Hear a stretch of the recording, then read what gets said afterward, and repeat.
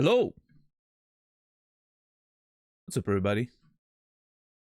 Thorlo, $10. Mark, JR, Naz, Shezar, Radical, Seraphin, Tyler, Engthar, Warren, Outrun, Chipmunk, Cassie, Shepherd, Solipsist.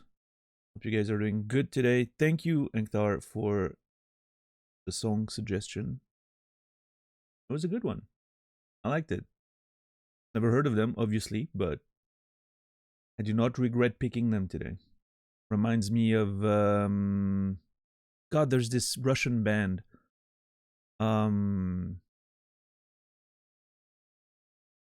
What's the name of that Russian band?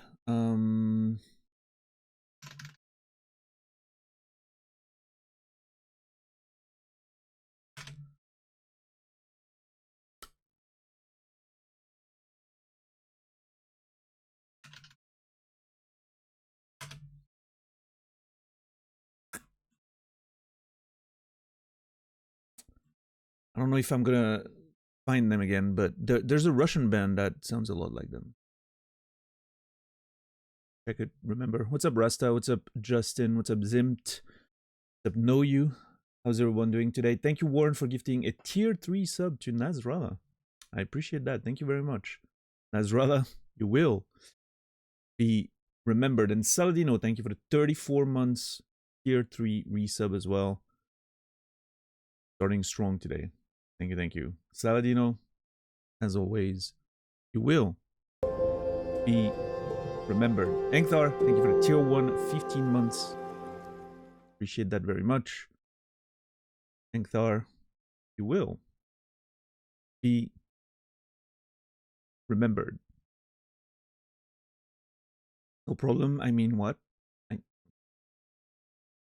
Are you alright? Now I'm perturbed because I really need to hold on. Russian post-rock.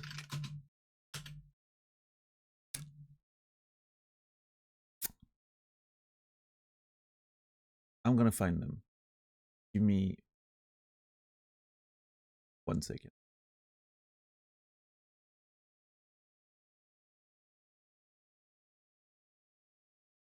No, that is not the name. For some reason, in fact, the band we listened to today, that Engthar suggested is called Monomyth, and for some reason it reminds me of. So I'm thinking it's a band name starting with M as well. No, Russian Circles from Chicago. They're not Russian. Yeah, but obviously I understand. That there can be confusion there. I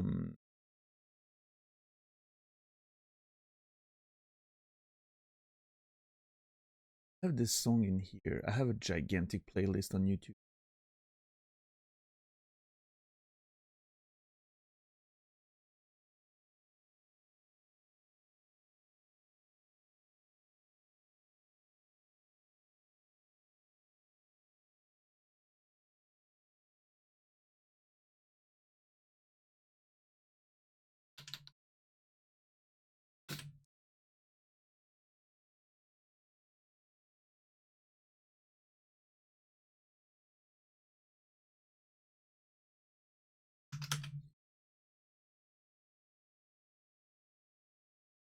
Oh, I think I found it. Hold on, hold on.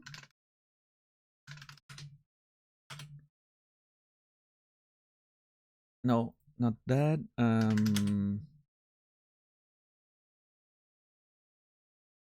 I think I found it. Hold on.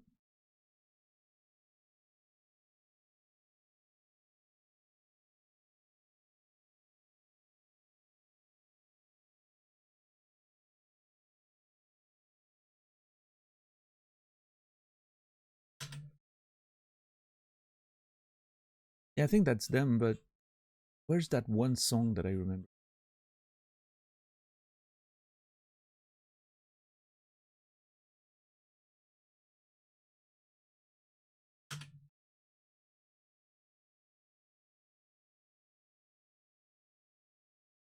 I think the band's name is Mooncake, which, you know, starts with an M. Mooncake, and there's this one song they have.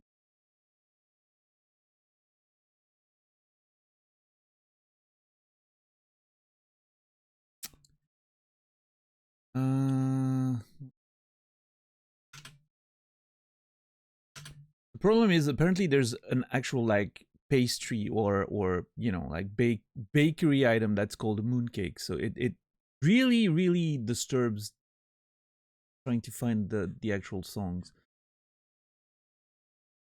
I'm getting half of it is I'm getting like pastry suggestions, even though I put band or music in the title.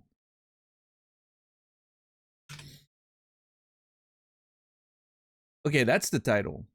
I found a song now that I remember listening to. Okay. Now, if I put the title of the song in, do I get the actual video that I remember seeing? There was like a live. There it is. It was an acoustic version from an album.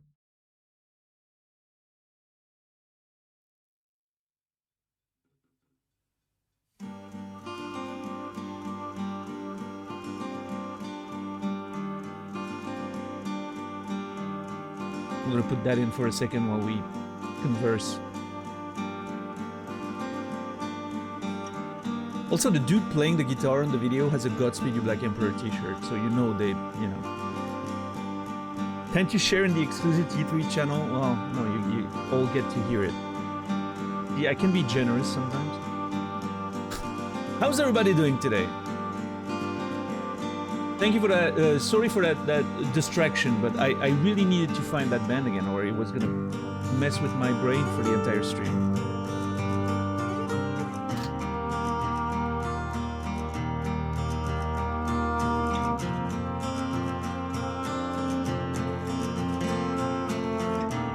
Yeah, that track is amazing. What's up, Ashka? How are you doing? There's something I really like about the sound of an electronic cello. I don't know why. It has that sort of weird, warm sound.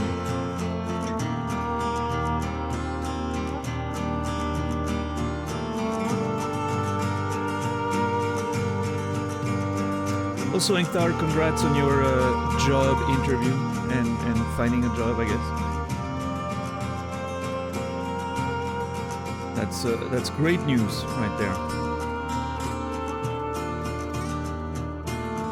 My kids just gave me a timeout, so I locked myself in my room. That sounds like a... I don't think your kids understand the dynamic there, Cassie. Kids think they're punishing you, but they're, you know, they're giving you a break. That's nice.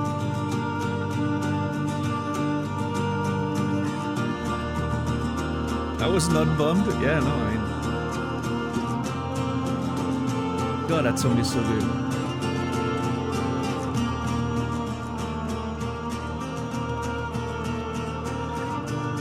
Played Expedition 33 the whole weekend.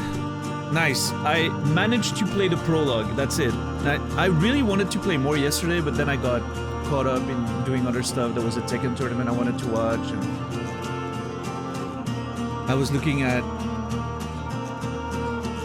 getting like custom parts for a controller that I'm trying to put. Like, I'm trying to put my ultimate fighting game controller together, but it needs custom parts.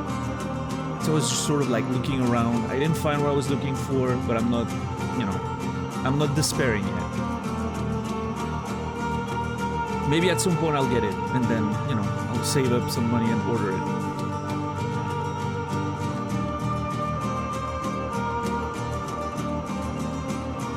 But yeah, I played the prologue of Expedition 33. I will say it's a very strong prologue. I think the music is amazing. I think the artistry is amazing, like the art direction, the you know, character design's great, the environment design's great. The cutscene, you know, like the big one cutscene during the prologue, right? You know which one. That was an insanely beautiful cutscene. Like, probably one of the best cutscenes I've seen in a video game.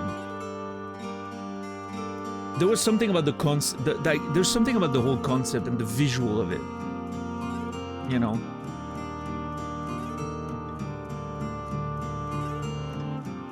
And I don't want to, you know, I don't want to spoil or anything, but when you hear about the even though, you know, I heard about the concept like during the like the presentation trailer I had seen, which is the first and only time I've heard about the game, because after I saw that trailer, I knew I was going to play it, so I never looked into anything else. I did not expect... How do I put this?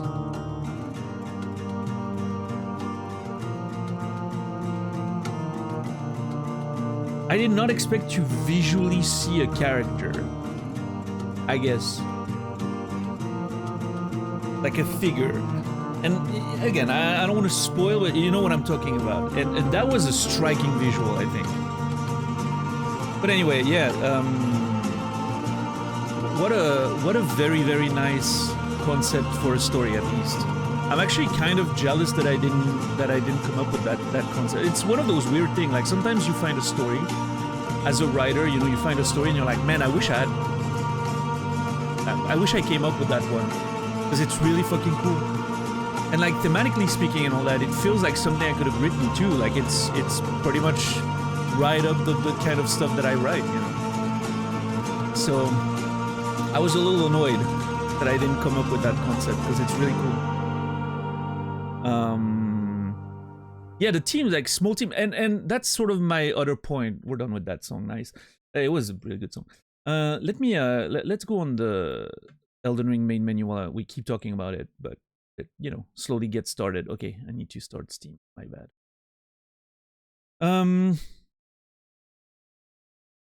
Hold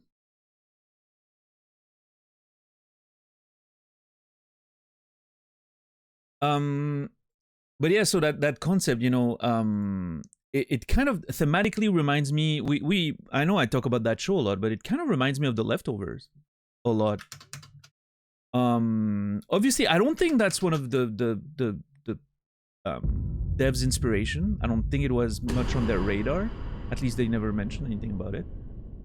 But it reminds me, thematically, it reminds me a lot about that. This sort of existence in a world, you know, where you can't really have any hope for the future, or there's always this sort of looming threat above you, right? And this sort of impossible thing to understand that just takes away the things you like and love and want. And so yeah, a lot of common themes with The Leftovers, I find. And obviously that prologue cutscene didn't, you know, definitely didn't stop me from seeing that comparison, because yeah. But also I think a very strong Final Fantasy X, and I know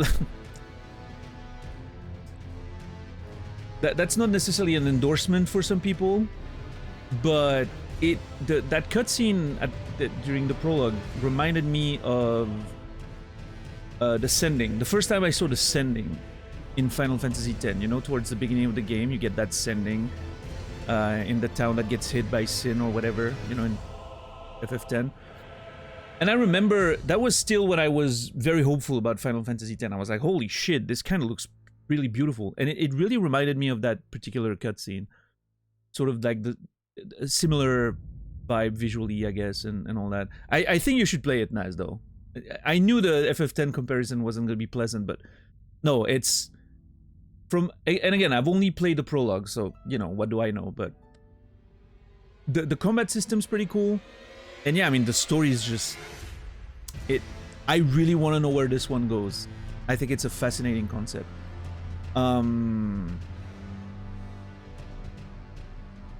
So yeah, we'll see. The characters seem interesting. The main character literally looks like Robert Pattinson, but you know, other than that, it literally has the same face. Yeah, no, I get that, Naz, but yeah, no, it's And again, I've played, a normal person would play what I played through in like 20 minutes, probably. It took me 3 hours. But I was literally stopping every 5 seconds because the music is so cool. I didn't want to miss any of the dialogues. There's a lot of like optional dialogues in the prologue, but God, it's so fucking good. And yeah, I don't know, Warren. I don't think it is a little slow. Yes, like for based on like most modern games, it is a slow introduction. That's true. But it's not slow in the sense that, yeah, and that's a great example. I remember playing.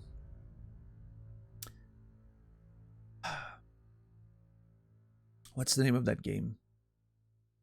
Horizon Zero Dawn. I played like I mentioned in the past that I played like the prologue of Horizon Zero Dawn, like the first little area before you get to the open world, and that's when I stopped, right? Which may be still a game that I need to return to, but in my opinion, the start of Horizon Zero Dawn, even though it starts with sort of like a lot of action, feels much slower to me because it takes so long.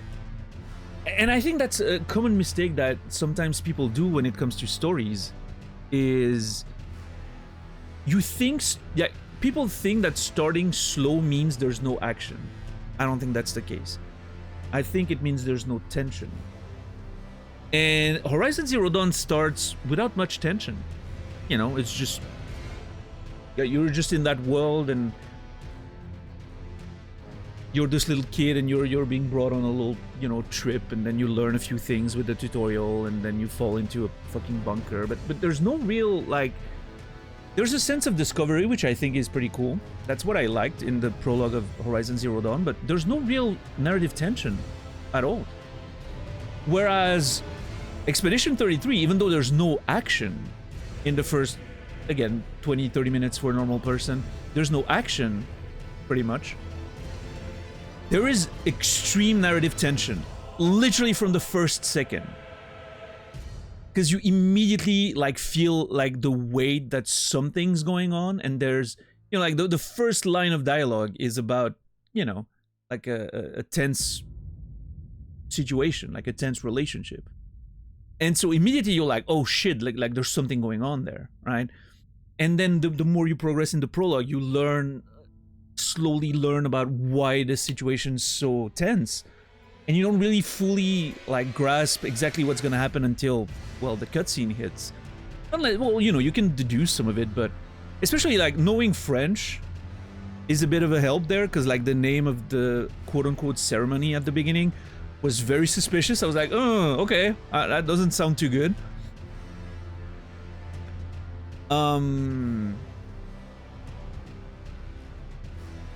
You know, like the name of the ceremony, like called gommage in French, means erasure, right? So like it's it's a very loaded term. And again, like even knowing that, you're not exactly sure what's gonna happen, because fantasy names, you know, it could mean anything really. And so I was still, you know, it still kind of didn't, I will say, it didn't work the way I expected it to, which was great. Like, I was expecting it to go a certain way based on, like, knowing a little bit of the concept of the game and all that. It definitely didn't go exactly the way I thought it was, which I thought was great. I had different, like, sort of ideas of where some of the characters were going in that scenario, but... What's up, Noger?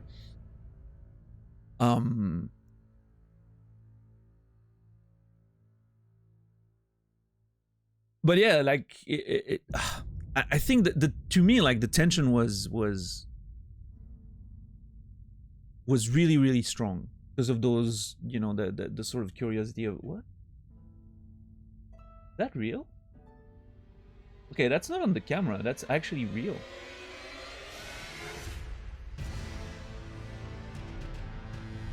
There's a light at the end of the tunnel. I'm gonna leave it there. This is going to be the hopeful message that there is a light in the dark sometimes. I don't know what it is. I think it's reflecting on something. I don't know. What's up, Jode? What's up, Noger? But yeah, so, you know, that's why I don't think... To me, personally, it doesn't fit, like, the stereotype of a slow introduction. And I think there was a lot of tension right from the get-go, and I think that more stories should learn from that. It's not about the action, it's about the narrative tension. You can have a lot of action without any tension whatsoever.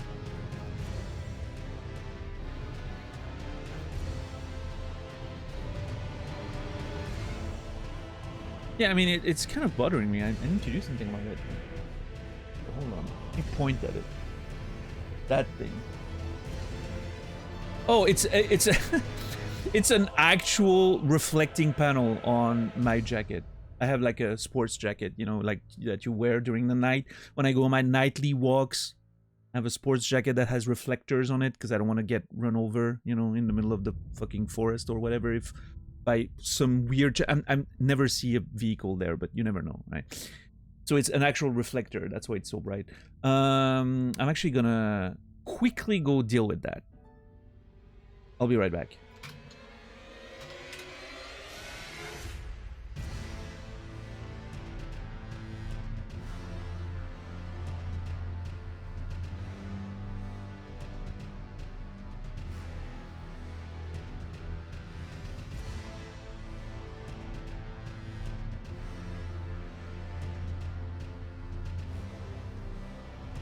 All right.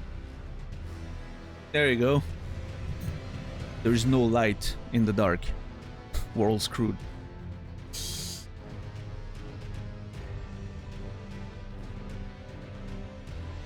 Okay. Game's working. That's nice. But yeah, going back to the 30 people working on the game. I think it's interesting because, you know, even though I'm very positive about what I've played of the game so far, I don't think it's a perfect game by any means, and I think there's a lot of, well, you know, not really, I wouldn't say issues with it, but it's, you know, I think, to me, I mean, it's very obvious that it's a small budget and a small team, right? I think it's very obvious, and a few of the ways that it really is apparent is, I think on a technical standpoint, the game's not very polished. I think outside of the beautiful art direction, I think the graphics sometimes are a little wonky, right? There's a, you know, it's not like super polished. There's a few glitchy feeling aspects of it. I think the animations are a little... I was talking to Captain Dax about that, and like the animations are not great. They look a little cheap, which in turn combined with the controls, it like I was saying, like it's weird how the controls are both stiff and floaty at the same time. Usually it's either stiff or floaty. No, it manages to be stiff and floaty at the same time when just walking around, and I think the sort of like lackluster animations kind of contribute to that. And again, you know, I'm talking like when you run around the map. I haven't, like, the combat seems fine. Like, it looks okay. And again, the cutscenes are absolutely beautiful. You can tell they put a lot of effort in those. But yeah, I mean, you can tell it's a smaller budget team. It again looks amazing, but for what it is. But yeah, a few limitations. And yeah, like some of the usual polish you would expect with how the music cuts out sometimes a little rough. There was this one moment where like a really beautiful music was playing, and it sort of cut out like abruptly over the scene instead of like slowly fading out. And that was a bit of a, you know, a bummer. But obviously things that can be fixed with patches and all that. But yeah. Also the you know, like, again, some of the technical aspects of the game. I had to personally mess with the files and create an INI file to be able to have the game not mute when I tab out, which is very annoying because I hate when games mute when I tab out, right? And they didn't put that as an option in the game, and the game itself does not create an engine.ini file, which some, you know, Unreal Engine 5 games do. So I had to create one myself and create a whole fucking like section in the file so that the game would, you know, read into it and then not mute when tabbed out. I felt like I had to finish the game myself. It's like an IKEA game. No, that's very unfair. The game works great, you know, out of the box, but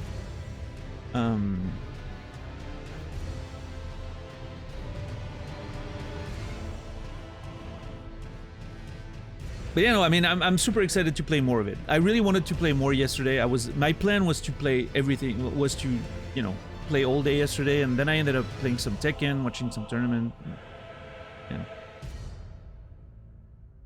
Well, you can configure it to do it as long as you know how to mess with like Unreal Engine 5 a little bit, right? Like the general user is not gonna, you know, create its own INI file and you know, but maybe the general user is not gonna see that as a problem, because not everyone plays a game with 3 monitors and wants to tab out constantly while playing, right?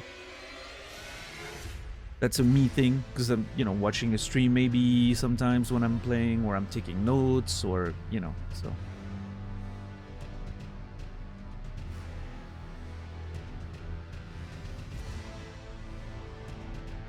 But yeah, no, great. I mean, to me, the most impressive thing so far has been the story. I think it's a really promising prologue. It makes me really want to see where it goes, which not every game manages to do these days, so.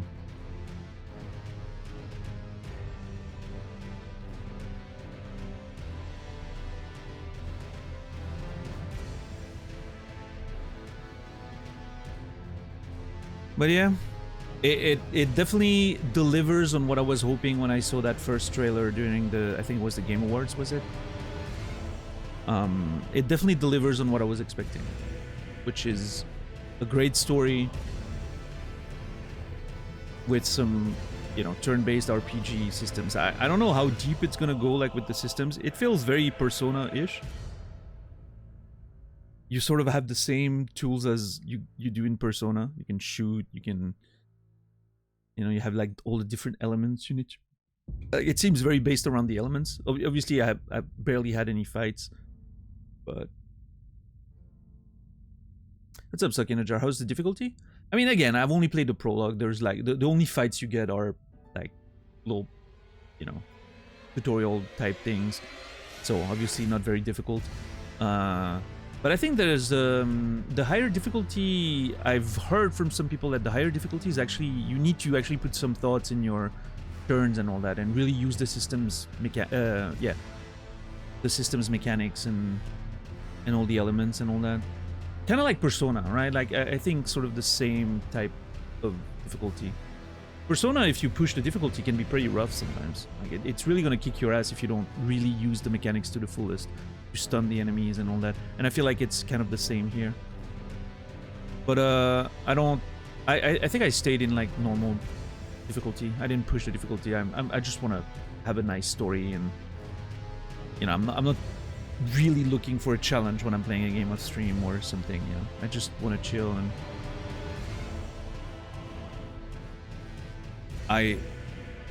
the game said the normal difficulty was the intended experience. I want the intended experience in this case. How are you, Hubs? Talking notes, did you get around to sort the Elden Ring notes? Let you be judge. No. Still a mess. But it's fine. It's okay. We can, you know, we can survive with this. It's a paladin. Yeah, we're talking about the Clair Obscur.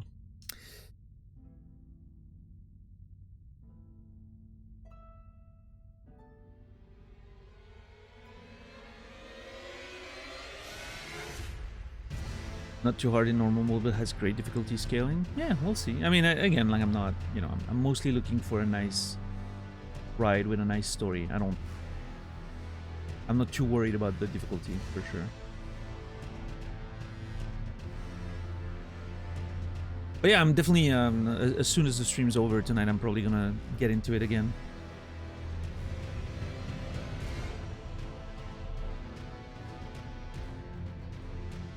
I'm trying to fix my sleep schedule properly. I managed to sleep when I needed to. I didn't sleep enough, but I'm, you know, I didn't sleep enough, but at least I'm awake and I feel like I can go all night without taking a nap or anything, which should mean that tomorrow my sleep schedule should be finally perfectly fixed. Fingers crossed. I think Expedition 33 is going to help me fix my sleep schedule, because it's gonna make me want to play the game during the night instead of sleeping, which is what I need to do.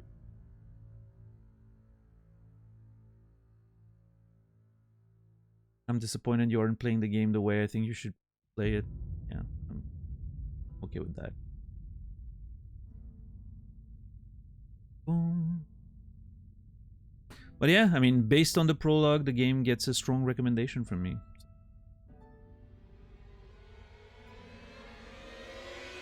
If you like turn-based RPGs, you like a nice science fantasy sort of type world,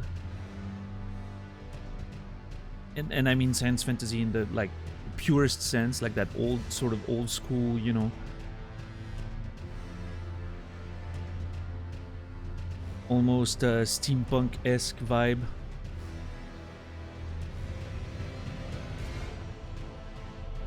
Almost, because it's not really steampunk or anything, at least not from what I've seen so far, but yeah, it does have that sort of interesting flair to it, I guess. Feels great on expert. It's fair and not annoying, at least for me. Nice, nice. Yeah. Yeah, I don't know, maybe I'll change the difficulty. Yeah, I know you can change whenever.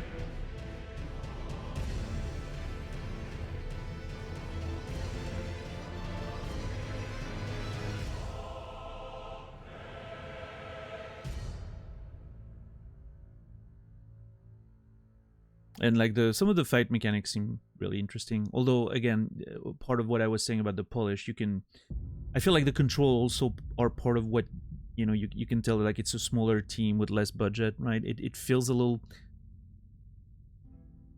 rough around the edges, I guess. Like it's one of those things. I don't know if I don't know if it's a sort of fair comparison, but the way I'm looking at it, and the way like the dodging and the parrying, like those dynamic elements work compared to other games that do that have bigger budgets,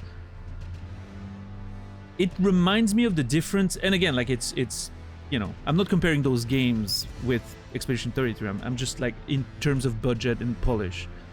It reminds me of parrying in Sekiro as opposed to parrying in Lies of P. Do you know what I mean? Like in Sekiro, everything feels so smooth. It's precise, it's smooth, it's really like tight. And in Lies of P, it kind of feels like stiff and wonky, and the way the frames are just sort of like...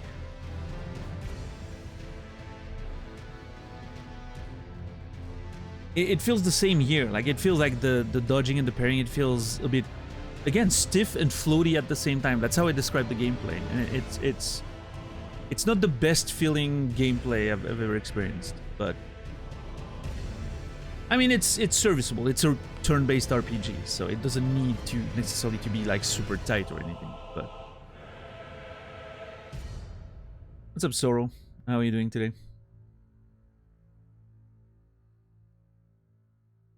Yeah, we're talking about that game. What's up, Anubis?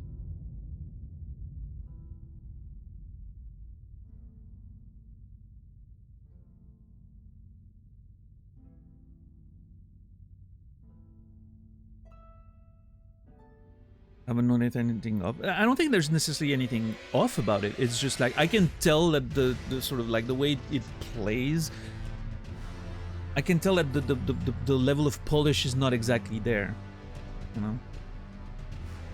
With how like I also liked how Lies of P felt. Well, yeah, maybe it's a me problem then. Maybe I'm overly sensitive to sort of like stiff controls, you know.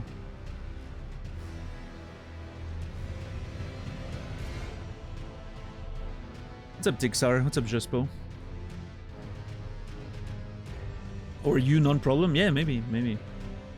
But again, like, what I'm talking about is like it's very much details, right? It's small like things that to me make it feel like a lower budget game, which it is, which is fine. You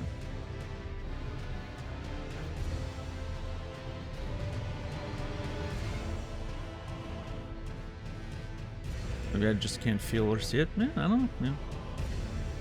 But yeah, to me, it's I don't know if you get that experience as well, Shepard, or if that's also something you don't see. But like even just walking around with the character immediately from the start, like I could tell something was slightly off with the, you know, the controls and the gameplay. And again, it's not a big issue. But to me, it's a clear sign of a smaller team, smaller budget, more restrictions, less polish, less, experience and all that. Like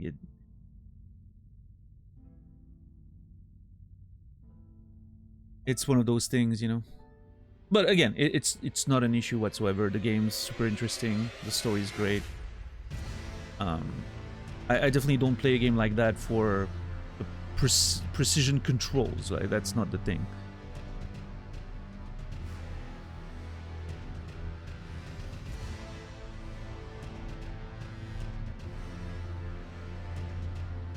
How much have I played?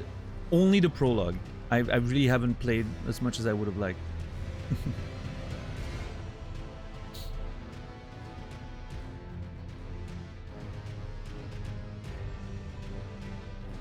But the prologue took me like 3 hours, so, I'm not even sure I'm done with the prologue, actually. I stopped right after the big cutscene, and it didn't say chapter 1 or anything. So I think I'm technically still in the prologue, but it felt like a good time to stop after 3 hours and the emotional punch that just happened, so. What's up, Costa? How are you doing today? Actually, in fact, there's a part of me that wants to start over tonight when I get into it again, because I haven't played at all yesterday, so I almost feel like I want to start over again from the beginning. Because I kind of want to see that prologue again. It was so good.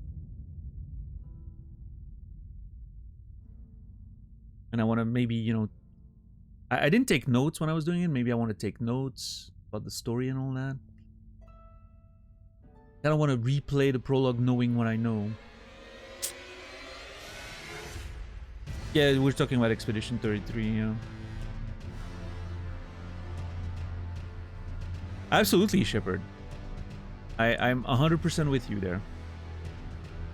And that's, I think, the strong selling point of the game is the art. Everything that has to do with the artistry is amazing. The art direction's fantastic, character design's beautiful, music is absolutely incredible. It's probably alongside the story. I think the music's my favorite part of it yet.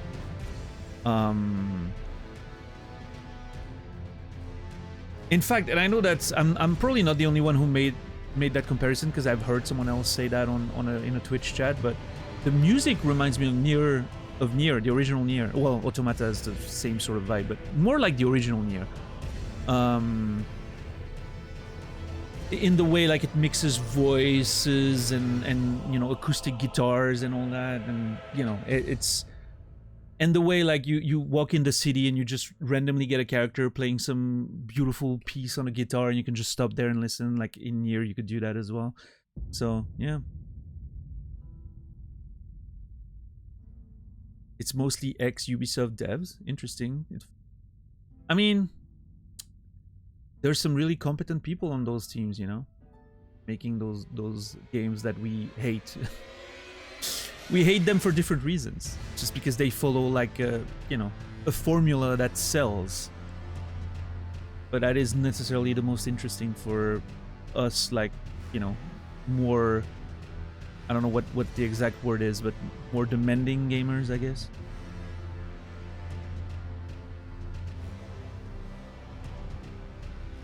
Yeah, for sure, Questa. I mean, hell, like, the first time, I never played much of it, but when I first got Game Pass, I installed Far Cry 5, because I was fascinated with the music in Far Cry 5, because Hamek did like part of the soundtrack. And so I was, intrigued. That game's fucking impressive. Like the story and the characters and the whole world, how it's set up and all that. There's some really good stuff in Far Cry 5.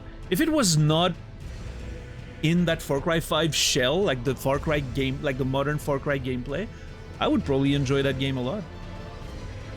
But, yeah, of course, Tixar, absolutely. It is a very French game as well, I agree with that.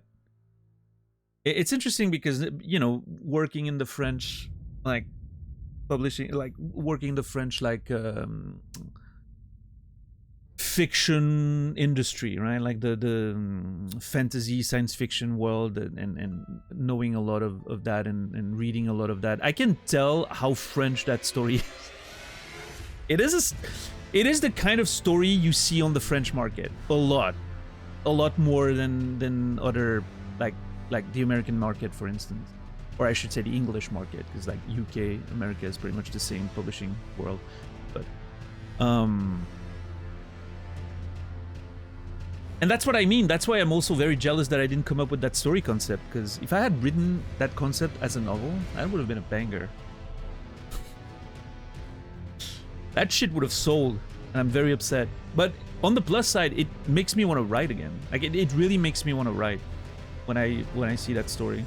I'm like, shit, I want to go back to my all my story ideas that I've collected for so many decades, and some of them that I really should get around to writing. Are you pit kissed today? I'm sorry to hear that, Thurlow. I hope it gets better. For me, it's been alright, but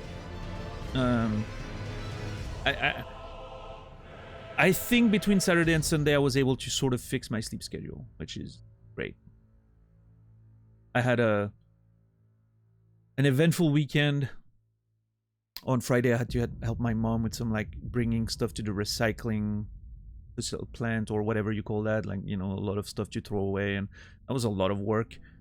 And then I was so unable to sleep and motivated by helping my mom do that I was like, you know what, I'm gonna do like a deep cleaning of my apartment, my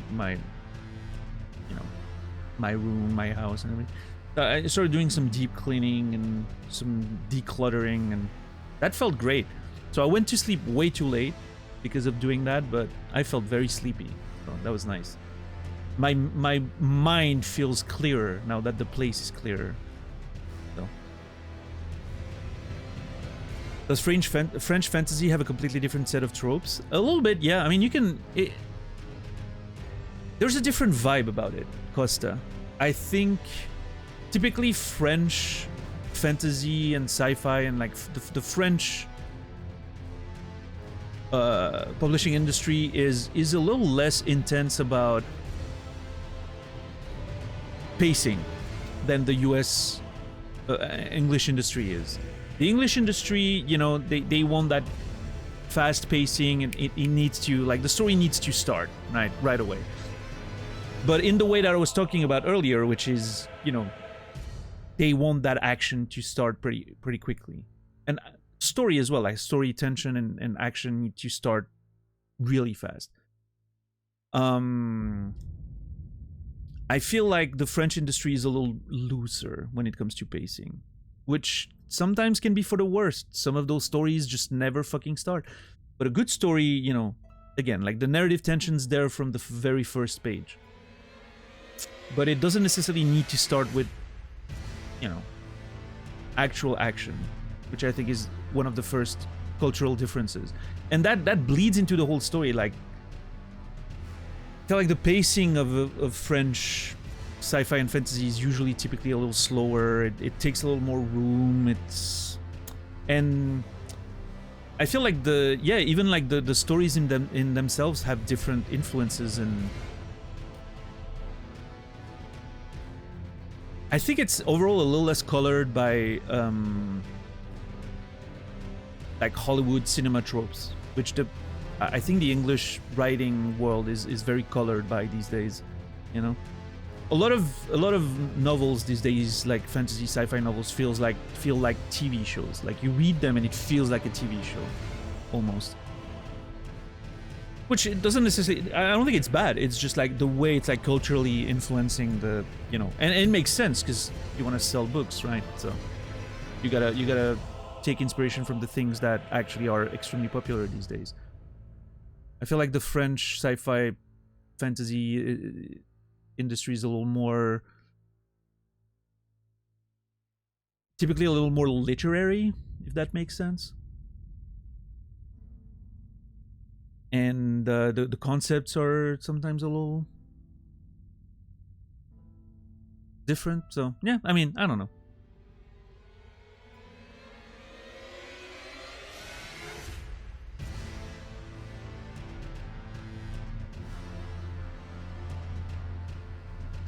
story, but also aesthetics, looks, music.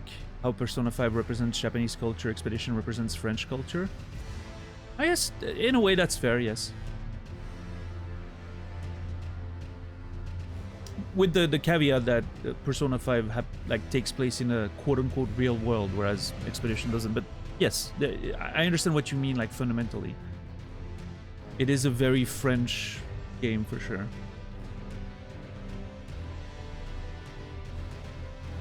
Slowly paced doesn't necessarily mean badly paced. Oh yeah, no, it doesn't, for sure.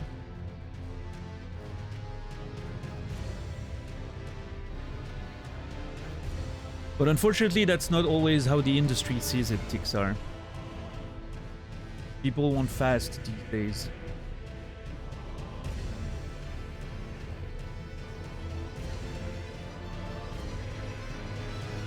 But yeah, I've been thinking how interesting it is,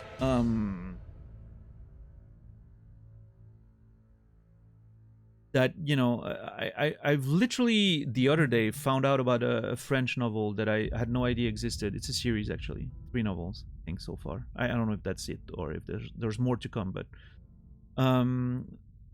there's this series of French novel. It's young adult stuff, but it seems pretty cool. I haven't read it yet, but it's called Absolu, which means absolute, right? And the story is about a city. It's a devastated city that only opens its door every 100 years. And once a year. My bad. Once a year. And when it does, they send 100 teenagers in the city that have been trained from a young age to try and kill one giant creature that lives in the ruins of that city.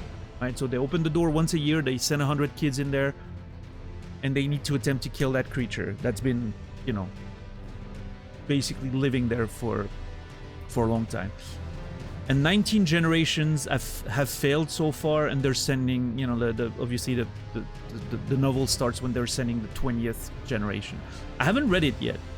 I've just saw the summary the other day, and I was like, that sounds like something I would like to read. You know, very late 2000s, early 2010s, like dystopian, you know, fantasy sci-fi, like Hunger Games meets a reverse Attack on Titan, I guess. I don't know. And so I was like, it's very interesting that I'm learning about that book right now as I'm, you know, getting into Clair Obscur, because it's a very similar concept. Fundamentally different, I think, in terms of like the themes and all that, but still like a sort of definitely a reminiscence of the same idea, with that sort of recurring thing that happens, you know, every year and all that. What's up, Stoner? What's up, Philinor? Anyway, let's get into Elden Ring, shall we?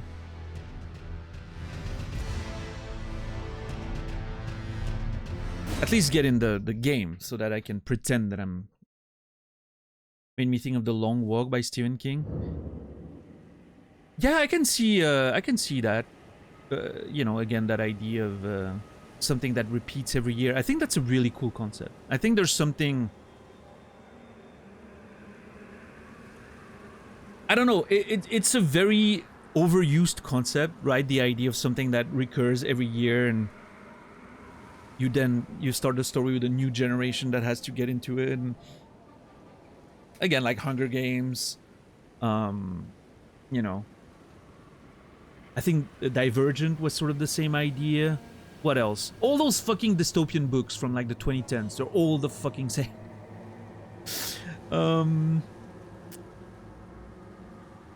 But yeah, again, like the concept of Clair Obscur and that book I was talking about and all that, like that recurring yearly thing that happens, right? I think it's sort of a great setup to give a sense of...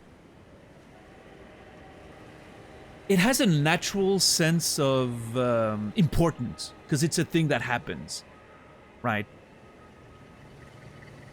And the characters know about it, and there's this sort of like...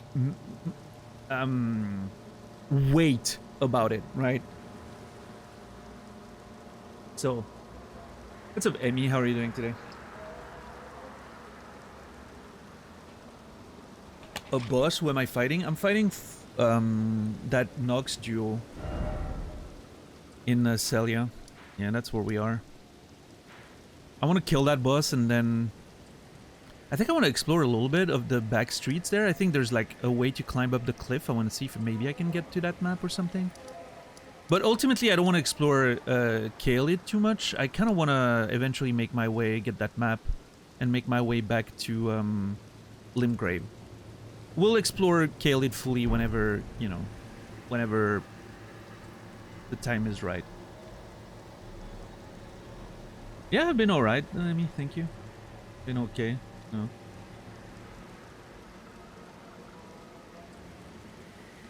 Been really excited about playing Tekken lately for some reason. Like I've been looking into making myself a better, more customized controller. We'll see if that pans out.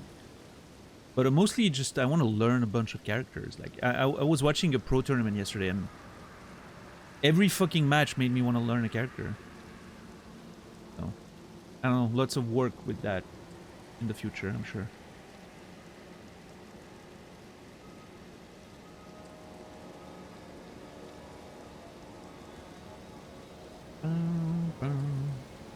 The obnoxious duo. But yeah, anyway, all this to say, Clair Obscur Expedition 33 gets my seal of recommendation just based on the prologue. Which is a rare thing, but... Why is it raining like that? I hate this place. The only thing that could... Imagine actually being in this place, and it's raining, and there's the fucking rotting swamp everywhere. I don't know. This is not a very welcoming environment. Alright, I don't remember how to fight this. Do I even need to get my souls? I don't think so. I think we were done with that, but I want to just make sure. Okay, I didn't have any... Great first attempt of the day. Love that. And some Psycho Rider. Make sure to respawn at the Grace, because the stake's on the other end of town. It's gotta smell horrendous. Yeah, I can really imagine that sort of sour, salty, you know, swampy smell. I don't know how to describe it, but you know which one I'm talking about. I can... Just imagining it, I can smell it in my nose. Yeah.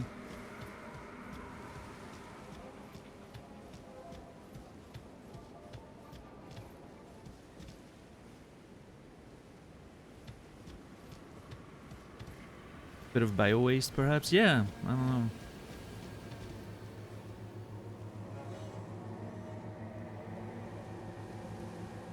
But the sky's beautiful.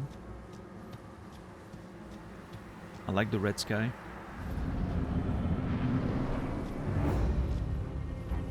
I don't know who Ali Lux is. Is that a character from a show or something?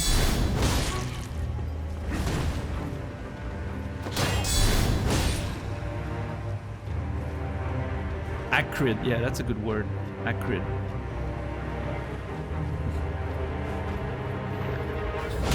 Oh! Good timing on this. You asshole! He doesn't do anything for like 5 seconds, and then the moment I decide to attack, he just gets in the way. I really need to keep them aligned. Oh! I really wish I had gotten a stun there.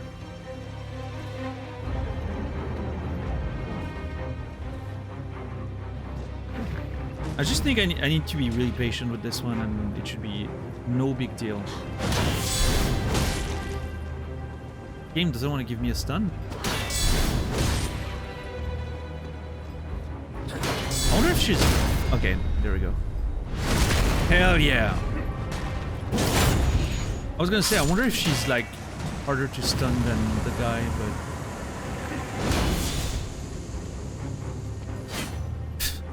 You sneaky bastard. Look at those backsteps! What?!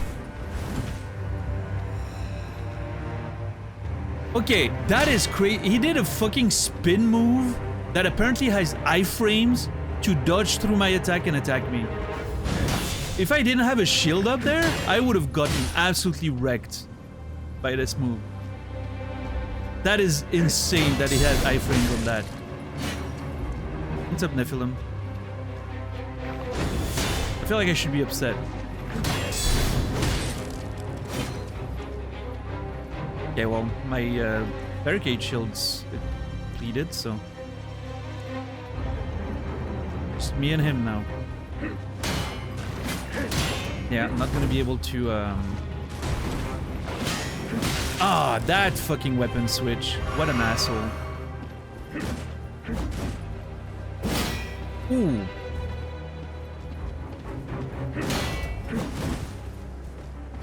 Dude's attacking me with a pair of pointy tits. I'm not sure I'm a fan of that. Yeah, that's right. You go back to that Puma Shields phase, yeah.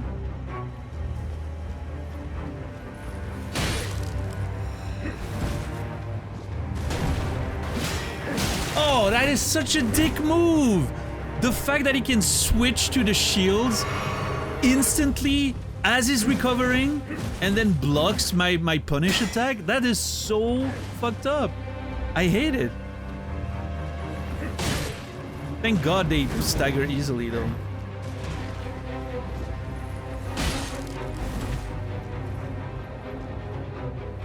Oh yeah, I mean, I'm pretty sure I got it this time unless I make a big mistake. If I'm patient, there's no reason I should lose. Killing the other one first was definitely the right choice. She's a lot faster and harder to deal with solo. Like, she's pretty much as hard dealing solo as she is dealing with the other guy. This guy alone can do much. Yeah, that's gonna be it. Nice. Well, the tradition of starting the stream with a bus kill continues. The Nox Flowing Sword. Nice.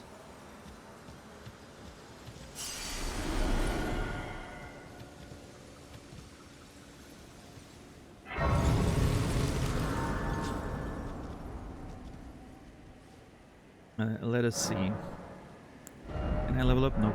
Okay. Alright, let's... Oh! Oh, it's only a chest? Oh, I was expecting like a whole inside area or something. Oh, that's a bit sad. Well, that's okay. Let me check the Nox Flowing Sword. A grim weapon wielded by swordsmen of the Eternal City. Ooh. This shotel has a blade as fine as a needle. Forged from the liquid metal of a silver tear, it is thoroughly tempered until hardened.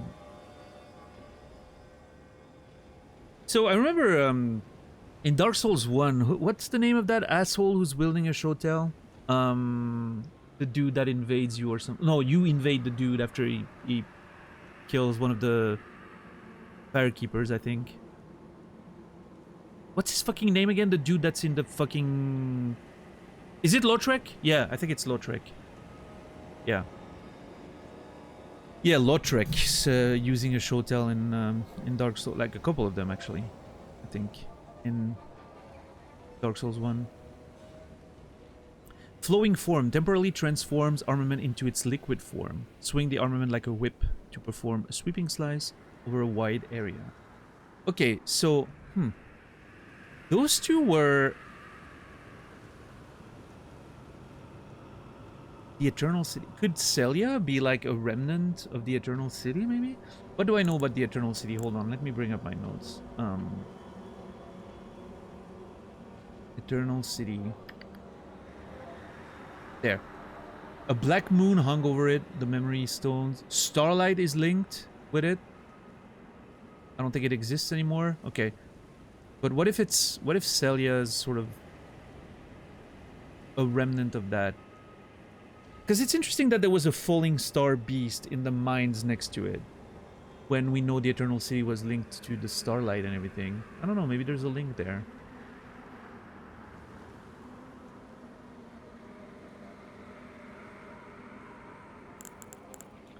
Nox Flowing Sword. The Eternal City. Nox Flowing Sword. I wonder if Nox could be the name of the Eternal City. Like Nox, Noct. Like a night reference thing. A black moon. Starlight, you know, the night and everything. I don't know, it sort of feels thematically speaking. I'm gonna move my notes here just a little bit. I'm gonna get all of that up here. Actually, I'm gonna move that here, I think.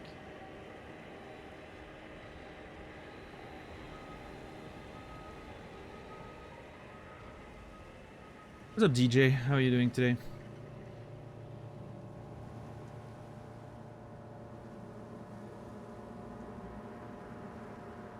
You mean linking like that? Yeah, you can link whatever you want in the software. I just don't necessarily do it because that's for this sort of notes. I don't see the point. I'm just, yeah. I need to reorganize all my notes and then maybe I'll do some links. But yeah, you can link everything you want in this. You can change the colors. You can do a lot of stuff. Quite flexible. I'm just not using a lot of its feature. Nox, Monk, and Swords. What was her name? It wasn't Swordstress? I don't know. Wait, hold on. How do I get the... There it is. Shift tab. Swordstress, yeah. That was her name.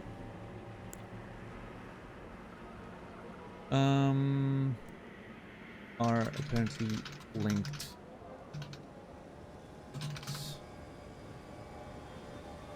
In Celia. I'll have to think about that.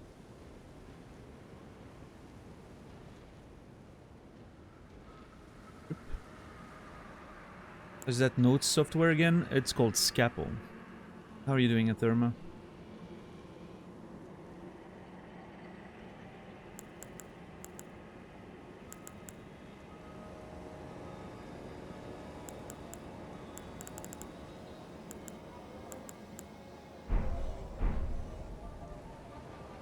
Doing well. Hope you are too. Yeah, I've been okay, I think.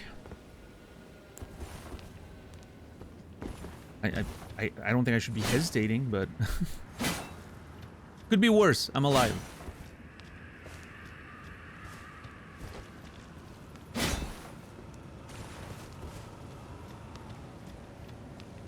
And the fact that I say it could be worse, I'm alive, is definitely a good sign, as opposed to it could be better, I am alive. Can you use that Shodel weapon? I'm not sure. I don't know if I have the skills, but I'm gonna experiment with it anyway. I want to check that chest. I'm really worried about that chest just teleporting me somewhere again. It never ends. I just want to go home to Limgrave. Yeah, how was everyone's weekend? Yeah, if someone hasn't done so yet, you want to join the Discord. That's where you're gonna get the most reliable live notifications when I go live. And if you're a subscriber, there's a few more, you know, little channels you can use. It's not a huge hub of activity, but that's not the point. I don't think that's not what I'm trying to create. It's mostly for the live notifications and stuff. But yeah, thank you, Warren. I'm gonna put it in myself, so it's in my bar. Perfect. But yeah, getting a lot of interesting song suggestions. I appreciate those. Keep them coming. Makes my job a lot easier when it comes to picking a song of the day for the intro. Alright, let's see. Okay. Lusat's Glintstone Staff.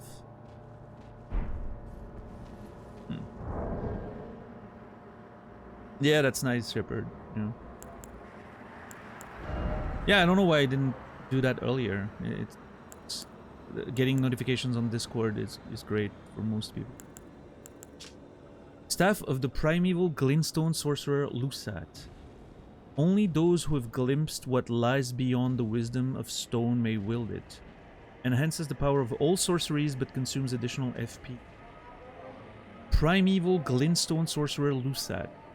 Only those who have glimpsed what lies beyond the wisdom of the stone, wisdom of stone may wield it. What lies beyond the wisdom of stone?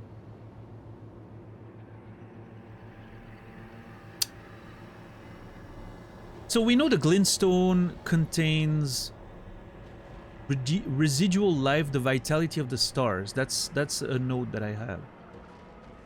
The vitality of the stars. So what lies beyond the wisdom of stone? I'm almost getting a like cosmic, you know, I wouldn't say cosmic horror, but like, you know, like what lies beyond the wisdom of stone. Like you glimpse at the sort of the residual life, like the memory that the stones are holding, coming down from the stars, right? The glintstone.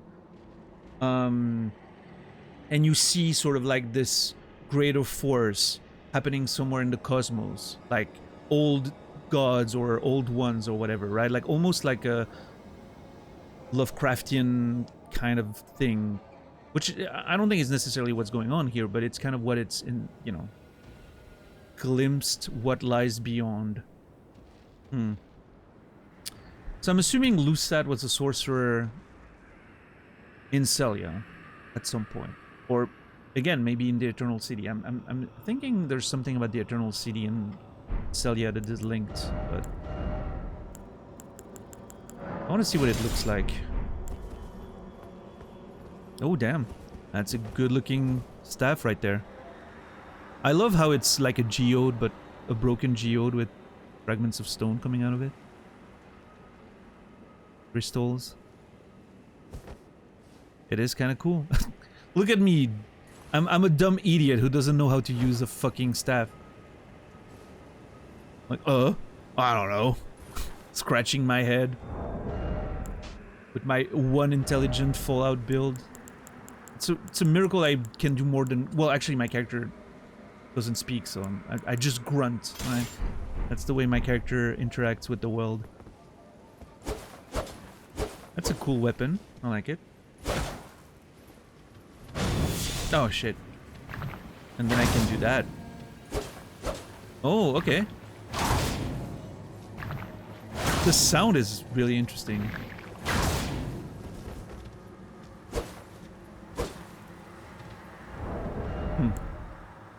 Cool.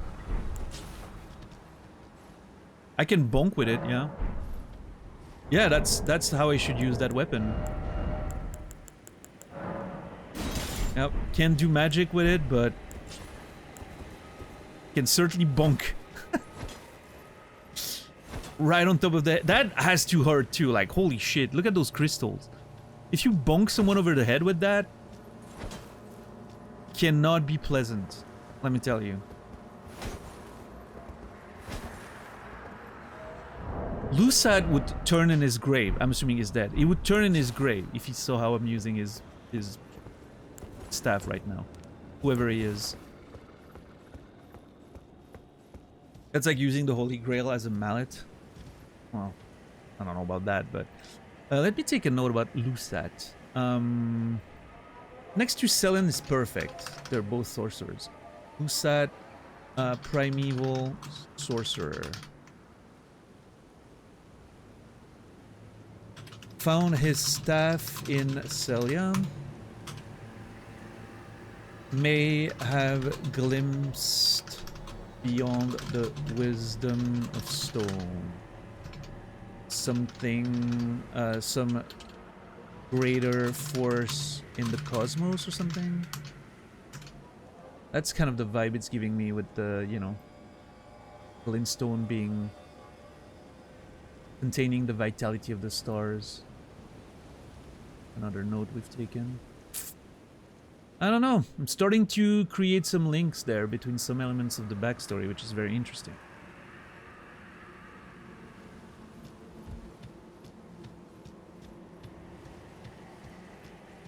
Okay, well, this is a...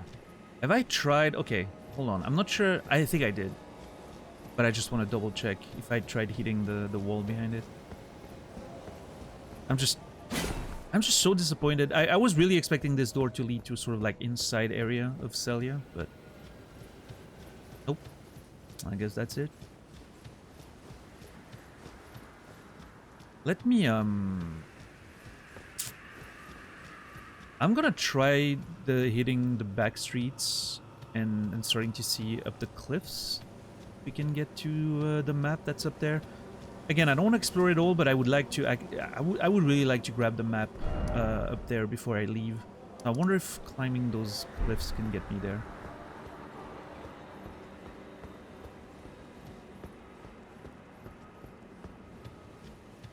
Yeah, getting the maps really... God, I love the sound of this.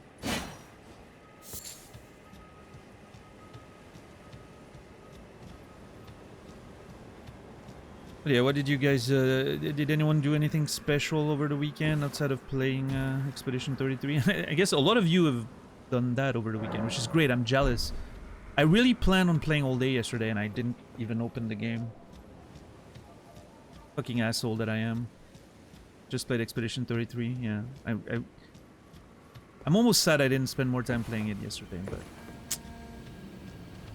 I got pulled into this, watching this Tekken tournament.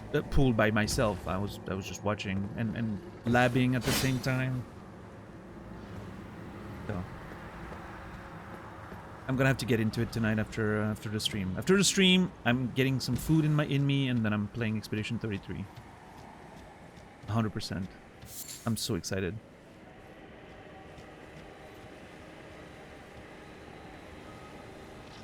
Hung out with a Twitch friend on Friday, went for a bicycle trip, if that counts as special. Sure. Whoa, sir. Oh, shit. Oh, fuck. Oh, God. Okay. Oh, God. Those things are tanky as fuck. Okay, hold on. This is not... Oh my god, I am not doing the damage I was hoping. I think I forgot to sit at the grace. Fuck.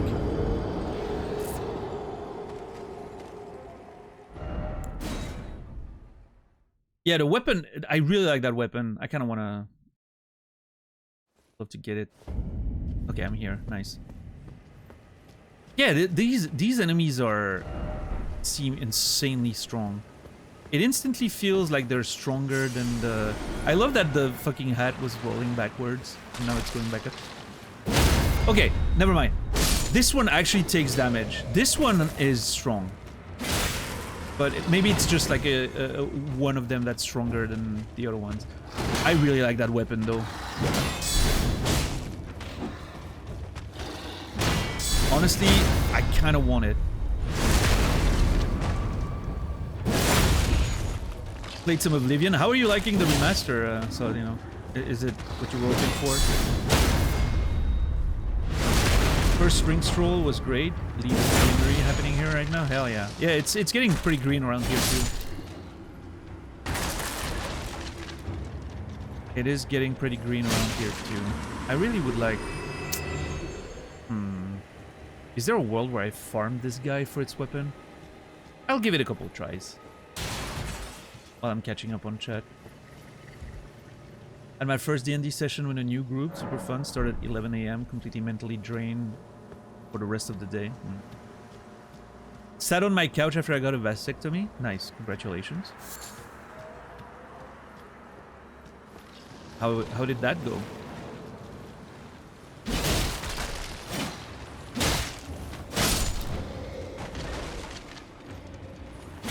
Game, please. Game, please.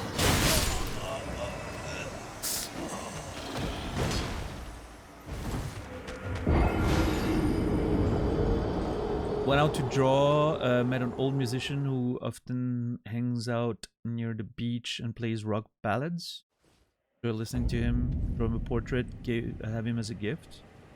Sweet chat, made my day, make him happy. That's awesome, Ashka. That sounds like a good freaking day right there. How are you today, Brainy? Yeah, I got in. Yay! It's just... I need to kill them twice, right? I need to, like, not only kill him and then I need to poke him on the ground.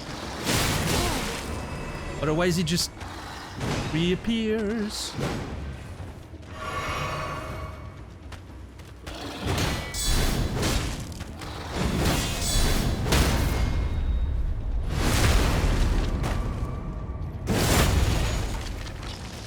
What if I...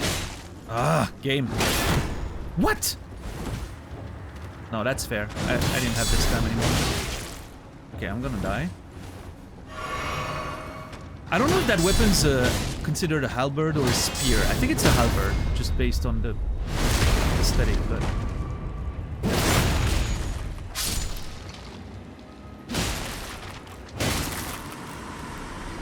Oh! Let's go! That worked out a lot better than I thought. Immediately got it. Right after I was done catching up with chat. Yeah, I love that, Tixar. The way those enemies revive is pretty cool.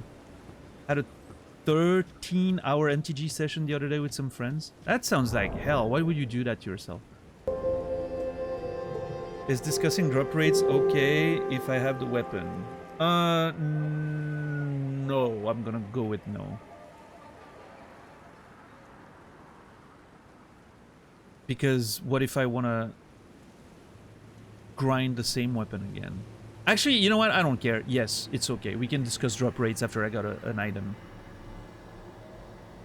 It's okay. I don't think it matters very much. You got ridiculously lucky. Love that.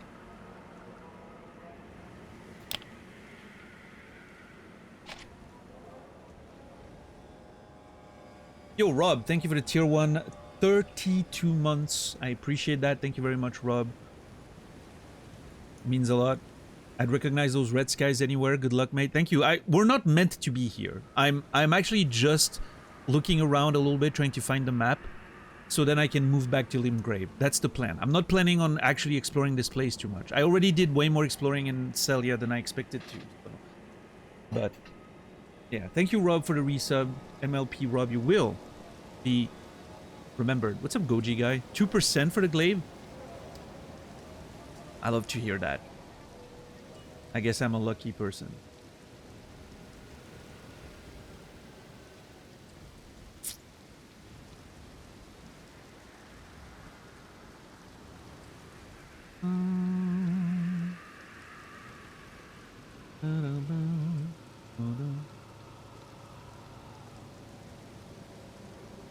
What's up, Badger? What's up, Credo? I opened the chest and I got teleported, Credo. That's how I got here. I opened the chest here as I was trying to hide from a fucking dragon. I was like, you know what? I'm not gonna fight the dragon. Let's check the chest first. Great. There's still a dragon there, by the way. Yeah. And so then we explored those mines, killed the boss in there, that was a pain, and then explored Celia way more than I wanted, killed the boss just earlier. The Chair Crypt of Celia. That's what it's called, the Chair Crypt. I really need to pay attention to those, the name of the grace sites. Because I don't really look at them, like, instinctively, but they're really quite informing. Lore-wise, I feel.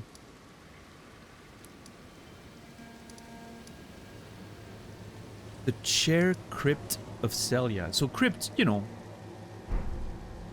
A crypt is where you would have like a...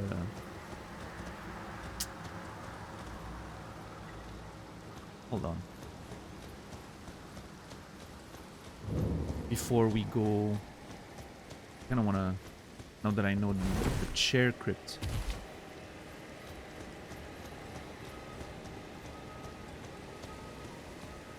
Like a crypt is where you would keep the remains of someone, right? Oh, I didn't fucking see that. It's a whole... That looks like a giant ass throne. Is someone supposed to be sitting in there? What if... No, that I was gonna say like that giant face that's on the wall up there. But that's way too big, right? The face is too big for that to be like I don't know, maybe it's just a design, right? It looks a chair crypt. It's mostly a crypt. The chair is just a, you know, a flavor decision, I guess. That's really cool, though. Yeah.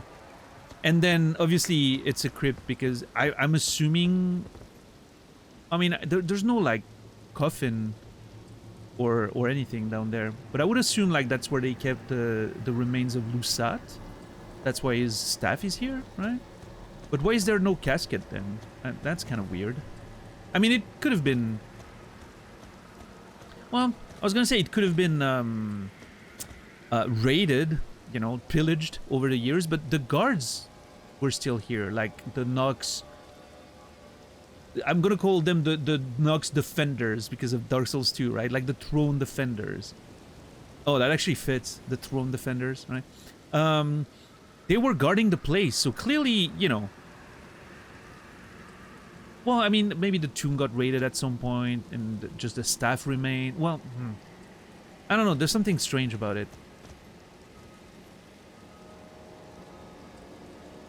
I don't know, hold on. I kind of want to... That kind of makes me want to take a note. Shouldn't his remains have been with the staff in the chair crypt? Question mark? What were the Nox guardians guarding? I mean, again, the staff is a good enough reason to guard it, I guess, but... Then where the fuck is the fucking remains of the guy? Maybe I'm overthinking it. Could be just like, oh, there's just could be just a literally game design decision. There's enough room for a chest, not a fucking casket, but... I don't know. With From Software, I'm used to things meaning something, right? So I'm like, there's definitely enough room. Like, they could have put a casket on the throne in front of it. The chest in front of it, right? Wait. Do you guys hear that?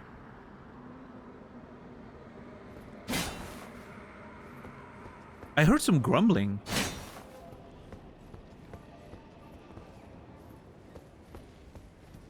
Is it on the cliffs, maybe? Yeah, I think it has to be on top of the cliffs. Because I've hit every wall in this place and there's no secret passage, so... I'm assuming it's something on the cliffs up there that was sounding like obviously the horizontal, the vertical sound direction is not very precise.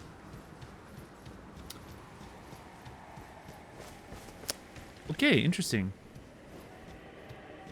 I mean, again, you know, there's a very strong chance that my lore speculations and the notes I'm taking won't lead to anything, and it's just a freaking little game design choice. But on the it's like in Cyberpunk, if you guys remember, I like taking extra notes just in case, because if at some point something hits, like I may be wrong like 9 times out of 10, and 9 times out of 10 the notes I'm taking lead to nothing, right?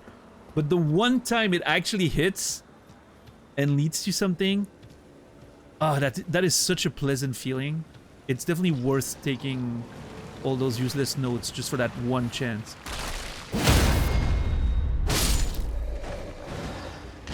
Because the feeling is so satisfying when you actually get to something real. I shouldn't have sat down. I didn't realize I was doing that. I need to check the glaive too once I kill him. So yeah, 5% drop rate on the glaive and I got it like on the second try. That's pretty wild. That's a 1 in 20 chance. Thank God I'm... Imagine if I had that kind of luck, quote-unquote, when we were playing Fallout with the coin flip, right? No, I didn't. I still need to do that. Oh.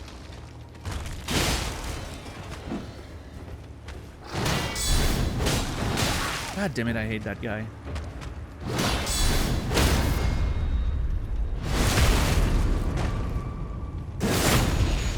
I really like how the head is just flying away. So cool. Okay, let's check the glaive. Where is it? Ah, it's a halberd. Okay, I figured.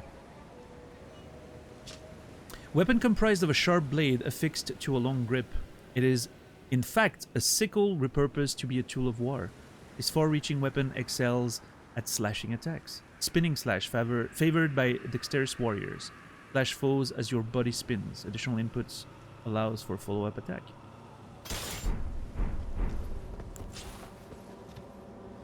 Yeah, that's a kind of cool weapon. But, yeah, I can't poke from behind my shield, which to me is... I do like the idea of poking behind the shield. But maybe as a two-handed weapon? Yeah, I certainly don't hate it. Oh, it does the fucking... what weapon in Dark Souls 1 does that? Is it just the halberd? Or maybe the Black Knight halberd does that in Dark Souls 1? I don't remember if all the halberds do it. Yeah, this attack was busted in Dark Souls 1, I remember that.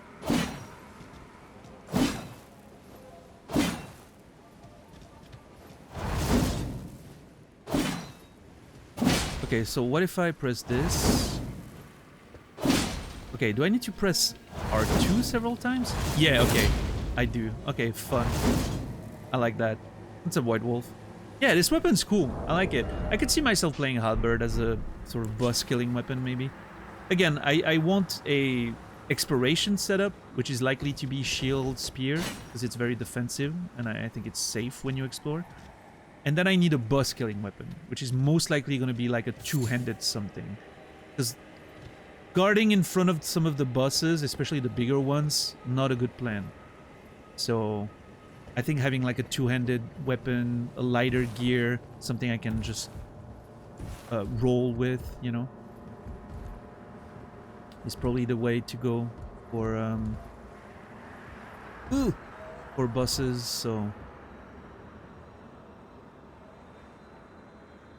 I'm still not sure what kind of weapon setup I'm going for boss. Eventually, that's where I want to go. Shield and spear for exploration, something like that. And two-handed big weapon for bosses. The lighter gear. Oh, you just hold the guard and you can poke from behind it by attacking. Which is really cool, right? You could do that in Demon Souls all the way back in 2009. That's, in fact, the first build I ever did in a Souls game. Was a big shield and poking build. I thought it was broken. I was playing Demon Souls and I was like, you mean I can guard and poke at the same time? I can just never take damage and do damage? How little did I know? But in Demon Souls, it worked really well. So, yeah, I always had a soft spot for that kind of gameplay because I did that in Demon Souls all the way back in the day, so.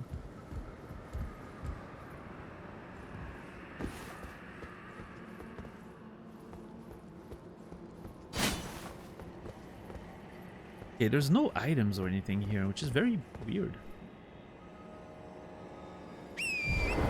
How are you doing today, White Wolf, by the way? Oh, God. Yeah, I wasn't... Ooh, hold on. Hold on. Can I get... Yeah, but then I can't jump, right? That's a nice statue, by the way. Oh, look at that. What a nice view.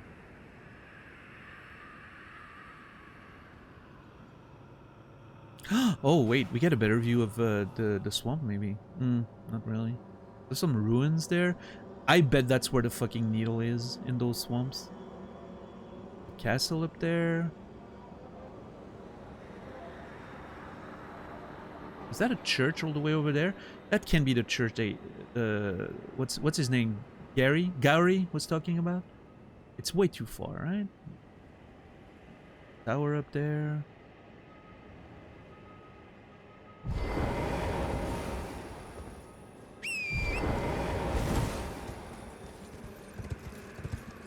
I'm a little scared of that jump, but...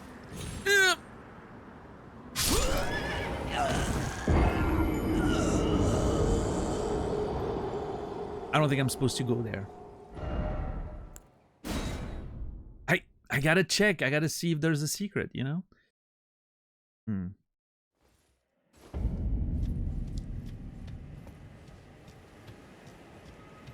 What a nice view. Rotted swamp, dead trees, giant skull, red sky, dead soil. Yeah! It's peaceful. How was my weekend? It was alright. I did a lot of cleaning and decluttering on Friday, which felt awesome. And then yesterday played a bunch of Tekken. I didn't even play ranked, I just labbed my character a bit. And was watching, while I was watching a tournament, which made me want to play a whole other bunch of characters. Looked into controllers. I don't need a new controller, mine's fine, but I kind of want to build a custom one with specific buttons and it's the whole thing. I don't know. I'm a mess.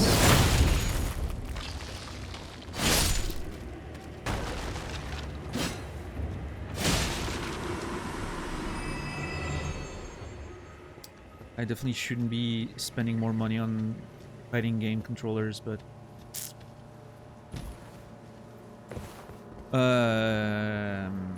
ordered some food on Friday a little bit. Ordered a burger. That was very good. Chili cheeseburger. Life is short, spend money on what makes me happy. Well, that's the thing though. If I spend money on what makes me happy, life is certainly gonna be a lot shorter. I need to eat. What I should be spending money on is food.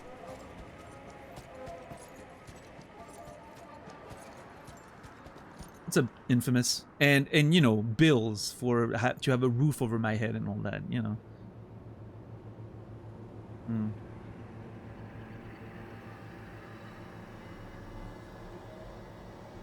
What a nice view, ambient background screams. It's fine. This place isn't so bad.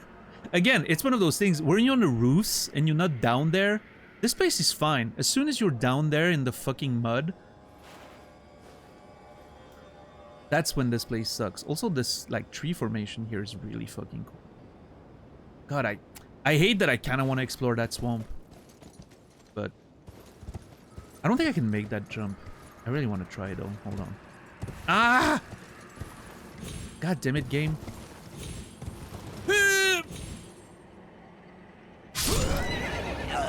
Okay, I don't think you can get... I'm done. I'm done trying.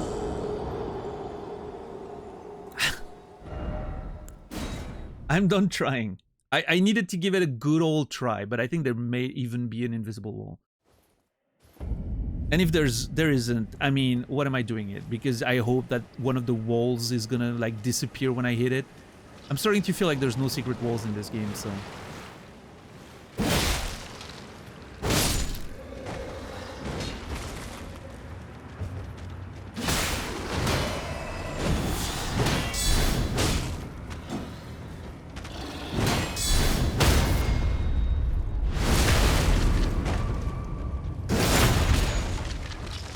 Might be inspired by Daniel to have one, like a chili cheeseburger. Yeah.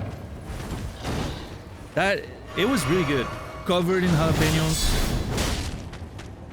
Pretty mild, right? Like not, you know, not too spicy, but just that little jalapeno bite is delicious. Like it has a bit of an acidity to it that I really enjoy. Probably because they're pickled in vinegar or something, right? But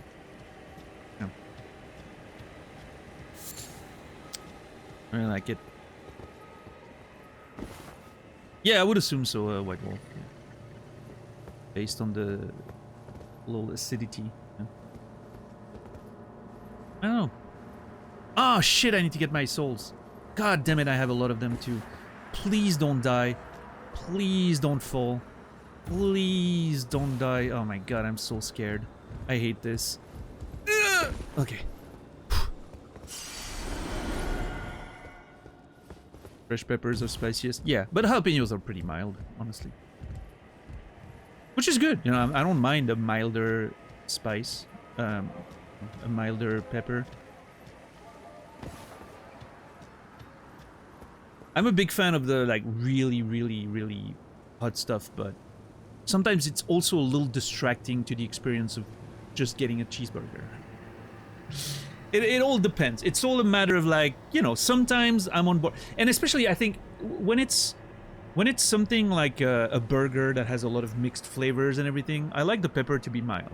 If I'm getting like a chicken wing or something plain like chicken or rice, right? Like something that has a very bland base flavor profile, you can put all the heat you want. Like put those Carolina Reapers in it, right? Like it's gonna make the dish interesting, right?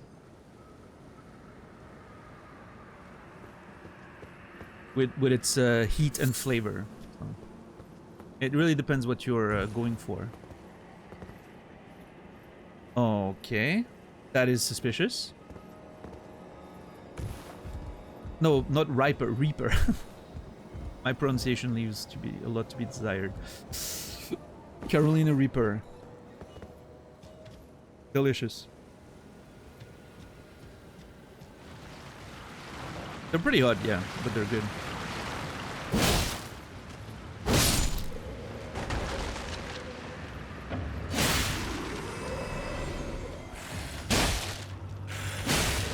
Just bought Carolina Reaper plants earlier this morning. Good harvest this year? Hell yeah, dude. Nice.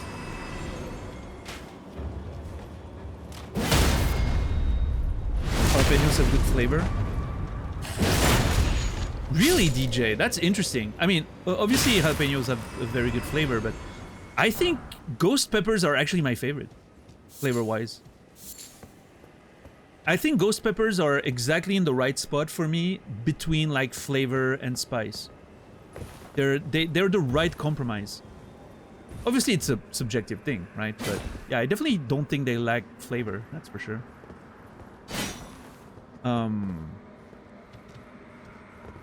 Yeah, habaneros are delicious. I really like the flavor.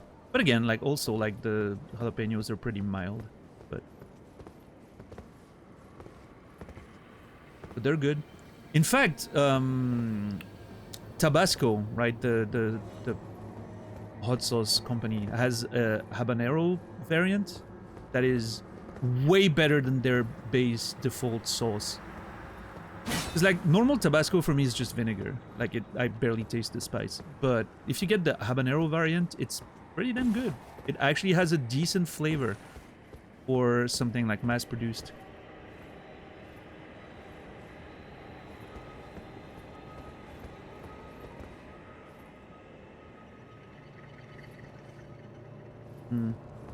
Yeah, no, ghost peppers are definitely right up there for me in flavor. I like them.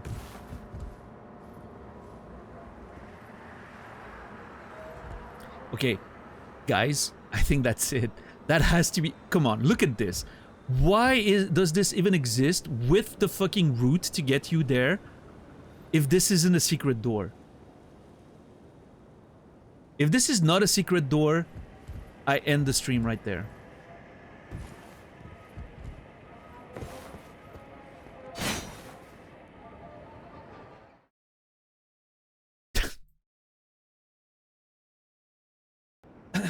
I'm not. I'm just, god damn it.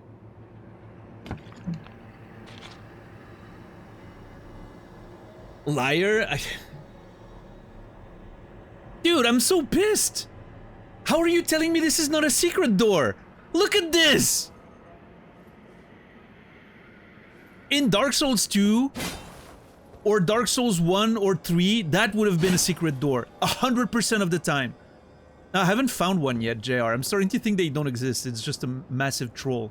Like, let's not put them in this game. Just to troll players who are gonna... And put places that look like them, right? Just to troll players who are gonna just... Come on, like, okay. Look at how the place is designed. Look at the aesthetic of this. It literally... God, I'm so mad. How do I get up there? Help me, Torrent. You're my only hope. There we go.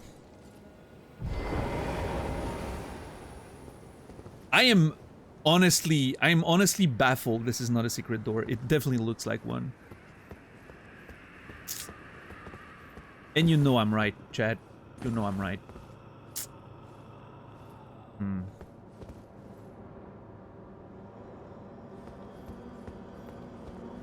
I love that Torrent's only here for his double jump. I know. I'm literally only using him for that because I like to explore on foot. Maybe the secret door is the runes we made along the way. Maybe. How are you today, Zindern, by the way? Have you joined the Discord, Zindern? I don't think you've been around too much lately, but we have a Discord now for live notifications. Reliable live notifications in 2025. What a miracle. If that's something you like, you know, to know when the stream's going live, make sure you join. You know? Or everyone else, by the way. Yeah, obviously. It's free for everyone. And if you're a sub, there's a few channels you can enjoy. You can suggest songs for me to play during the countdown every day at the beginning of the stream. Most of the streams since we started that have been, I picked one of the songs from the, you know, community suggestions. And it's been great. I've really been enjoying it, listening to a lot of new music, and adds a little bit of variations instead of me always playing my favorites. Oh my god, that's a scythe. I really want it. Please drop your scythe, sir. I would have really liked that scythe. I'm almost tempted to grind it. Oh, there's another one. We got another chance. Wait, what's happening? No! God damn it. It's against the fucking... What the fuck is going on? Was that a giant boulder?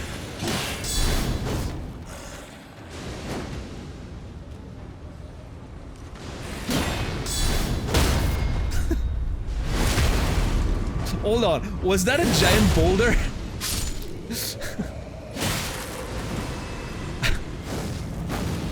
Oh, jeez! Okay, that hurts. Okay, let's be careful with those spells. They look really cool, by the way.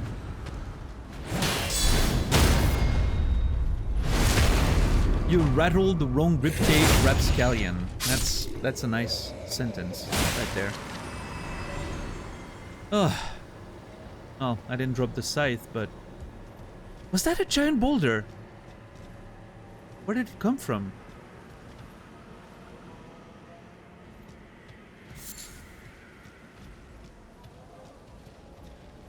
Did I just get super lucky? I don't know. I may have gotten really lucky there. Also, I'm hearing more and more sounds above those cliffs. I'm not too excited about.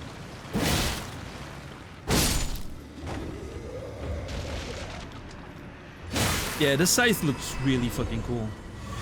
It really makes me want to grind it, but... Yeah, I can hear some fucking big thing walking up over there. Moderate mastery over average alliteration. Can appreciate that.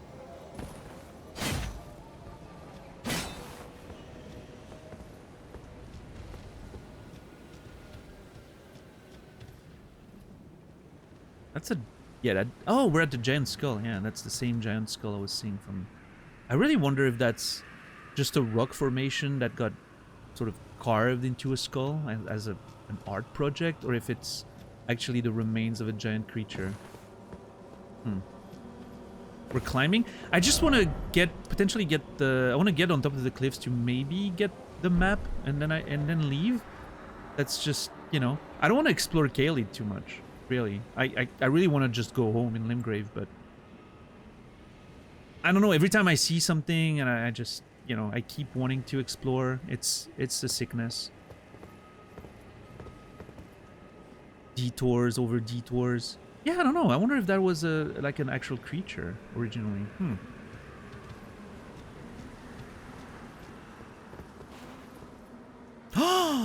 Could that be the church that Gori was talking about? I think it could be. Oh, well, I'm gonna have to stop there then. If that is the church in question. Yeah, Gauri's down there. That's his hut at the top of my helmet there. That's probably it. Yeah, this place is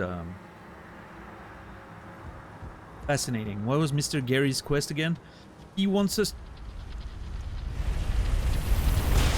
What the fuck? How did that thing accelerate out of nowhere?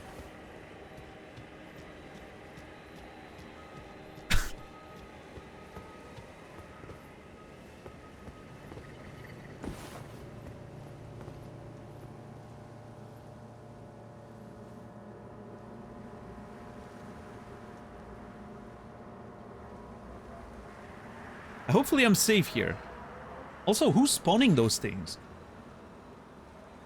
I mean, I know Celia was a town of magic, and they probably have, like, magical traps and shit, but... So yeah, Gary wants me to... Hold on, what was... Let me, consult my notes real quick. Shack outside of... Was looking for someone capable of crossing the swamp of Aeonia. Promised to tell me about the secrets of the town in exchange for a request. Wants me to find Millicent. Millicent is in a church atop the cliff past Celia. I need to heal her from the rot, and I need to find a gold needle somewhere in the swamp. Great. I had a little personal comment there, which I'm assuming the needle is going to be somewhere in that swamp. I'm instinctively thinking it might be in those ruins there, you know, because that's the only sort of notable landmark. I mean, the swamp's not that huge. Looking from up there, again, like unless it's going behind the thing and maybe in a bigger space. It doesn't seem that big, but it's a fucking rotten swamp, so I really don't want to deal with that right now, but I don't know. I'm fighting with my own brain right now, because there's a part of me that definitely is like, I kind of want to explore more. But I also want to go back to Limgrave. I really wonder... See, that's where I was trying to go earlier. I was trying to jump there, but then I can't get up there. Because if I was able to get up there, we could potentially jump on top of the throne down there, right? That's where we fought the bosses, right?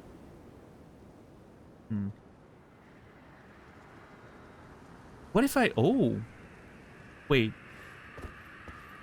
What if I climb on that... No, that route... That's an illusion. Like, an optical illusion makes me think... The route there can go all the way to the thing, but it can't. Right there, right? No. What's up, Whisperer Demon? Thank you, thank you. I appreciate that.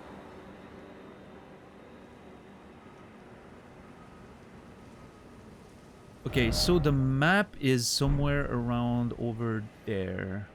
On top of those cliffs. Oh, I saw something move there.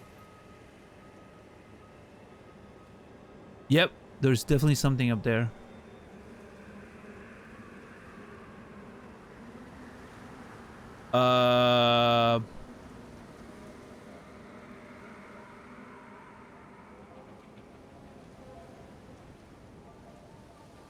Okay, I don't want to be alarmist, but I'm pretty sure I saw a tail and a wing.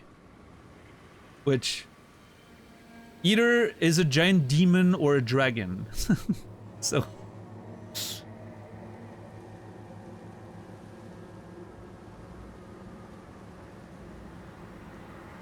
Ah, fuck.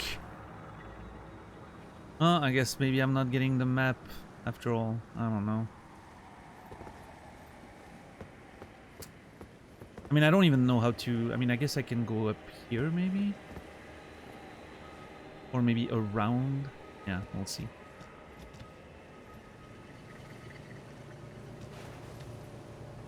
Oh, two of those things. Those centipedes-looking ass things. Guarding this church, huh? What are the odds of running into another dragon? I mean, I don't know. We'll see soon enough, I'm sure. There's a... Wait.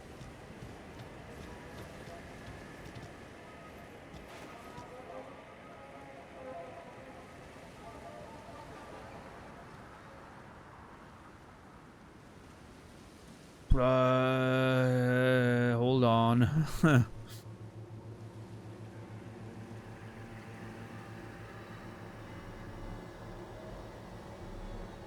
I mean, problem, officer? It just looks like a giant dragon wing. Saying. It'd be a sculpture like this one, but... Ah, great. Hold on. I wouldn't worry about it. Yeah, probably nothing, right?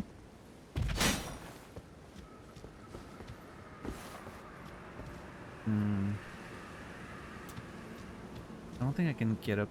Why is this there?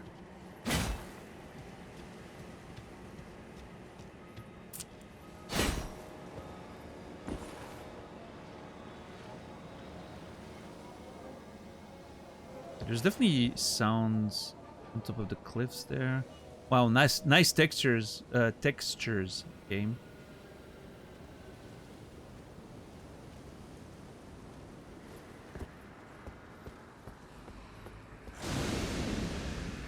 Ah, oh, fucker.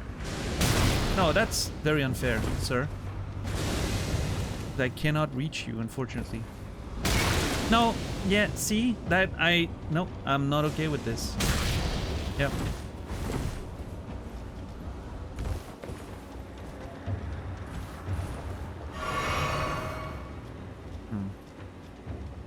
Okay, well, I think we need to go all the way around. I'm gonna try... Okay, I'm still gonna try to see if I can find that road there and find the map, but... Depending on what's up there, I'm not gonna force it. Again, the idea is not, you know, to really explore Caelid right now. I really want to go home. Limgrave awaits! We have so much more to explore over there. No! Oh, thank God.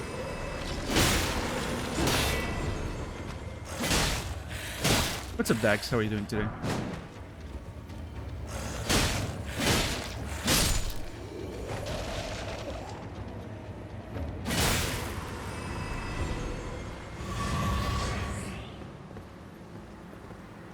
Odds are greater than 0 for another dragon in a medieval fantasy RPG. Yeah, I mean, I never expected to only see one of them.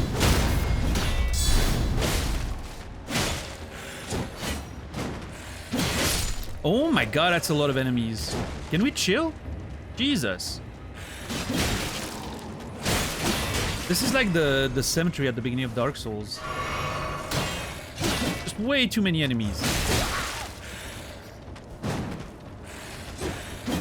Gym and chores done. Hell yeah. Gamer time. Expedition 33. I haven't played past the prologue after the conversation we had. I got absorbed in other things yesterday, unfortunately. I'm really excited to get into it after the stream today. Man invades a graveyard is shocked there's a lot of skeletons in it. Okay, to be fair, how many times in your life have you gone to a graveyard and got attacked by a bunch of skeletons? I think I'm entitled to hope for, you know, the game not to just rely on the same tropes over and over.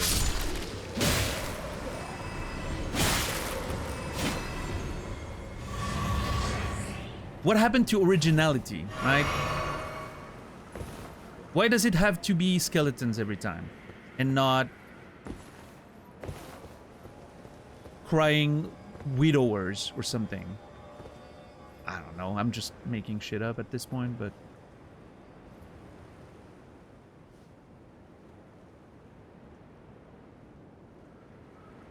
Oh boy, what a view. Holy shit. Holy shit, dude. Okay, hold on.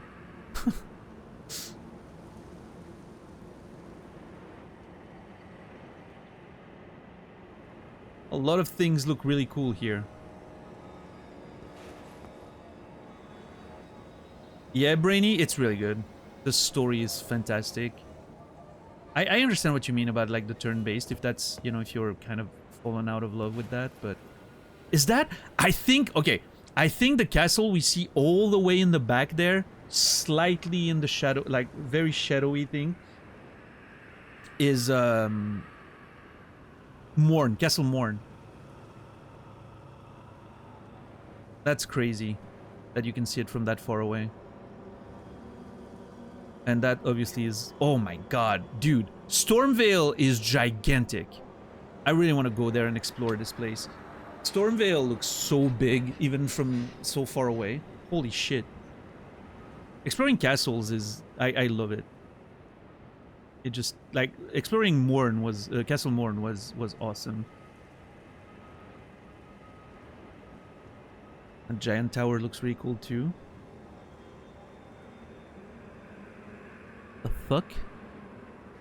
Another castle, yeah.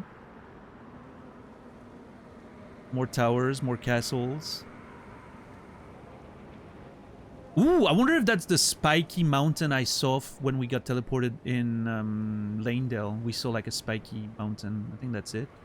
Because Lanedale's... I'm assuming up there, over there? Near the tree, right? Yeah. That would make sense. Another giant ass tower. Cool. Yeah, this game's really fucking cool. Holy shit. Visually speaking, at least. I love those columns. Like all the column structures. Sort of Greek inspiration. I love that. It's a nice combo with everything else. Yeah, Brainy, if you have Game Pass, it's on Game Pass. So you can try it for free, yeah. I'm playing it on hard. Real-time reaction timing is absolutely required. Yeah, I went with normal mode difficulty because I kind of want to just chill, right? I'm more into it for the story than the actual gameplay, but I don't know. There's a part of me that's tempted to go hard because it's rare to get a good turn-based RPG, so I kind of, you know, I do like a good system with elements and... Yeah, I'm not sure.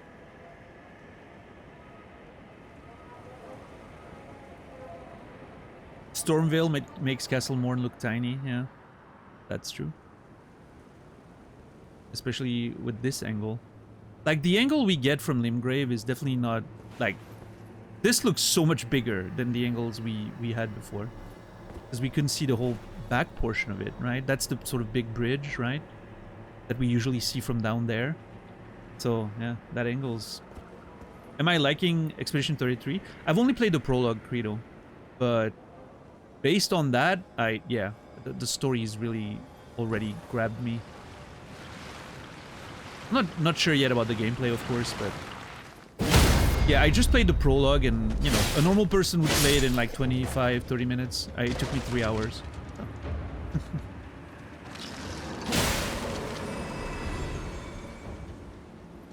But yeah, the cutscene at the end of the prologue, or I mean, I'm not sure if I actually at the end of the, but the big cutscene in the prologue really immediately like hit the right emotional tone for me. That was awesome. What's up, Frosty? What's up, Pastouf?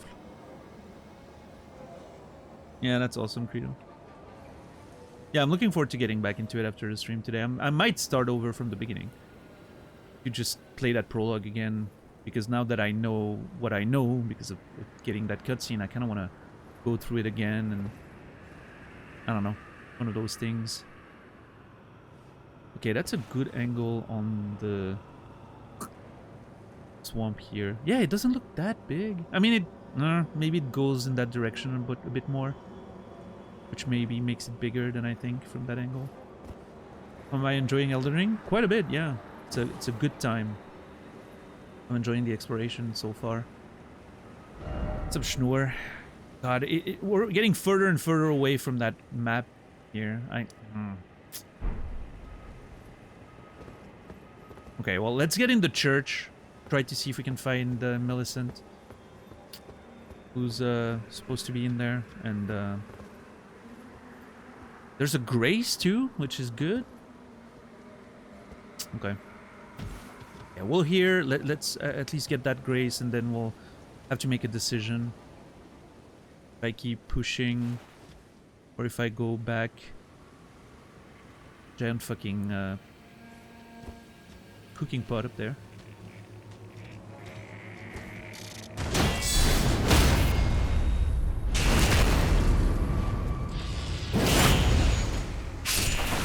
God, I hate those things. Fought them in the cave already. You know, Tixar, there's no harm in waiting for that one, I think. because despite every, I think, yeah, I think the game needs a little bit of patching and you know, polishing, which I'm sure will happen over the next few months, because it's the game is so popular, like it got such a nice launch that I think, you know, I think they're gonna definitely you know, get the right support behind the game and keep patching it and improving on the polish and everything. So there's no harm in waiting with Expedition, because, you know, like I said at the beginning of the stream, despite how much I love the game, you can tell that it's a smaller team and budget. Like it does lack polish in a lot of areas. So they can definitely sort of like improve a little bit. So, but I get that it's tempting to play it now for sure.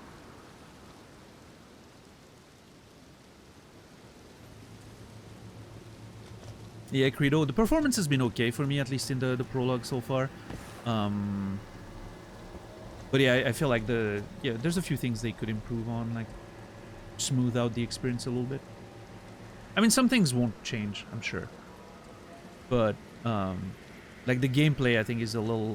What I was saying at the beginning of the stream was, I was talking about that to Captain Dax the other day, actually, that the gameplay sort of somehow feels stiff and floaty at the same time, which is very weird because usually it's one or the other, right? But it feels like both at the same time. It's a little stiff and it's a little floaty, which I don't think they're going to improve on, because that would require a bit of, you know, more work than just a little polish, but I don't know.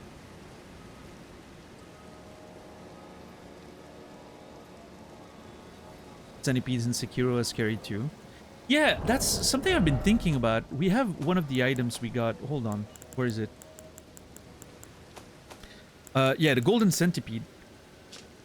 That's something like thinking about Sekiro, right? Those represent in Sekiro, those represented like I'm a little hazy on my Sekiro lore. It's been a long time, but I think those represented like eternal life or something.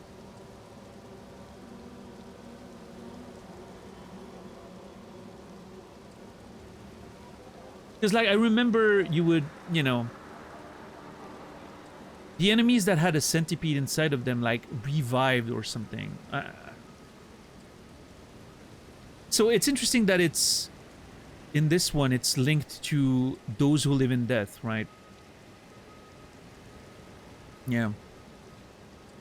Like, corrupted wish for the eternal life. Yeah, I don't want to go too deep into the Sekiro lore, because I still need to replay Sekiro, and, you know, I tried to replay the game in like 2023, but I wasn't in the right headspace for it, so I dropped it.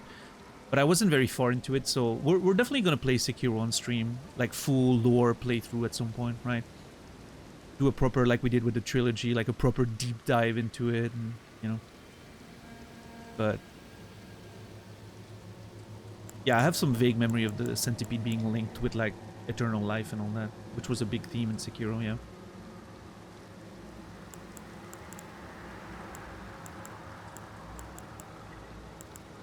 Oh yeah, acrylic. Oh god, yeah, I can imagine. Nice. But yeah, I also want to do Bloodborne. You know, do a full revisit of Bloodborne.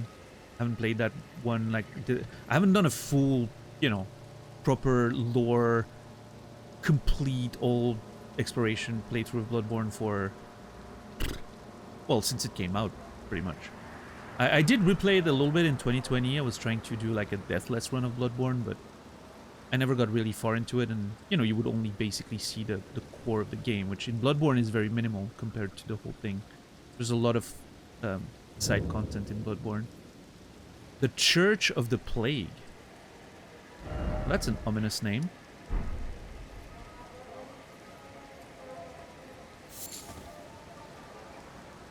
What are those things? Ooh. Sacramental Bud. Sacramental Bud. Is that... Oh. I was gonna make a stupid joke, but now I'm like, that's probably Millicent, right? I was gonna make a joke about, is that weed coming from Sacramento, but... I'm sorry for that joke, by the way. My bad.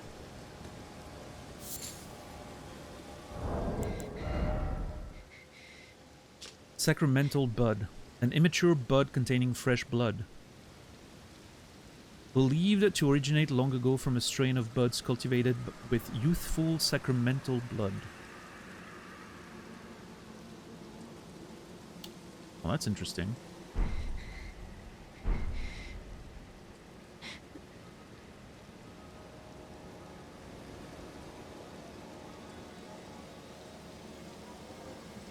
I'm trying to cold turkey the bud. I've sacrificed the bud. Oh yeah, Captain Dax? Are you actually trying to do that?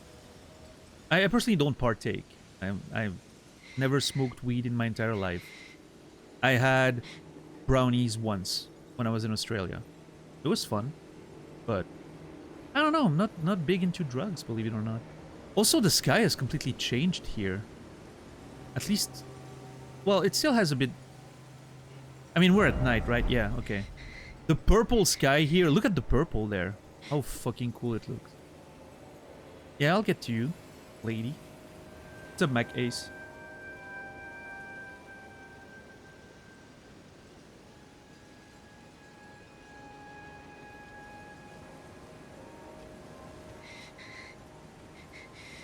Yeah, I don't know. I'm just not, you know, no judgment or anything. Like I totally respect everyone's interests and the way they like to do things, but I personally never got attracted to drugs very much. I don't know.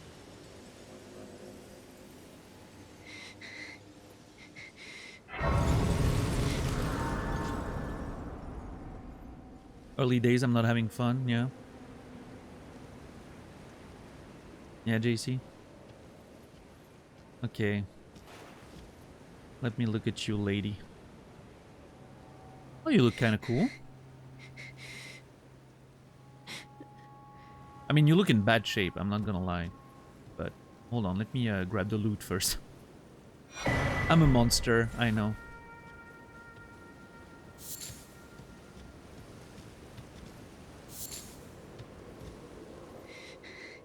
God, I love how the sky looks here right now. The vibe is perfect.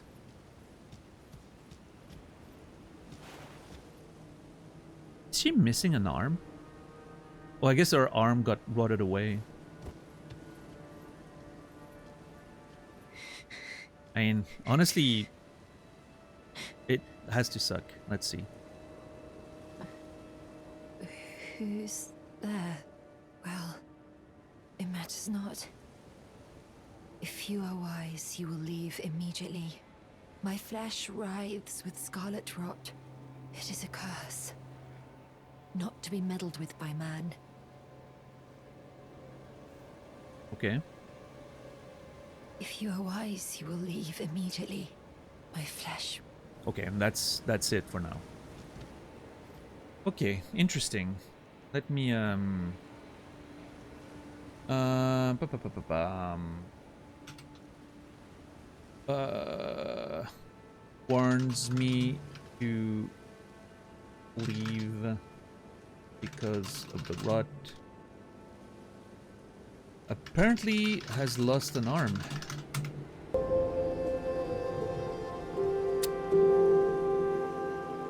Yeah, we'll see. I mean, she didn't introduce herself, but I'm assuming that's her based on context clues, right? We know from Gauri that she was supposed to be here and the rot and everything, so I'm just gonna take a wild guess here. Oh, I mean, yeah, Millicent. She appears on the minimap, so great. Okay.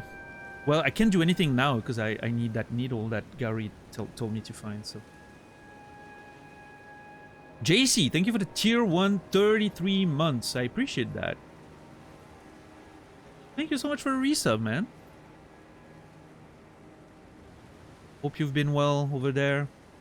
And yeah, Monsieur JC, you will be remembered.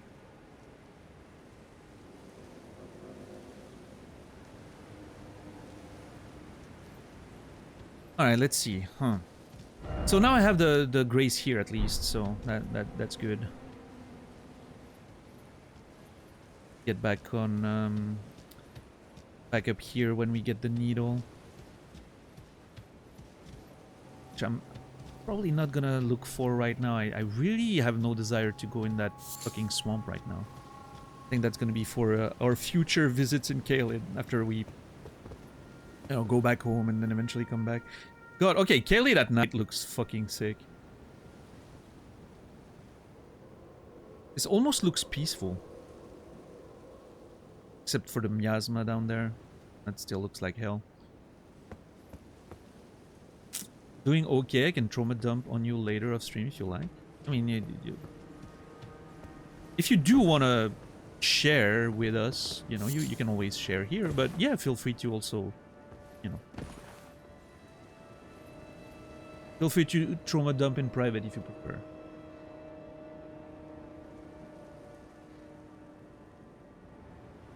What the fuck? What is that? Oh, that's a bat. How are you, Rao? Okay. That looks so fucking cool. Big castle-ish. Sort of like Castle Morn sized, I guess, except it's not that tall. I dump in private. Fair enough. Is that an okay, that's an elevator going down here. Very cool.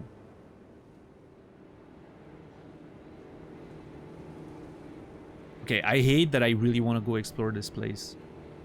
It looks so fucking cool. There's something with me in castles on cliffs. I think it's just, I don't know. It always feels full of adventure to me. Oh boy. A lot of flying creatures over there. Ugh. That trope can stay. Yeah, I'm very selective with my tropes. And also an favoritism.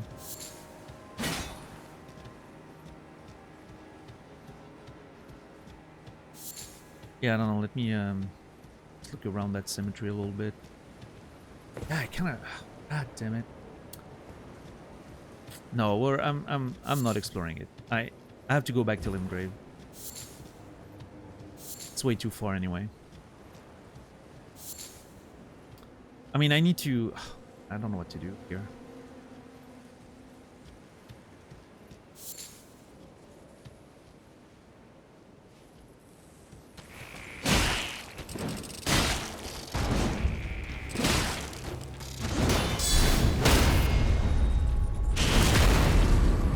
Cliffs over graveyards confirmed. I think graveyards are fine. It's just the trope of skeletons raising in the middle of a graveyard that bothers me.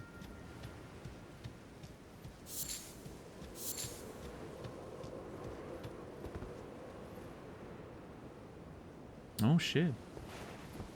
Well, that looks neat.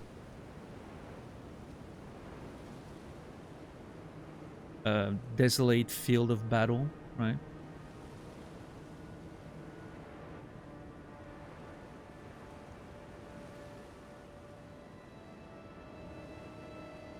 Again, those columns, I think, are a really cool aesthetic.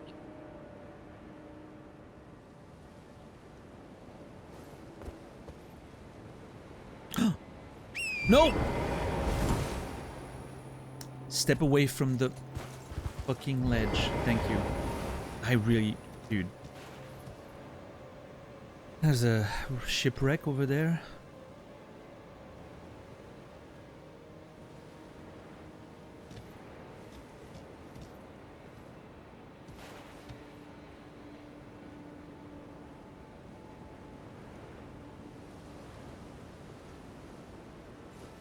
Not even close? Yeah.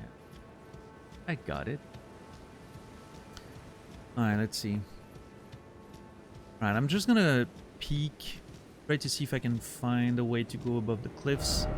Again, my goal was to get the map and then go out, but yeah, I'm not even sure this links with it. I mean, I'm not even sure I can go atop the cliff is what I mean. I haven't found a road yet.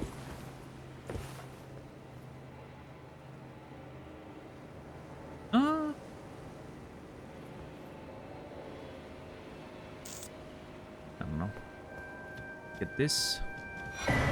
Starlight Shard. What does that do again? Oh yeah, recovers FP. I have this to improve my flask, but my flask already puts me to full life, so I don't think that's gonna matter.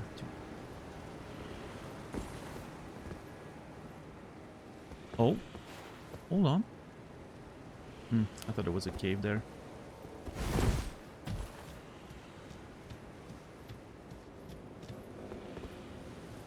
Oh God.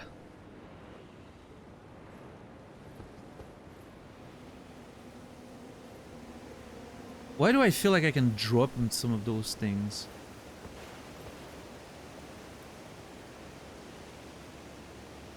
And explore. I hate that I really want to explore this. Other news, I hit 190 pounds from 280. Hell yeah, dude. Start strength training with a personal instructor on Friday. Fuck yeah, dude. Beautiful. Proud of you. You're doing great.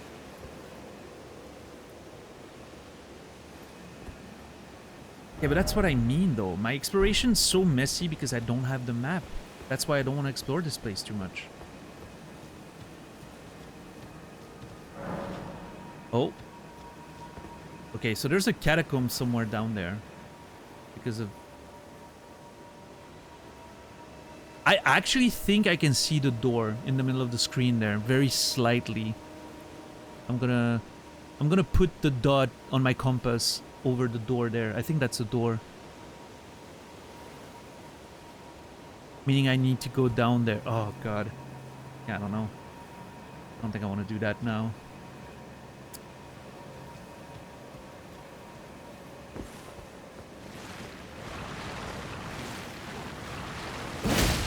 Drugs are great.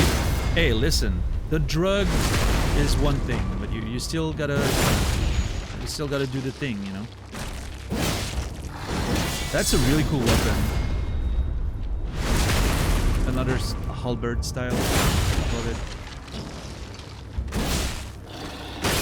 Oh shit!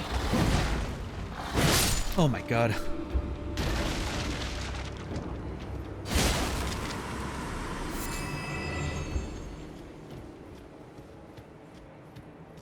Drugs are great when a doctor gives them to you. Not always, though. That's the problem. Yeah, this really feels like there's something to explore there.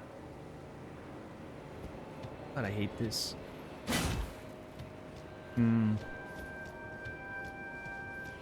I really...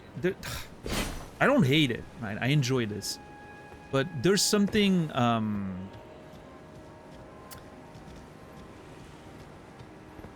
almost I guess it's a strong word, but almost anxiety-inducing about exploring without a map.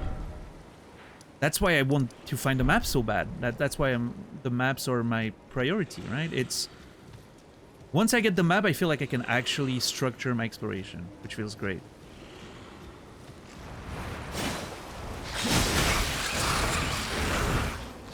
God, that is not good.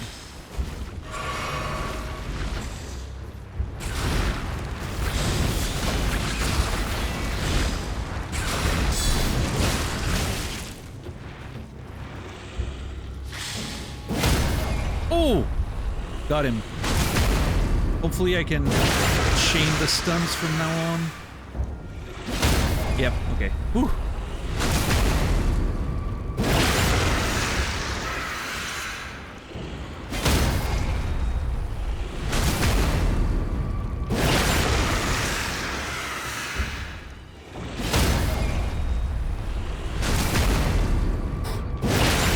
Love cheesing those enemies. Love it.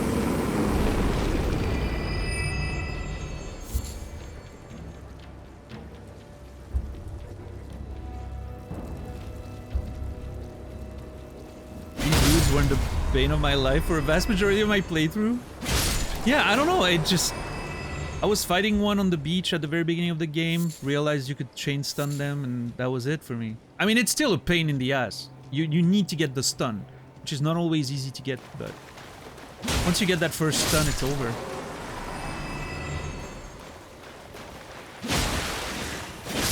I had any idea how impactful the poise system is. Yeah.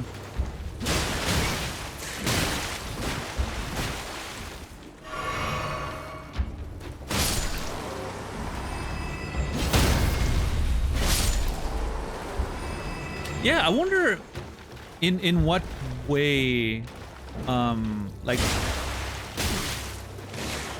to me it's sort of like, it feels like Bloodborne in a lot of ways, because like you get the, you know, like the visceral attacks and all that, which once I started realizing that most enemies had that visceral attack option, it always becomes a game of how do I get those visceral attacks.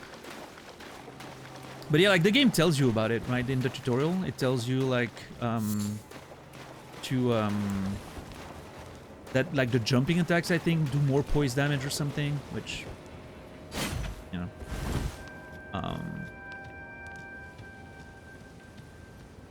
but also I feel like a lot of Souls-like, I'm thinking like Lies of P and stuff like that. I think a lot of them use that system nowadays, which maybe when you played Elden Ring, it wasn't so much of a thing, so.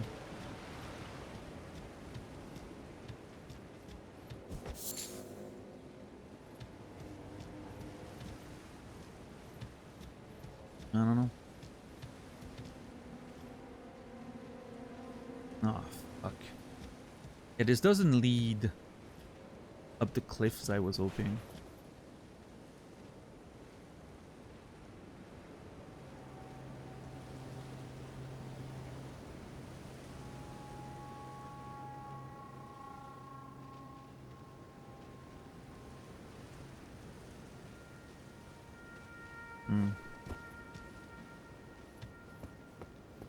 Don't read. I'm not.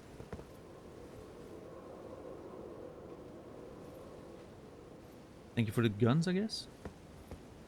It's a very different game without the poise damage, but it's still doable. Poise damage was incredibly powerful in DS1, nerfed a little in DS2 and 3. Yeah, but like, I think the way poised worked in Dark Souls overall was very different. You didn't really get those stuns and visceral attacks. Did you get those in Dark Souls 3? Because that was after Bloodborne. I don't remember if Dark Souls 3 had a system of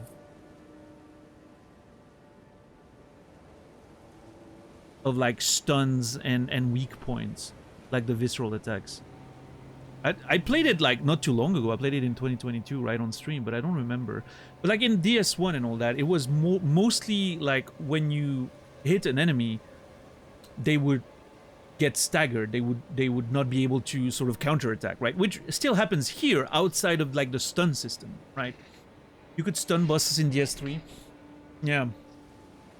I don't like fully remember how that worked, but yeah.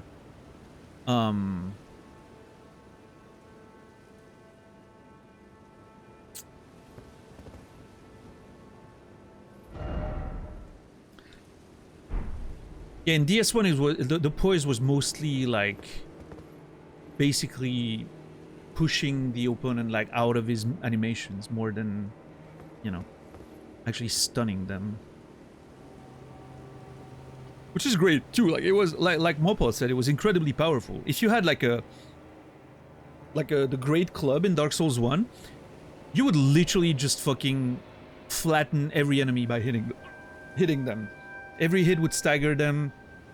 If you did the big overhead, like most of the small enemies would just splatter on the ground, which didn't give you like an extra attack, but you could hit them when they, you know, while they were standing up and all that.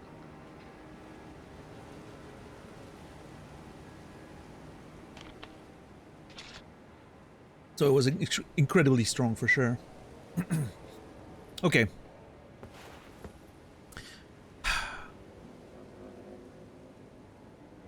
Is this...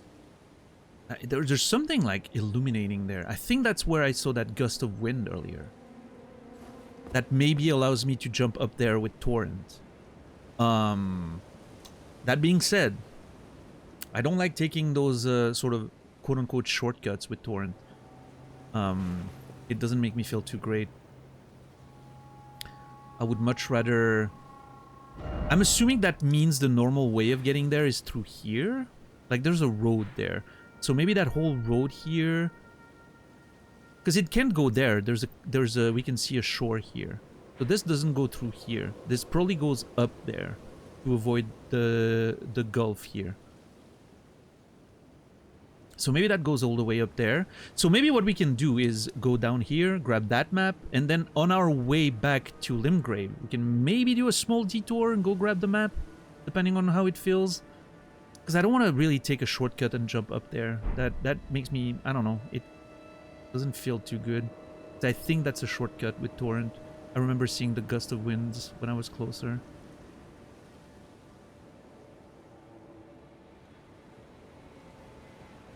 And there's a bunch of enemies here.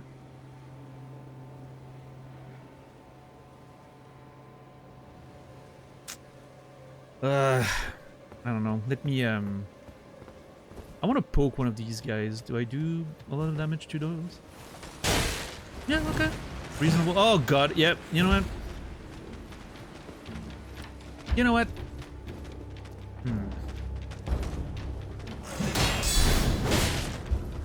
I mean, I don't know. I could just clear at least this area before.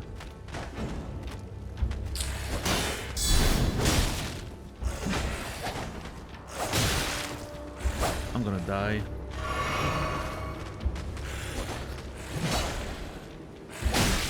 God, I hate these bastards. Nice.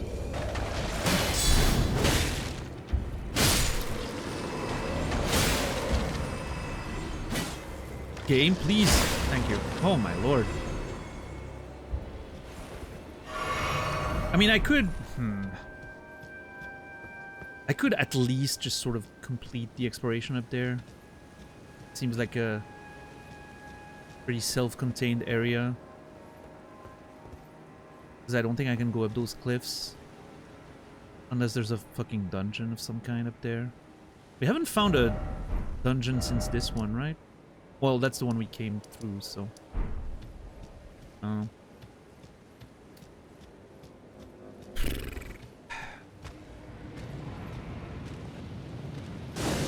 shit. Hate that.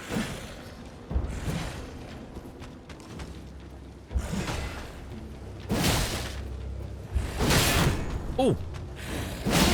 God damn it.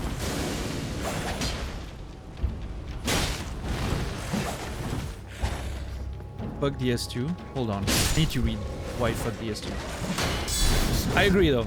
I don't like DS2. There's a bunch of DS2 apologists lately, and I don't stand for that nonsense. People, I don't know, people are forgetting how bad that game was. They fool themselves thinking it's actually a good game. And I understand. I felt the same when I started playing DS2 again in 2022. I was like, you know what? I think DS2 was pretty good. It was better than people think. And then I started playing it again, and I was like, you know what? I was right. This game's pretty good. It feels alright. And then by the time I was done with the DLCs, I did not want to see that game ever again.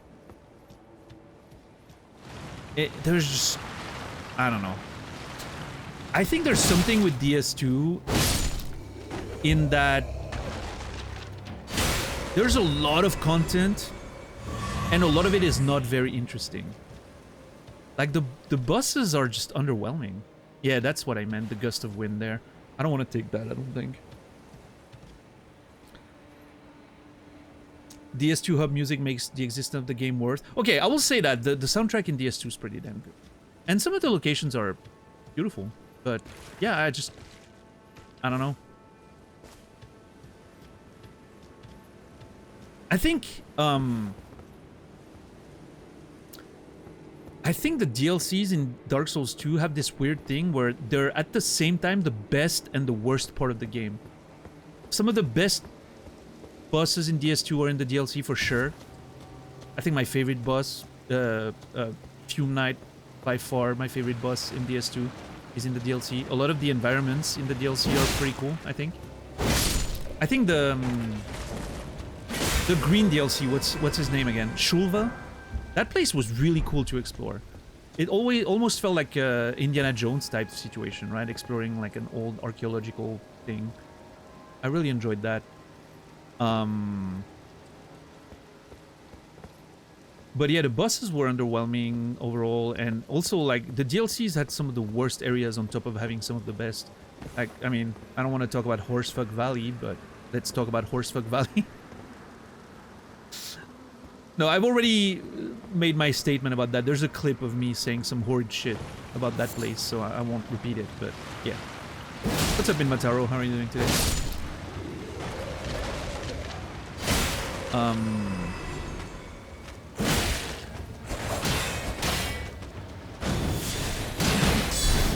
Yeah, I don't know. Again, like the DLC, I feel both the best and the worst parts of DLC, but by the end of it, I was very happy to be done with the game overall.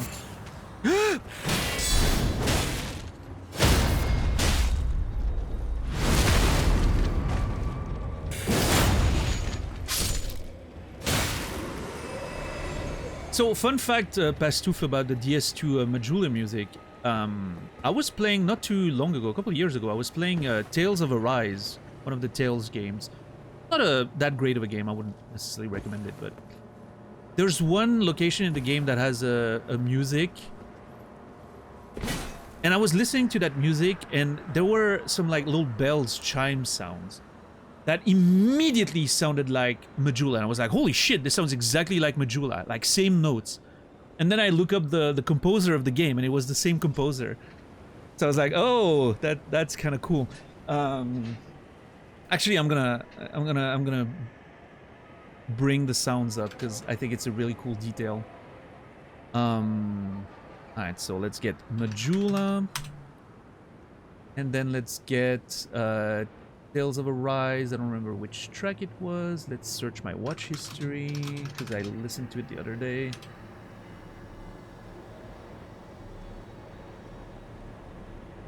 Was it this one? Oh.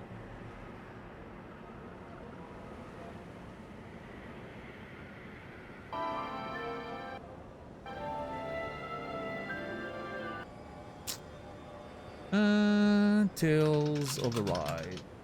Ah, that's the one. Okay, cool. Alright, everyone remembers Majula's theme, of course, right? I'm still gonna, you know, we're still gonna enjoy it because it's so nice.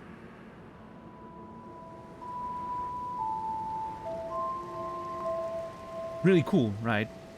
Very nice. And this is the Tales of Arise song. Wait for it.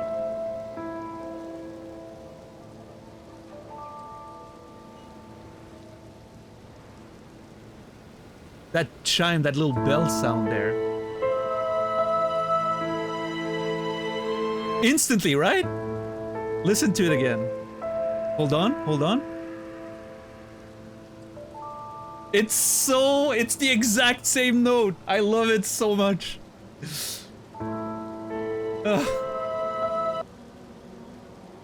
So like I was playing Tales of Arise and randomly like that chime happens and I'm like, you know, this is familiar. Something's going on.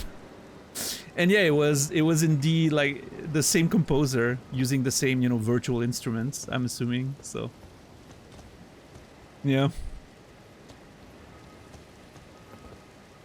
Yeah, I love that, Mopo, when that happens. It's such a cool thing. It's like what would you call it? Like auditory memory or something? No. Minmataro, have you played Clair Obscur Expedition 33? I feel like you may vibe with it. Is that a different guy? Hold on. Okay, it has a fucking glintstone staff. Who are you, sir? Oh shit. This dude looks definitely a little more Oh, yeah, okay. My bad. Who the fuck is that? That dude absolutely demolished me one shot.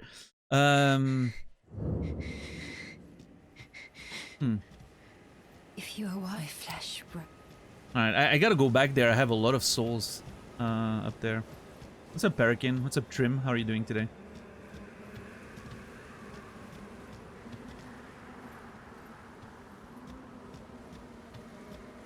Okay. Hopefully I can get my souls back. I really want to know if... It feels like this dude is guarding like a sort of grave, right? Like there's this gravestone behind him. I wonder if...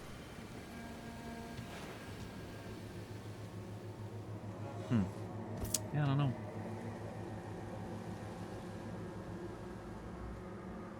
Yeah, nice, Aquarelic. Oh, by the way, I see we have a few returning people tonight that weren't there recently, but we have a Discord now if you guys want to join it. Everyone's welcome to, by the way. If you want to join the Discord, best way to get the live notifications reliably every day. So, you know.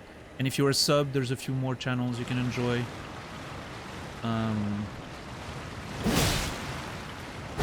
You can suggest a song for the song of the day every day. That's been something people have taken advantage of, and I appreciate it.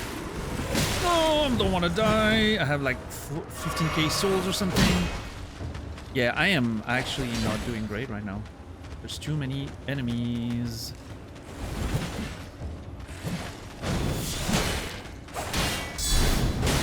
I would really like to get multiple hits on those nerds. Yeah. Fuck!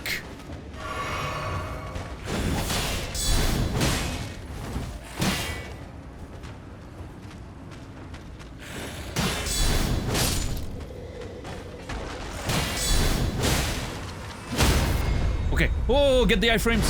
Let's go. Returnal is on a nice sale. Okay. On Steam or PlayStation? But yeah, if you haven't played Returnal, anyone listening to me right now, if you haven't played Returnal and you can get it on sale, on that platform it's on sale right now, do it. One of the best games I've ever played, Returnal. Absolutely hidden gem, cult classic, completely underrated. It's very well rated and it's still underrated. 50% on Steam for another 20 hours. Nice, nice. Yeah, Returnal's one of the best, really one of the best games I've ever played. One of the best narrative I've ever seen in a game.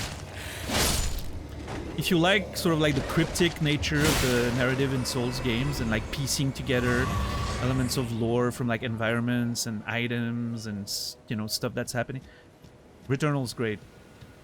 It is an absolute masterpiece. The music is wonderful. If you like my, you know, sub notifications and all that on the channel, most, like, they're all from Returnal.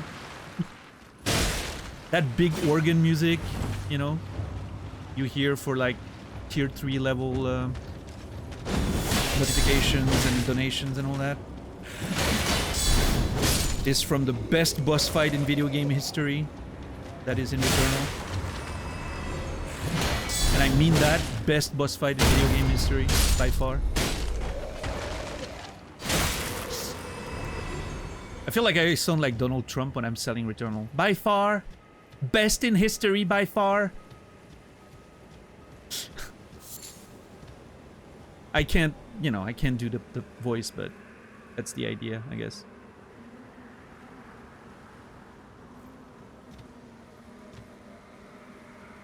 How are you, Colette, today? Good to see you. Stumbled on the Returnal soundtrack vinyl at a random record shop. That was an instant buy? Hell yeah, that's a beautiful one. If you can help me... I'm Talon, I'm playing offline, first of all, and then no, I'm not gonna, you know, I'm not gonna just... there's a system in the game for you to find help. Going around Twitch channels and asking for random help is unlikely to work. Just saying. Use the system that's in the game. Drop your fucking sign or whatever it's called in this one. And someone who's gonna help you. No. That's my recommendation. Going from stream to stream is not gonna work. Typically people are, you know, streaming. They're doing something. So. They're not here for your convenience.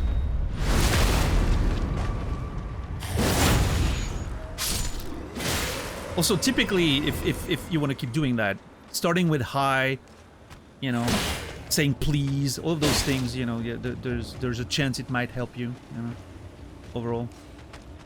That's just general advice for life, right? Not just Twitch.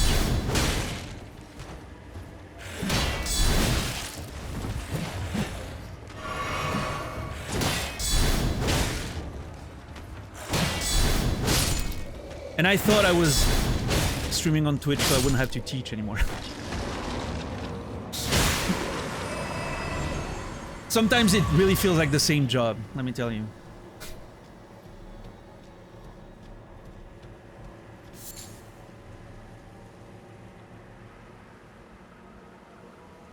Yeah, Costa.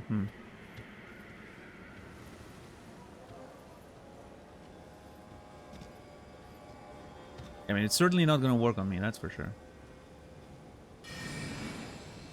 Shit.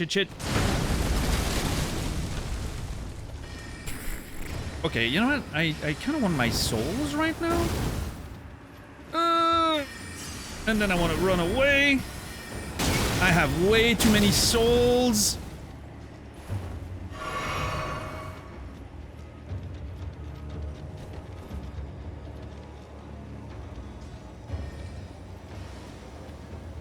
Dude, this fucking thing does a shit ton of damage. I don't know if I can fight this.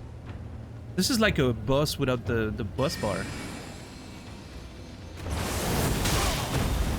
What the fuck is that? Okay, I'm getting wrecked. Let me heal, you asshole. Okay, I need to... Okay, I do some damage to it. What the fuck?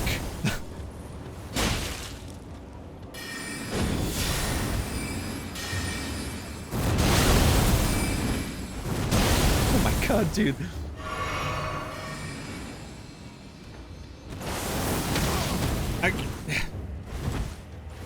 I cannot fight that thing. Hold on. Run away.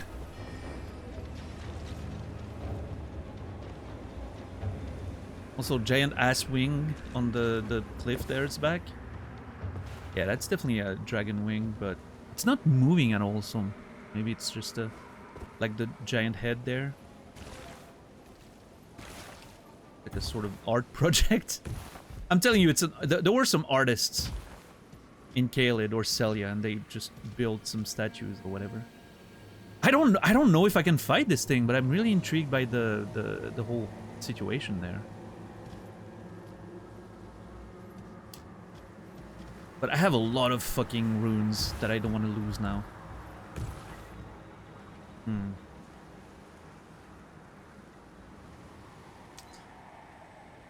I mean, if I clear this, I don't have to come back up there. Because then everything is on top of those cliffs. Which I could access from here, but I kind of want to just, you know, come the other way. I don't know. Hold on, let me go spend my runes. Why is The Last of Us Part 2 cheaper than 1 on Steam? Is it a sale? I'm assuming it's not on sale, otherwise you wouldn't ask. I don't know. No? I guess the first one's a remake, so, you know, kind of a remake, because they had to transfer the game in the new engine. Which means it's a lot more work and investment. The second one's just a remaster. It's been released for a longer... Part 2 came out this month. Yeah, but the... Wait, did Part 2 originally came out on PC this month? Yeah, I don't know. I thought it was just a remaster, yeah. Which means, like... But... The remaster did... Oh, okay. I don't know. Maybe they're figuring that the price of, you know, you're gonna play the first one first, so the price of entry in the first one's also included. And then with everyone wanting to, with the show coming out, maybe the pricing's a little lower. I don't know.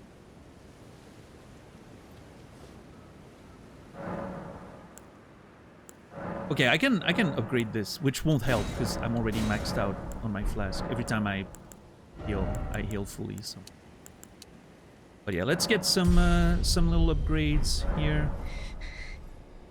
And wow, perfect! Look at that, 100 left. Absolutely perfect level up. It would be great if I could just go to the dude without triggering all the enemies on the way, though. I really just want to fight the big one and try to see if I can win. Let's see if I can sneak. Oh. I think I can.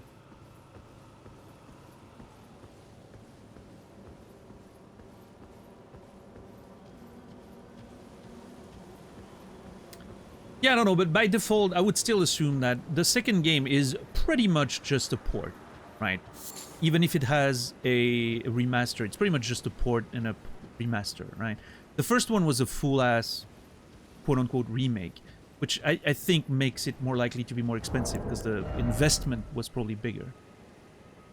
But again, that's just me speculating on why that could be, right? I have no idea, really. I didn't read that description. Curved sword with a light crescent-shaped blade, used by the bandits who ran rampant in the wake of the Shattering. Most of the blade is now darkened and covered in rust, but with enough dexterity, this weapon may still stand up to some use. Maybe? Yeah, I don't know. Just, is there any stats that affect sneaking? Let me check again. I read the stats. Was it dexterity, maybe?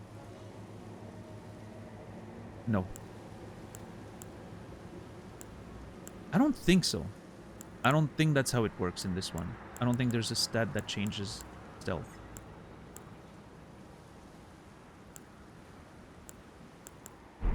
No, maybe there's items that affect it. But, or spells. I know like there's spells that make you quieter and all that. I'm sure that affects stealthing a little bit, but... Can I... If I can start the fight with a backstab, that'd be cool.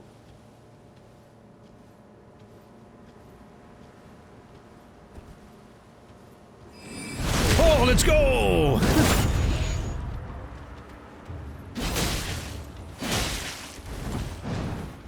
Now, was that a headbutt? Okay, that man has style. I don't know. I like that enemy. I think the overall. Oh!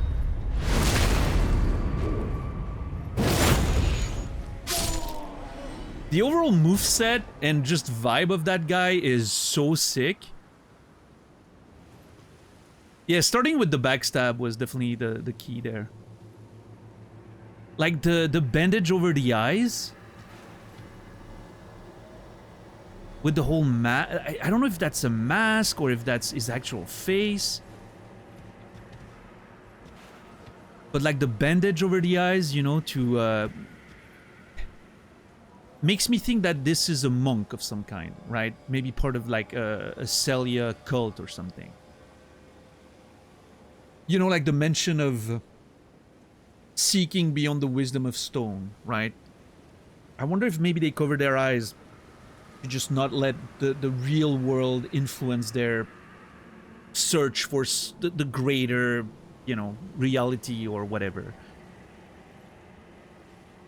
You know, that would be an interesting concept right there.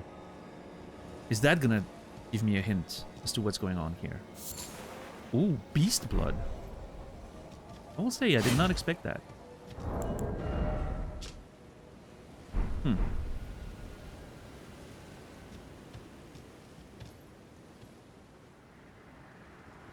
So this looks like a big cemetery, right? And there's this one fucking gravestone that seems more notable than the others.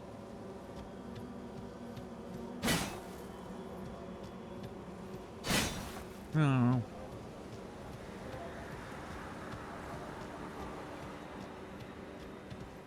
No, dungeon doesn't look like. Music is giving me a headache. Really?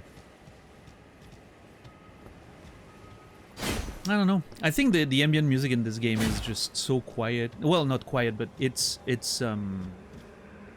doesn't sort of take over the sound space. Like it's very much in the, you know, it's very subtle in the background, never gets boring. I love that.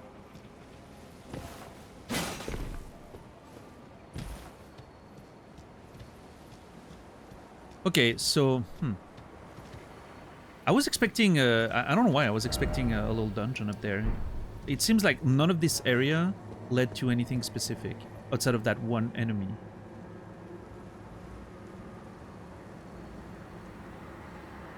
Which didn't, that enemy didn't give me anything, right? Like it didn't, drop anything notable. I guess it's maybe just a way to, get to that. We go up or not? It's probably leading me to that road, which finally leads me to the map, but I sort of... I kind of don't like taking those, like, torrent shortcut, because, you know, I don't know, I like the idea of just following the roads, I guess.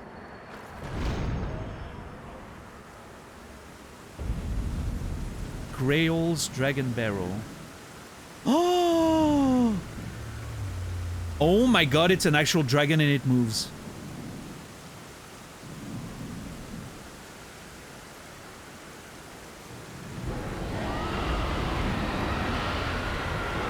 Oh, there's more! Oh my... Okay, bye! You know what? I'm good. Oh, it's like a different area altogether. Oh, it's a different area. We're back to Caelid. That wasn't Caelid. I was so on edge. I was so on edge. That scared me so bad. Oh my god. Oh.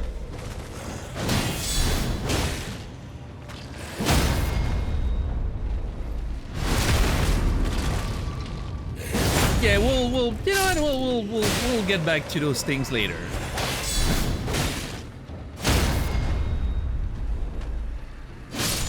Giant ass dragon with smaller giant steel dragons around them? Nana. Surprise skeleton.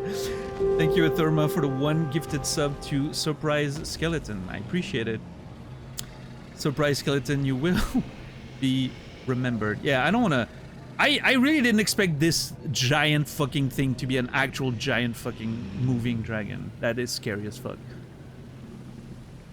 Yeah, I mean, I'm here to not fight. The only reason I'm here is because I didn't want to fight the dragon here. And so I escaped in those ruins and got teleported over there. You know, eventually we'll make our way through this road and it's gonna be like, we'll get the map and it's gonna be like the proper progression and we'll do that. But I'm not doing it now. That's for sure. So yeah, overall this area didn't, you know, was mostly a shortcut, I guess. There's some interesting environmental storytelling with the grave there, but I'm not sure. I don't really have a lot of context for it yet. I don't know whose grave it is, what it's guarding. Why it was guarded, sorry, by that big man.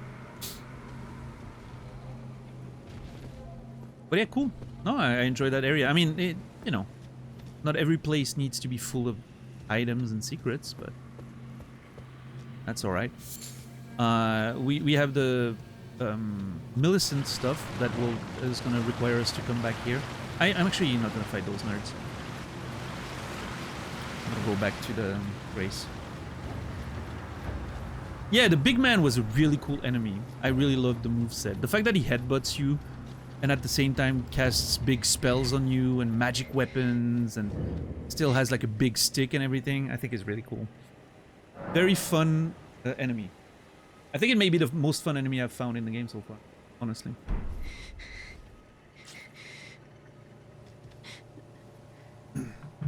Alright, well.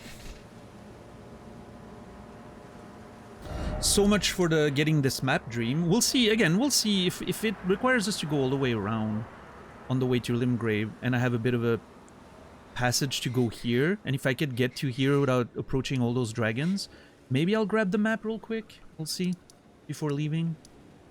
But yeah, going from up here through the dragons, nah, I'm not doing that. That is not happening right now.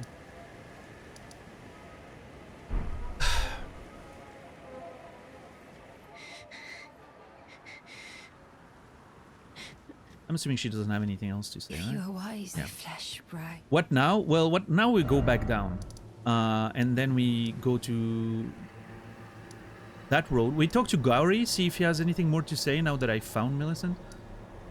And then we go here, catch the map there, and then I guess make our way back to Limgrave, right? Maybe stopping on a few interesting landmarks on the way, I'm not sure yet, but mostly I want to go back to Limgrave and like resume the normal sort of... I finally want to go back to what we're actually supposed to do, you know?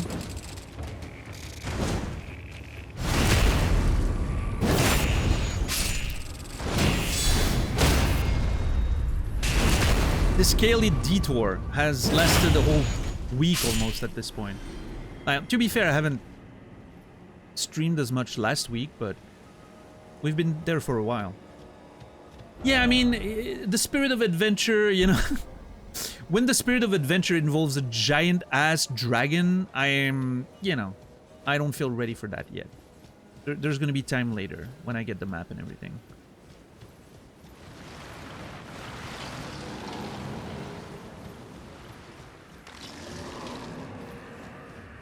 Right now, we go back. Oh my god, dude. I love that fucking bowl that's just appearing out of nowhere. Beautiful.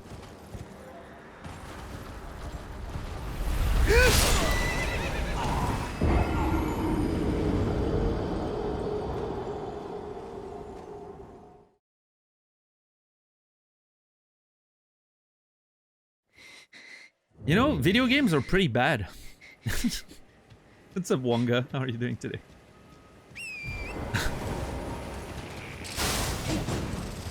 Strike.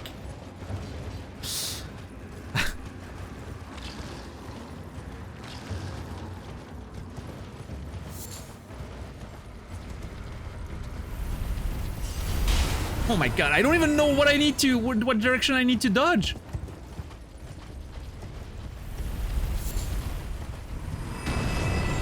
Oh. Hey, at least it disappears once it's done attacking, right? Like the ball is done doing its thing. It's immediate recycling. There's no like, you know, what's the leave no trace philosophy, right? I like that. I respect that. The Celia sorcerers were respectful of nature. I can appreciate.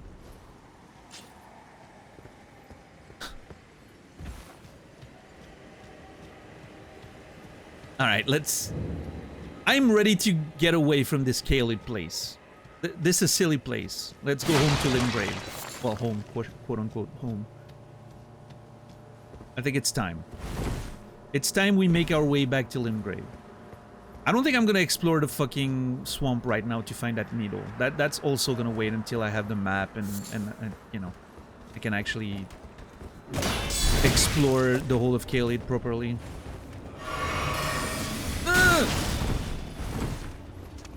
I'm leaving. Bye, everyone. You're all nerds.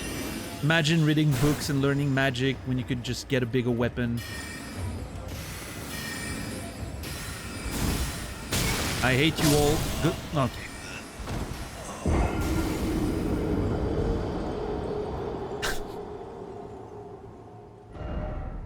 Oh, I'm reviving at the stake. Fuck you, game. Got him. The stake's already out of town. Yeah, I'm gonna grab my souls real quick though. I don't think there's much on it, but hey, it's 3k. 3k is 3k.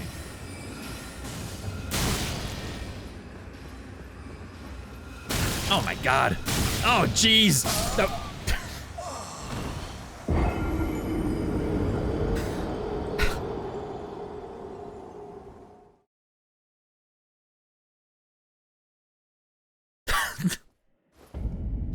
No, I wanted the stake.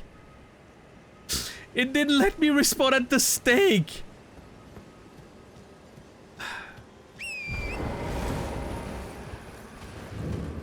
Oh my god, this is a joke. This has to be a joke.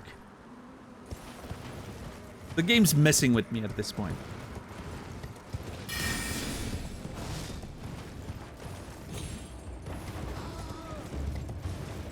Oh! Yeah, you're all nerds. Bye. Ah, serpentine! Serpentine! Oh my god, homing fucking missiles. Okay, let's just go talk to Gary again. I found Millicent, Gary. She's in a bad place. Both physically and mentally and, you know. Yeah. Okay, that dog is back. Oh, one day I should have checked. Well, it's too late now. We'll I'm sure, come back to see Millicent, but I should have checked if that big enemy we fought at the grave was respawning or not. Because if he's respawning, there's a world where I'm trying to get his gear. His gear looks really fucking cool. Especially if that's a mask with like the bandage and everything. I don't know. There's something really cool about this aesthetic. I like it. Alright, Gary, do you have anything else to say? First, you must find it's hidden, then Nope. I will the secret. Okay. The secret of the town of Celia. Hey, I wonder, maybe the secret's related to, okay, I'm predicting it. The secret is just gonna be, oh, if you light the flames, you'll open the doors. And I'll be like, yeah, sure, I did that already. I killed the boss and everything. But maybe there's gonna be some lore with it, right? Like, it is gonna tell me about, like, Lusat and why Lusat's crypt chair doesn't have a body and just an item left behind. And yet it was guarded like some kind of, like, important crypt or... I don't know. Yeah, maybe we'll learn some lore. We'll see. Maybe there's secrets that I haven't uncovered yet. In this mysterious place. We'll be back, for sure. We'll be back. But for now... Journey to Limgrave. Let's go. I'm ready to leave Caelid behind. I'm not gonna explore. I'm going straight, I'm following the road, I'm grabbing the map, and I'm out of here. We'll have time to explore everything in detail when I get a map. Yeah, that's the thing, Credo. I think it's really more interesting. I don't know if you were here when I explained sort of how I do my self-imposed rule. But basically, if I can avoid it, if the game doesn't force me, I'm not gonna teleport to a place if I can physically walk there. I'm only using fast travel between places I've already, like, linked together, right? By walking or whatever. And even in most cases, I'm probably still gonna ride from one place to the other because with the night and day system, I feel like there's a chance I may find something that I haven't seen the first time around, so... It feels like there's... What the fuck?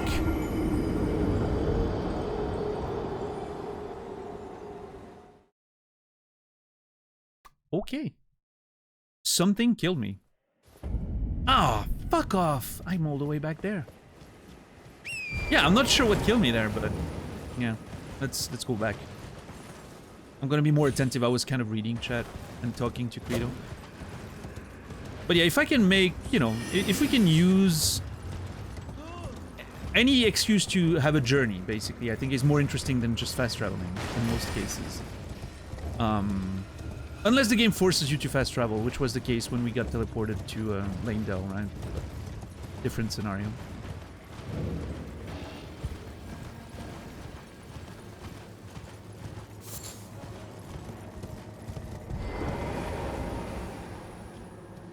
Okay.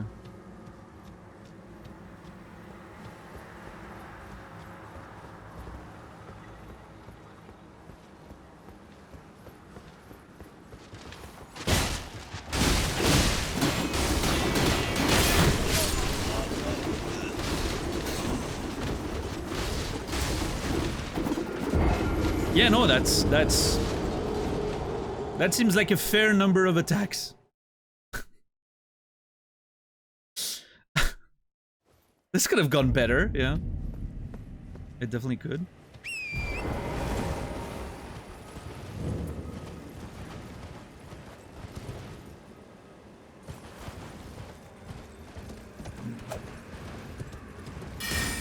Rip runes. Ah, that's true.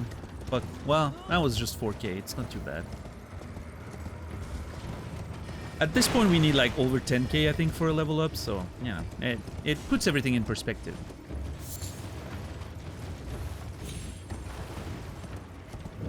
Hey, Risa. How are you doing today?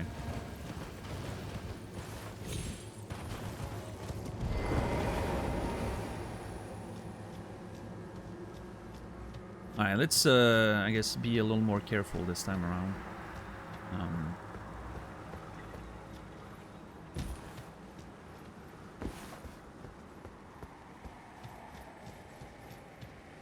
Can I only get one of them? No, they all trigger at once. Well... Okay, that was fun. Okay, I actually managed to get only one there.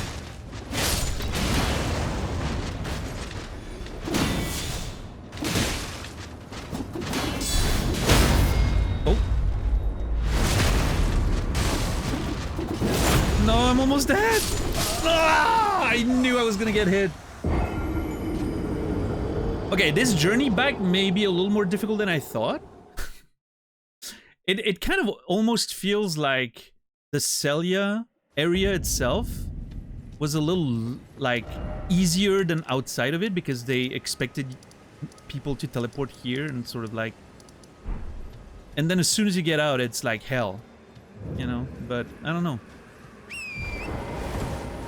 I'm doing bad because it's rest day. My brain is fried with this routine. Yeah, you gotta... It's an important part of the whole thing to learn that rest is... honestly the most important part of working out and changing your body and everything. And your mind. The rest part is the most important part. Which is hard to understand. Well, not to understand, but to accept because you feel like you should be doing something, but... You're so bored. You could stream on your rest days, just saying, or play video games, you know? I mean, I'm sure you're still playing Overwatch and all that, but... How about you stream on rest days? Now, that would be a nice occupation. You would only stream like once a week or so, or twice a week. I don't know how much you rest, but at least you're doing something. Like a whole productive thing. Being bored is very healthy. Is that why I'm fucked up? Because I'm never bored? I don't think I've known boredom since I first got the internet, I think. I haven't been bored since. It's been 30 years. I don't know. Boredom is great according to well-adjusted humans. I don't know about that.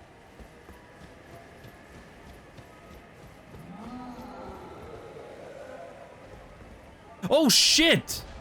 Is that what killed me earlier? Is he gonna throw some... Yep, that's it. Yep, okay. So that's what killed me earlier. Makes sense. Let's just skedaddle, I guess. Yeah, if we just run, it can't catch us. Beautiful. Boredom is a torture to me. Yeah, I mean, I definitely feel that. I don't want to be bored. I mean, again, like I'm never bored. I haven't known boredom since I first got the internet. I saw the golden rays. Nice. Hell yeah. Finally, we get a grace. Okay, I feel better already.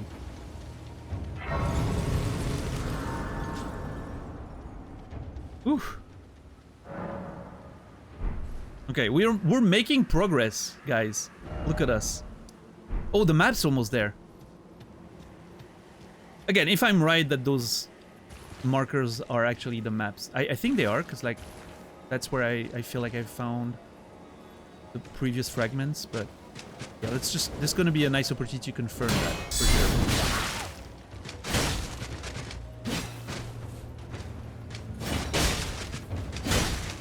That dude has some throw. He should try baseball. Based on his size, I don't think he's throwing very far, actually. God, I am not excited about when we come back and I have to explore this swamp. That is not gonna be my favorite part of the game, let me tell you.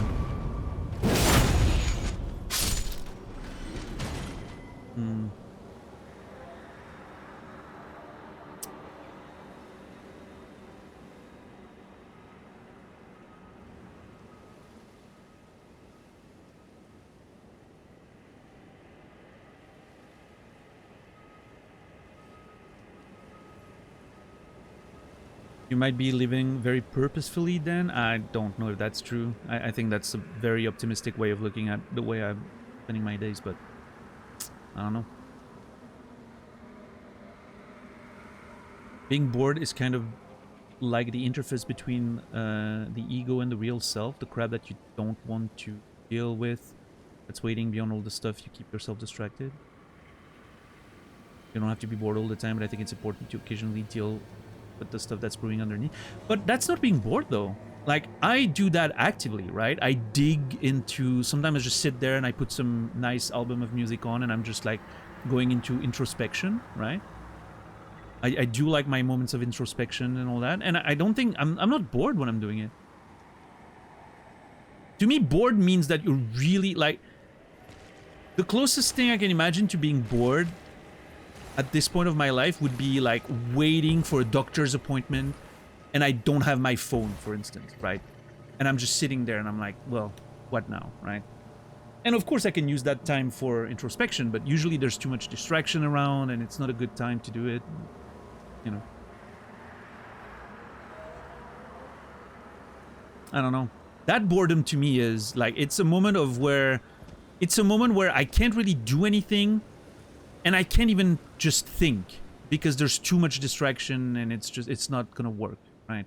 That's the problem to me. You deal with your crap, the brain is healthy. Well, I wish it felt that way. Maybe that's the case, I don't know. I think I'm decently adjusted overall, but it definitely doesn't feel good, let me tell you.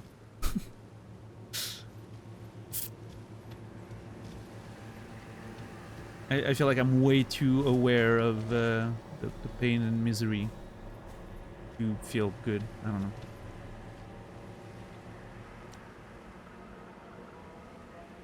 Thinking too much is also bad for you. Yeah, I think I'm more leaning towards that issue. Oh, that's a merchant. Hello. Let me let me check the map first. Is that gonna be the map as I expected? It looks like it. Hell yeah! We found the map of Caelid. Finally! Okay. So this is indeed confirms that those symbols on the map are the actual map fragments, right? Oh, interesting.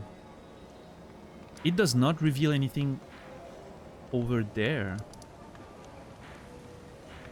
Oh, okay. The swamp's actually pretty big. I hate that. It hasn't revealed a lot of this, though. Which is kind of scary. It means there's a lot of travel to go back to Limgrave still. Oh, and that leads to that castle there. Nice. Southern Aeonia Swamp Bank. Okay.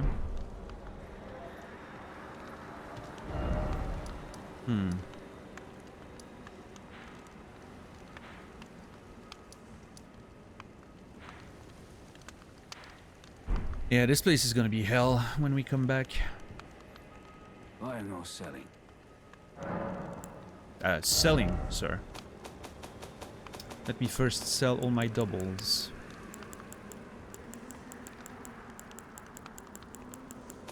I do not have doubles, it appears. Oh.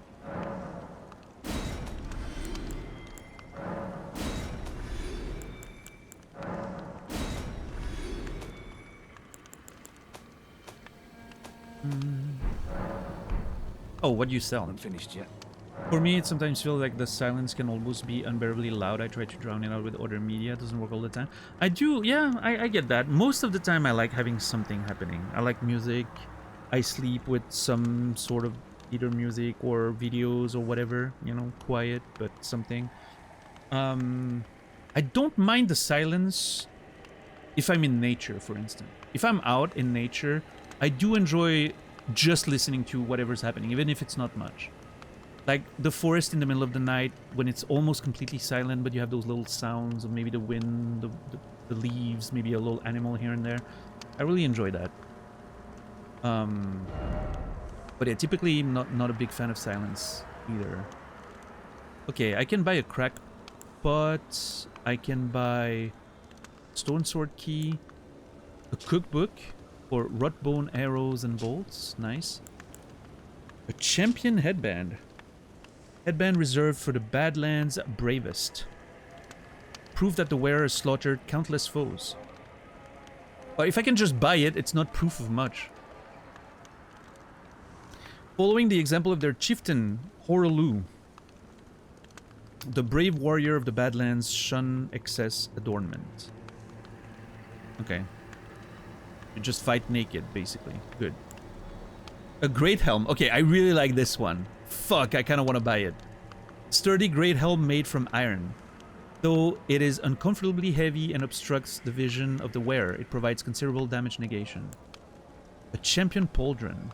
Pauldron reserved for the Badlands bravest. Proof that the wearer slaughtered countless foes. Okay, so that's part of this set. Yeah. Commonly worn in the Badlands. Okay. I mean, those look pretty cool, I won't say. Gravity's advantage. Contains information about advantageous use of gravity. Okay, I need to know what that's about. That's for sure. Okay, let me, I'm gonna spend some of those things so I can buy shit. I do want to buy the crackpot. Hold on.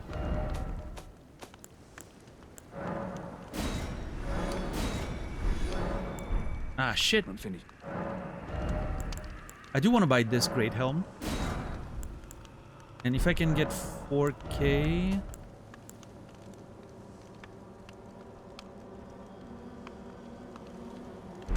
I'm gonna be a little short. Damn it! I really wanted that stone sword key. And the nomadic cookbook. But, no, I mean, it's okay. We'll be back here at some point anyway. I oversalted my meat. Well, is that a euphemism or? Merchant. Southern Aeonia. Swamp. Bank. Near the crossroads. One cookbook. One stone sword. Key. One champion set. Badlands.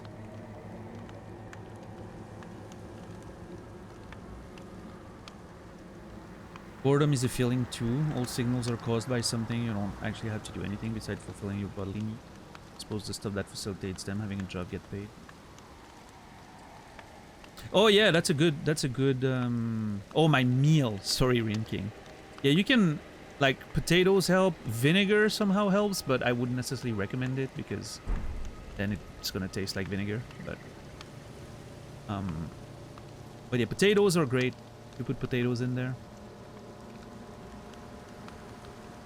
Yeah, but you can just, like, if, for instance, if you have like a big potato, even if you're not gonna eat it, you just throw it in the thing. You let it, you know, simmer for a little bit. It's gonna absorb some of the salt, and then you could just not eat the potato. Right? But, I mean, it's not a miracle solution. But what's up, Pookie Bear? Oh yeah, I didn't bring up the notes while I was writing there, I don't think, but it's gonna look like the skill 3 of Path of Exile. I mean, I really need to do some organizing of my notes. They're a bit messy right now. They're all over the place. But, you know, it's starting to grow, that's for sure.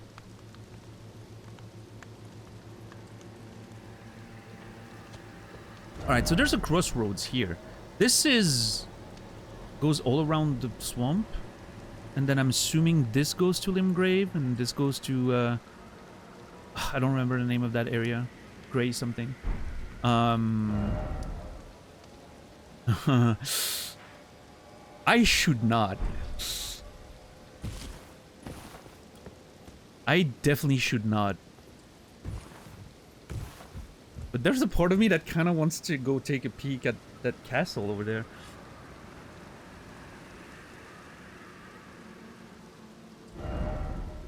It's a, you know, it's a little self-contained area, right?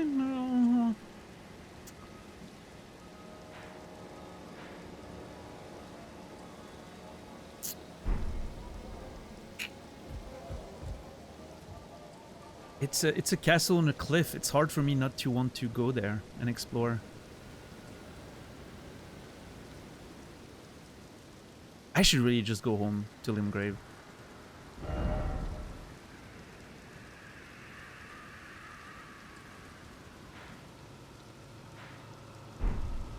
Adventure spirit taking over. Yeah, I mean, there's no dragons there, so, you know.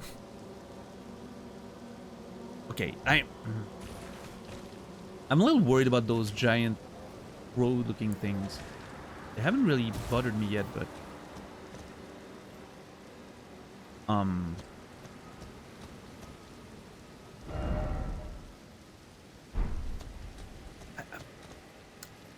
I really don't want to explore everything, though. Hold on. Let me, I'm just gonna follow the road a little. I'm not saying I'm gonna explore the whole thing. I really think I need to go back to Limgrave, but I want to see if maybe like I can find a grace down there or something. You know, sort of get a bit of an idea of the lay of the land. Oh god, it looks so cool. Oh, it got really dark and red suddenly. Also, this place looks like death. Holy shit. I should go back to Limgrave, sums up this stream's episode. I mean, it's been the last week of me playing was I should go back to Limgrave and then not going back to Limgrave. But every time I see something that I'm like, you know what? I don't want to go there. Like, look at this. How can you not want to explore this?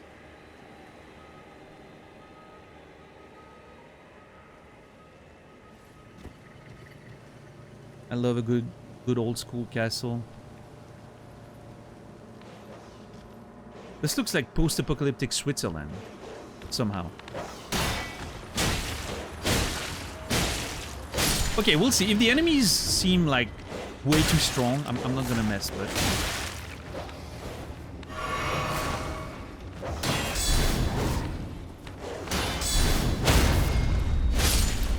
Gotta go with the flow.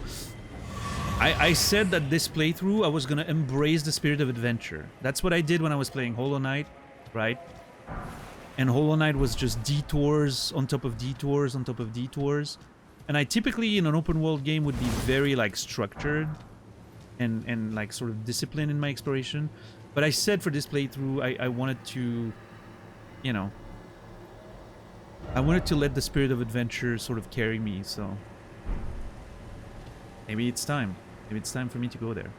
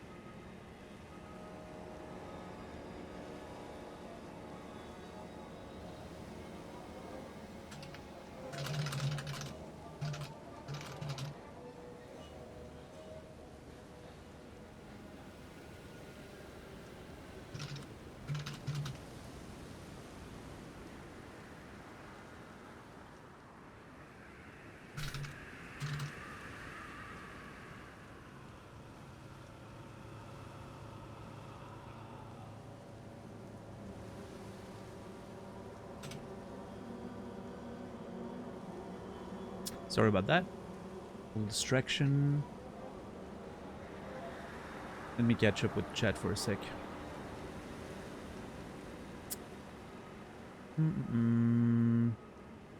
Spirit of adventure in a game like this is likely to be a boss that one-shots you for exploring. That's true. That's true. But that's okay. That's part of the adventure, right? Is that another castle you found? Yeah. I don't know what that castle is. I don't think I've been introduced, but... Oh, we got the Kaled band down there. Nice. I wonder... This feels like there's another landmass down there, right? Hmm. Okay.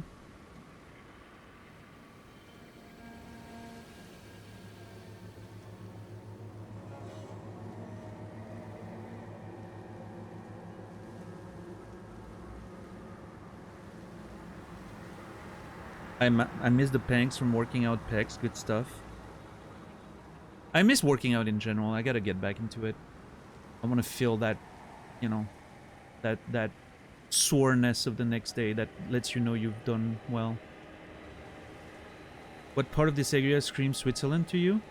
The sort of like castle on a little cliff like that reminds me of a few castles we have around here, but obviously not that fantasy. Yeah.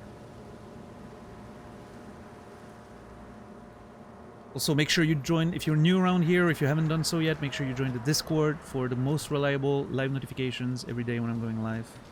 Make sure to do that. Yeah.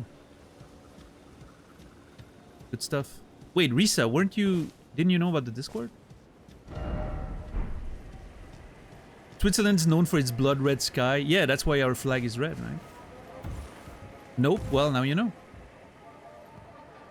What the fuck is that? Is that a lion with a sword tied to its paws?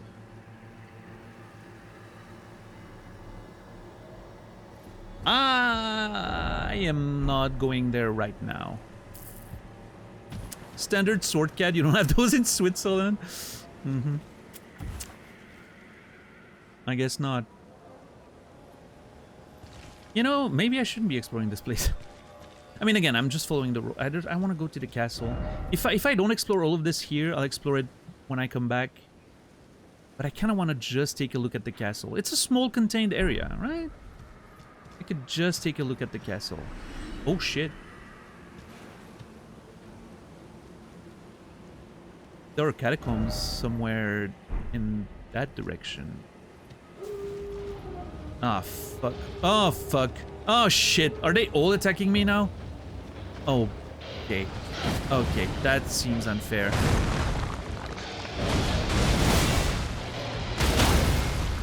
Are they killing one another? Question mark? Wait. Hold on. I think those idiots are killing one another. Okay, that is amazing.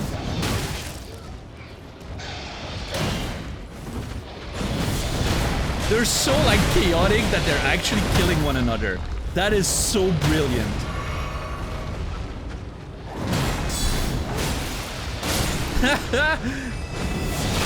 That is so much.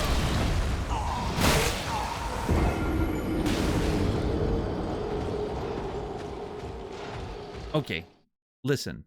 What's up, Redacted? How are you doing today? What did I do? Oh, I sat down. My bad. Still pretty cool. Yeah, I mean...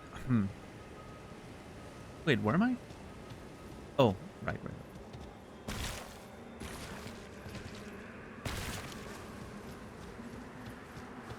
I mean, I'm certainly not...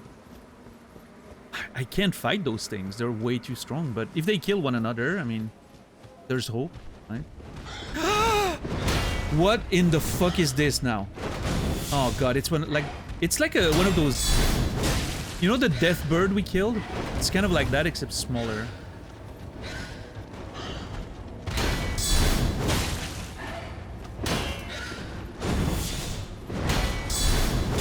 Oh. Okay. What? I thought I stunned it.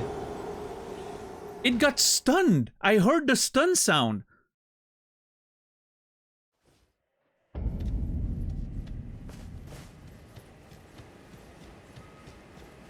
That feels unfair.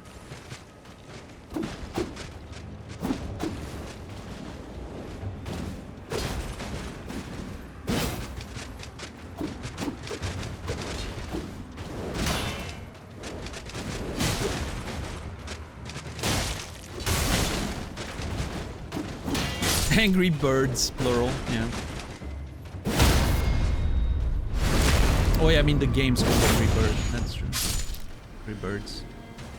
To me, the name Angry Bird now refers to the Street Fighter player, not the game. Which is a good trade, I will say.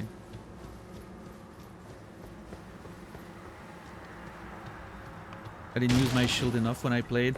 I mean, listen, the shield's not the end all be all. Trust me. At least when you roll, you don't, you know. Ultimately, rolling's still optimal if you do it well. But the shield, you know, when you don't know the moveset of the enemies and you're just trying to be defensive, it can be good.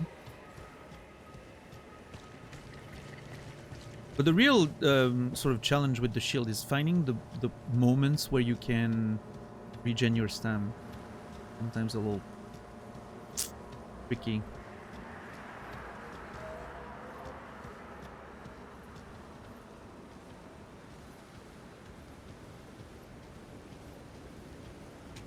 I don't know. This is not.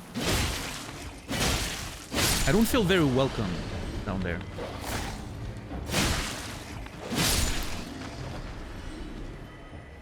Can I fight them? Not. Well, I mean, actually, fighting them all at the same time is kind of good. They're killing one another. But yeah, can I just get one of them?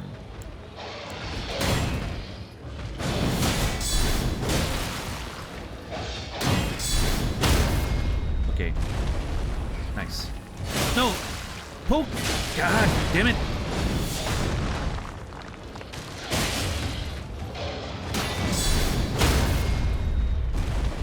Using a shield is on a lengthy list of playing Elden Ring wrong I've heard over the years.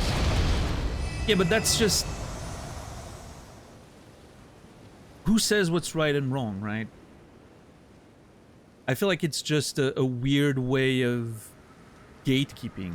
Because, oh, well, you know, real men should roll or some bullshit mindset like that, right? The goal of the game is having fun. Is a shield optimal? No. Obviously not. Optimally, you learn the moveset and you roll. That's obviously better. But as long as you're having fun, I'm having a lot of fun playing with the shield when I'm exploring. Right. Now, for boss fights, not ideal, because a lot of the boss fights, the bosses are strong enough and they're gonna just wreck you through your shield, right?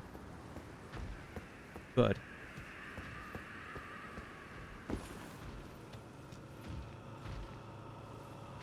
yeah, I mean, I didn't assume Tixar was saying that this was his opinion. I understand that this is something you read, and obviously that's, you know, obviously that's just elitist bullshit and gatekeeping nonsense, which unfortunately the From Software community is prone to.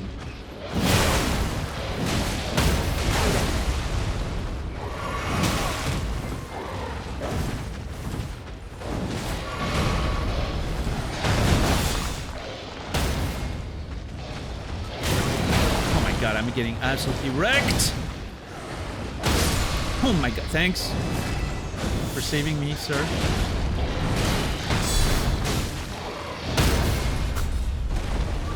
I just love that I'm actually getting help.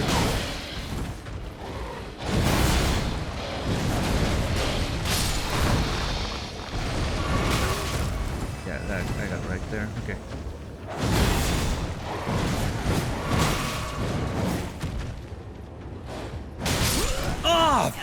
Fuck! I got impatient and there was another move in the fucking combo. God damn it.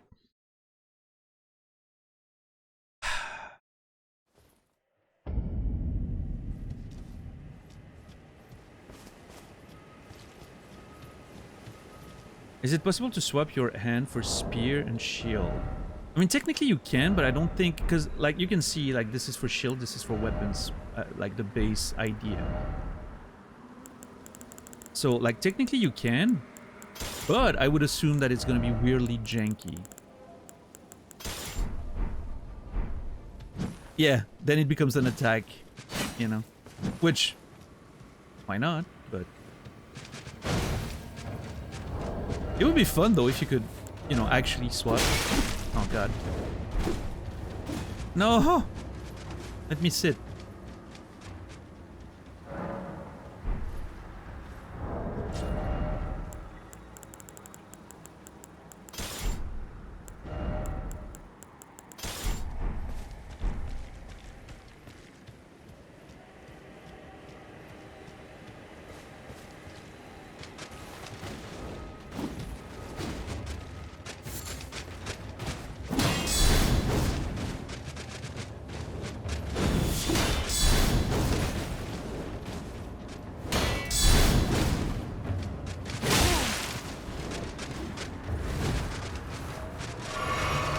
I hate those enemies. They're so annoying. You know what? Hold on. Let me reset. I've already used like 2 flasks.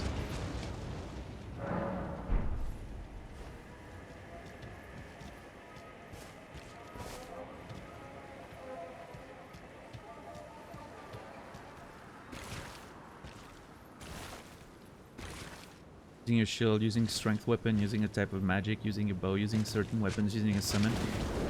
Yeah, that feels like a bit of like the fighting game community mindset where every character is cheap, overpowered, except the one I play. That seems like the sort of same mindset, right? You're only a real Elden Ring player if you play with...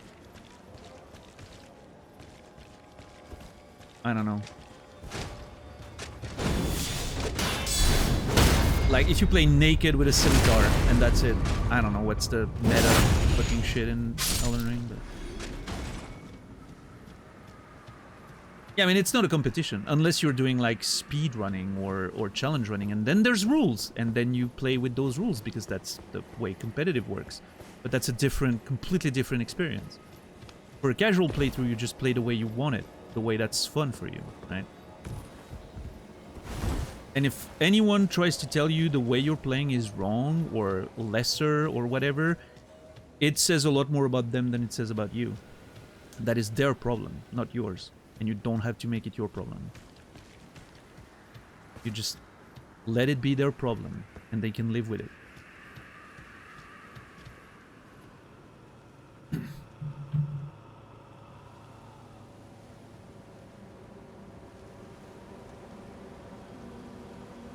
Devil Jin kept dive kicking me earlier. That was their whole game plan. Yeah. Hey, listen, it's an annoying game plan to deal with. I faced one of these the other day and I wasn't pleased, but part of the game. I'm sure whatever character you're playing has some cheap tricks too.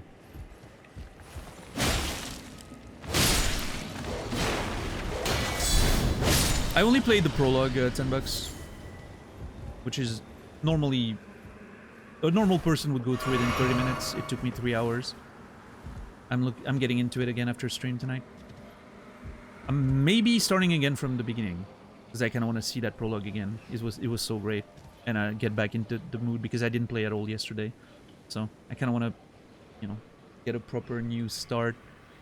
And seeing the prologue again doesn't bother me. It was so beautiful. So.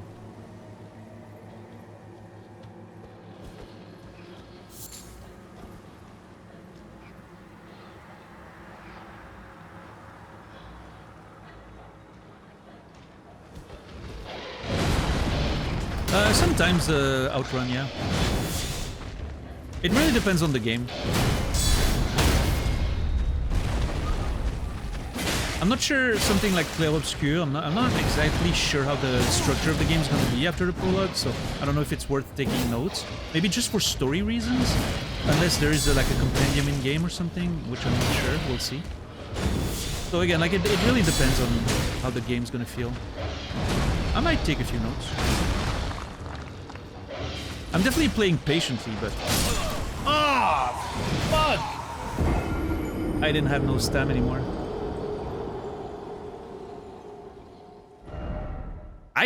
Wait, steak? Uh-oh. Where's that steak? Oh, great. It's right there. Oh, no, that's fantastic. It's... closer to hell. Oh, great. Okay, there's a graze down there. There's also a knight here. Is that an NPC that's sort of like... Wait, hold on.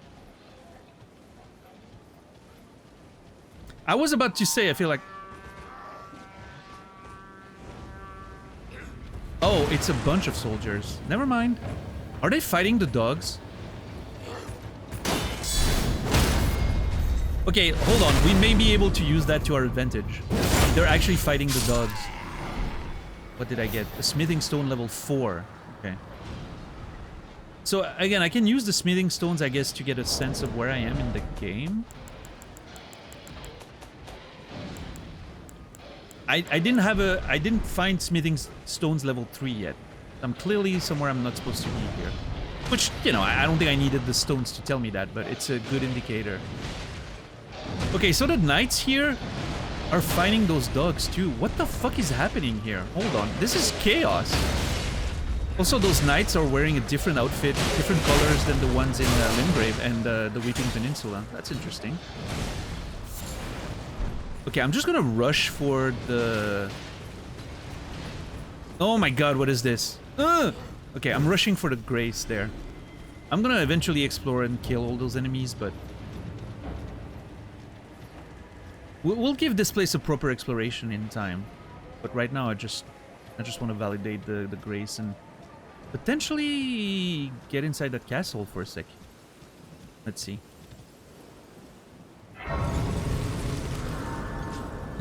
Yeah, don't mind me just passing through. No.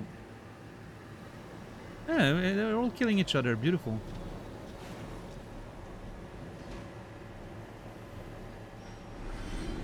It's kind of cool.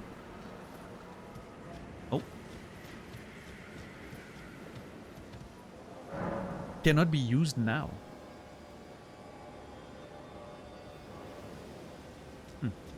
Okay.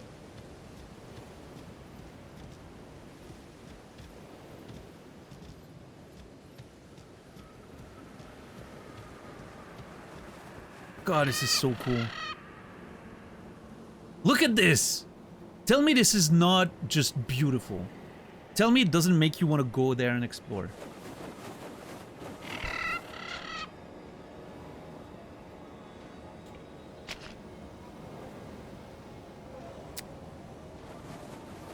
I just want to peek. I want to take a little peek. I'm sure I'm gonna get denied by whatever enemies are in there. I'm clearly not supposed to be here. But I just want to take a little peek. Oh, shit! There's another one of those sword monuments. Have I taken notes of all the sword monuments so far?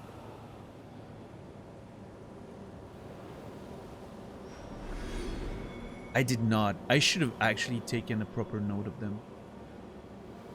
I love that my... Okay, look at my notes. My next session notes that I have had for like almost 2 weeks at this point still mention like stuff that I need to do in Limgrave.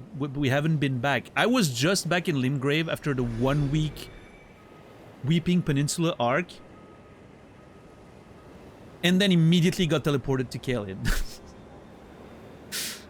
I was finally getting Limgrave done, but no. Yeah, no, I didn't take specifically notes from those sword monuments.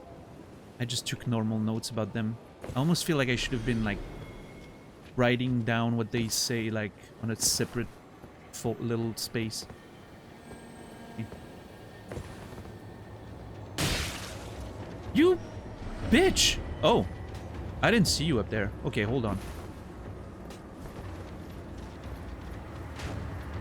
Yeah, you get the runes for like the enemies killing each other. That's really cool. Oh, I'm coming for you, sir. Yeah. You can. Oh. Oh.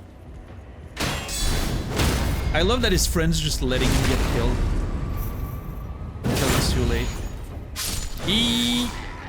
Oh, 2 hands. Yeah. Nice. I don't use my two-handed skill nearly enough. I think it's really cool. Okay, let's get up there, and then we'll read the items. I got a helmet there, I think. Oh, I didn't check that new helmet. Oh shit! I didn't check the new helmet I bought, like the great helmet. I wanted to actually equip it.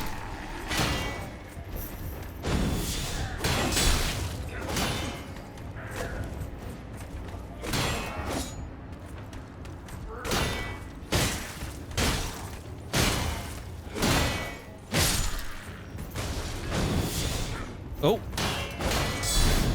Nice. I love your style, sir. I would like that shield. I wouldn't mind that spear. That spear looks really cool, too. Okay, let's see.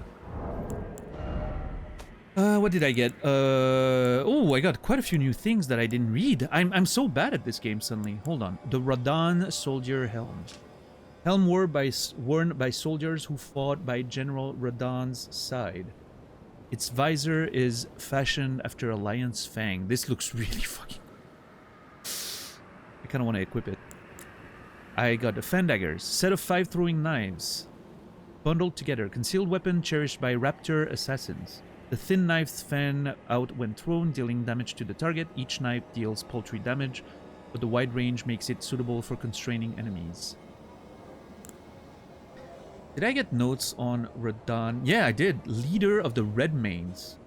Oh, Redmane. Redmane, the lion theme with Radahn, right? Redmane. Yeah, General Radahn's side. Visor fashioned after lion fangs. Whole lion theme.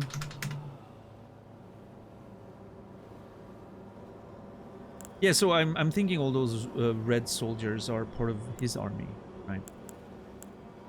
Sturdy great helm. Oh yeah, we read that. Gravitational power that pulls can bring flying foes low. Oh, that's the trick I paid for? I mean, I'm not using gravitational spells. I mean, I guess I could use the small stones that allow you to get gravitational stuff. But, oh well. Map of Kaled and environs. Environs? Do you say environs in English? Environ in French. It's funny to see how you appreciate Kaled when most players don't like this area. I mean, listen, I'm not a... Okay. I hate this place. I hate the swamp. I hate the rot. Most of the enemies are absolutely, you know, destroying me right now. But I don't know, I still appreciate it for what it is. It is threatening, it is depressing, it is gloomy. I like that. Yeah. I've never heard someone say environs. We don't say environs.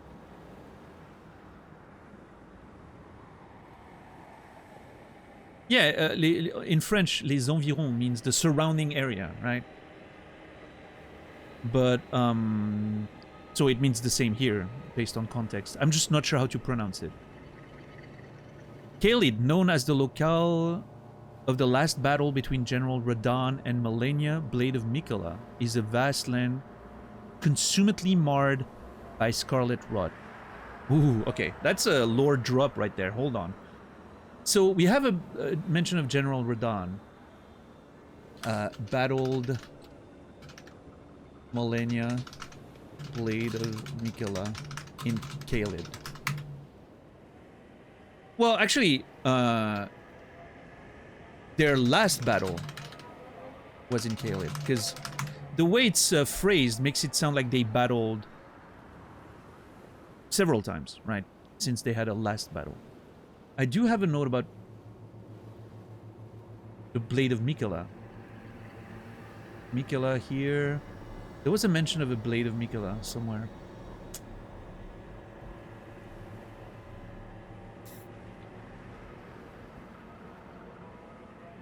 Let me look. Blade of Mikola.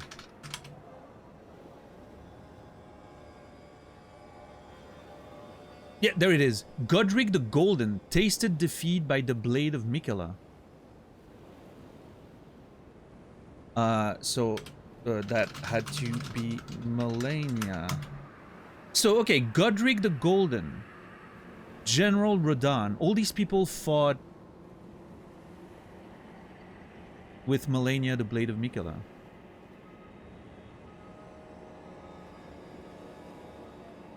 First time Malenia is mentioned. We had the mention of the Blade of Mikola, but it's the first time Malenia is mentioned. Yeah, with her name.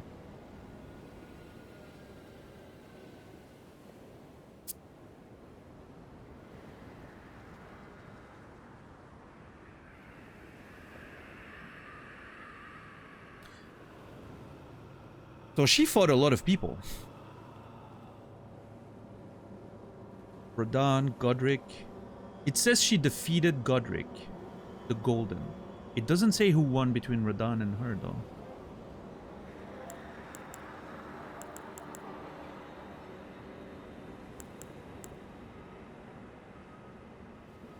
You pronounce les environs well. French is my native language. Of course I do. Not a big surprise there. Okay, I need to switch my helmet. Okay, this is kind of cool. I don't hate this. But...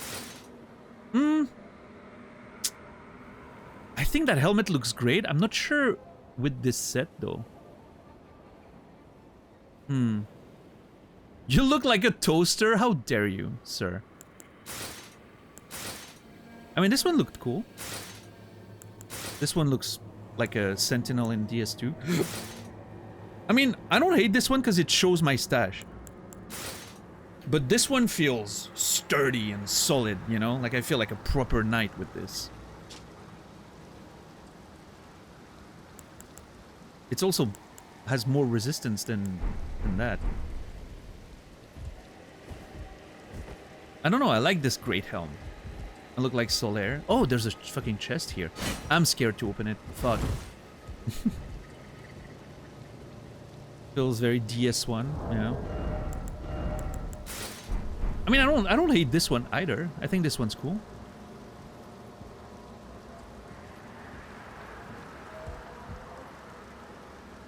And it shows the stash, right? Which is always a positive.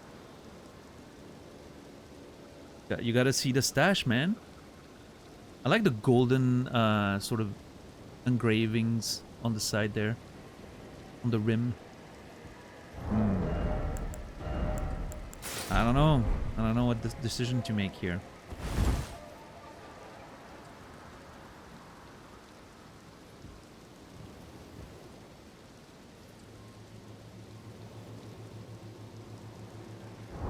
Oh, I think it's just a combination of like blood and rain and the lighting Pixar. I don't think it's actually my skin. But yeah, no, my skin's definitely not that dark. The toaster's more imposing. I know, right? Yeah. I do like the fact that we can see the, you know, I do like that we can see the stash though. But with this set that I'm wearing right now, more like heavy with the cape and everything, I think the toaster helmet's the choice. Oh, wait, there's a... Huh? Hold on. Wow, that is a useful fucking ladder right there. Yeah, no, perfect. Alright, let's open that chest, see what's in there. Okay. The Arrow Stings Talisman. A talisman depicting 3 iron arrows, carried by soldiers long ago, raises attack power of arrows and bolts. I don't think that's something I'm going to be using very much, but...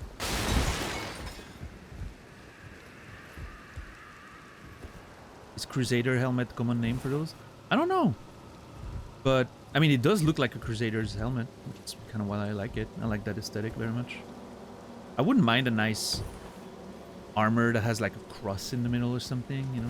I mean, the Radahn soldier's armor looks kind of cool with the lion, and the colors are really cool.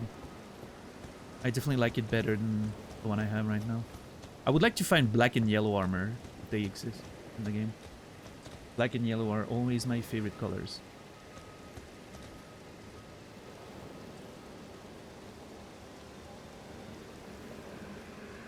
What was I doing? Steelers fan? I'm European. I literally could not give a shit about American football if I wanted. That is not true, actually. I liked the Madden games when I was a younger a teenager. And so, by virtue of that, I actually followed American football for a while. And yes, I was a Steelers fan, actually. I was a Steelers fan and a Penguins fan. I don't know why. I vibe with Pittsburgh, I guess.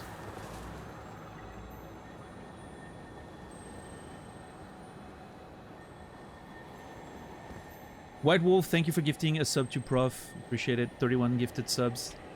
Thank you, White Wolf. And Prof, you will be remembered. Hope you're doing well.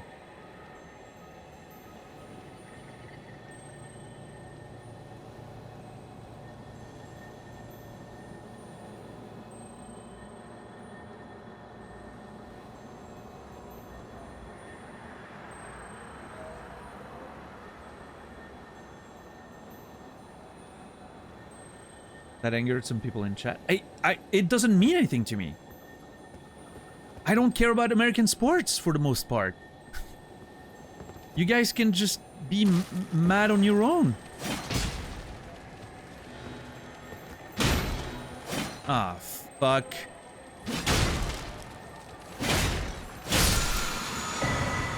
Ash of War, Crackblade. Okay, where the hell am I now?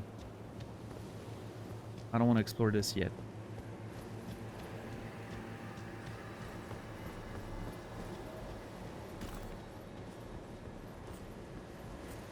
We pay our athletes way too much money typically. It kind of deters you from watching sports. You know, I always think about that. I was thinking about it a lot when like Roger Federer was like, you know, the most famous person out of Switzerland and salary and all that. And then I think about it and I think there's a few aspects there. Are they getting paid incredible amounts of money? Yes, of course. But they also generate a lot of money, which, you know, if anyone, I'm kind of glad the athletes are getting paid and not just the corporations that are, you know, relying on them for advertisement and making money out of them, right? At least they're getting paid. At least the person doing the work's getting paid, right?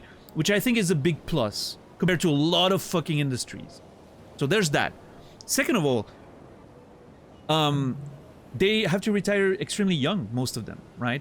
So obviously they're making way more than they would need, but still, right?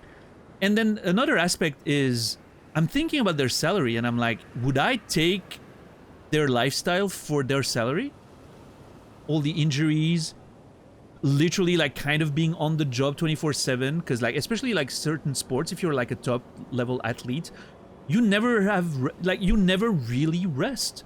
You can't just enjoy your time off by overeating food and drinking or doing whatever. You still need to sort of like, you know, stay in shape and train and be focused, and it's almost like a non-stop work.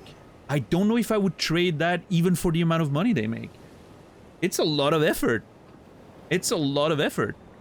I don't know.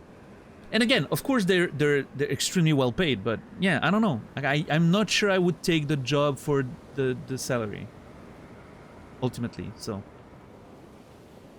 you know. But that's just, you know. And again, I have no problem with the actual athletes getting paid. I think that's a lot better than the fucking CEOs and advertising companies and all that making most of the money still. And that's the ridiculous part of it. No matter how much an athlete is being paid, the fucking corporations and CEO behind them are still the ones making the most money, which is crazy. So,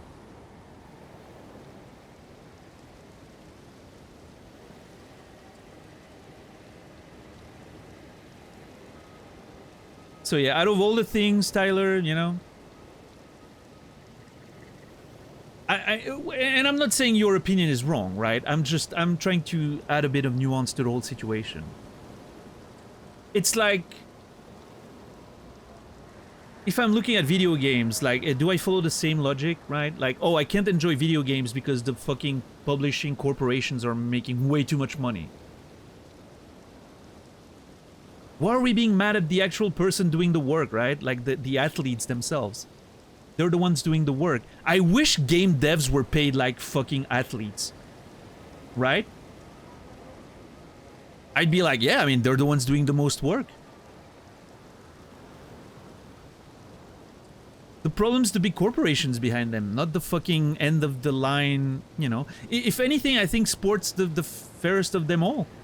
Because at least, you know, like the end of the chain is getting fucking paid, which is great.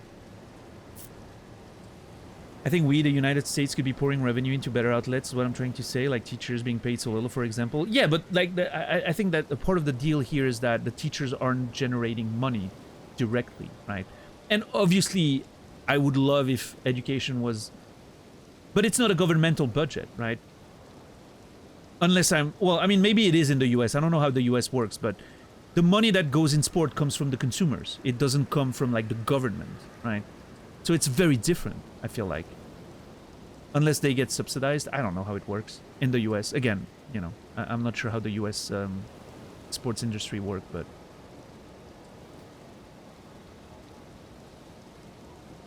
and you know, it's not all, you know, there's a lot of nuance there. It's not all black or white, right? There's a lot of issues with sports washing, for instance, which could be, you know, like there's a lot of governments that invest in sports to, you know, distract from the kind of shit they're doing in the background. Think about, you know, like it's a lot of it's something that happens a lot in the Saudi right now. Why do you think the Saudis are so invested in video games and sports and all that, right? They want to distract, you know, appear a better place than the fucking like non-human rights, you know, human rights disrespecting place that it actually is. And that's another issue, right? Of course. But yeah, at the end of the day, I'm definitely not gonna be mad at the athletes, right? I think if anyone needs to get paid, it's the athletes. Let's just pay the corporations and the CEOs and the advertisers less, if we need to, right? Yeah.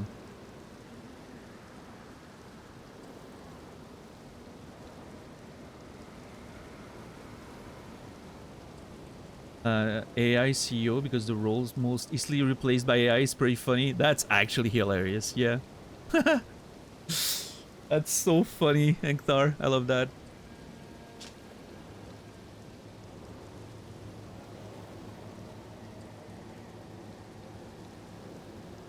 But yeah, I don't know, dude. Like, you guys can probably, like, educate me on that, but do governments invest in, like, sports in the US? Like, is the NFL, like, getting money from, like, the government or something?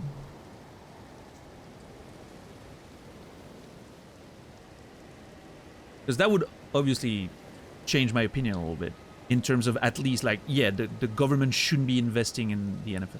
Local governments, okay. But, like, not the, you know, I don't even know how you call, like, the main government in the US.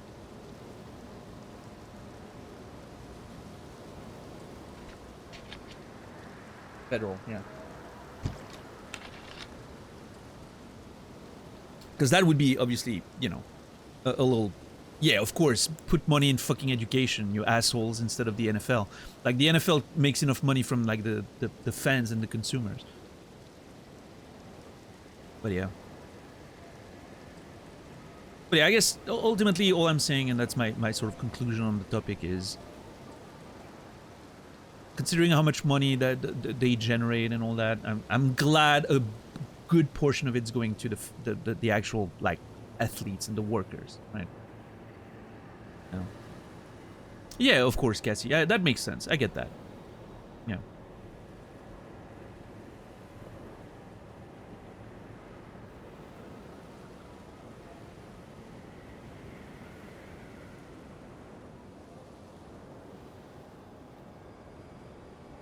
Yeah. This Ash of War grants an armament the heavy affinity and the following skill: Crackblade, skill that manipulates gravity. Bury the armament in the ground, pulling rocks from the earth to reinforce it. Increases its attack power, makes it easier to break an enemy's stance. I think I already have a weapon that has that. Crackblade.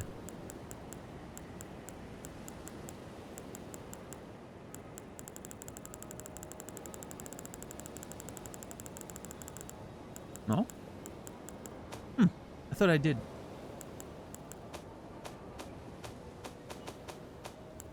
Could have been a spell, maybe? Oh, it's this one? No.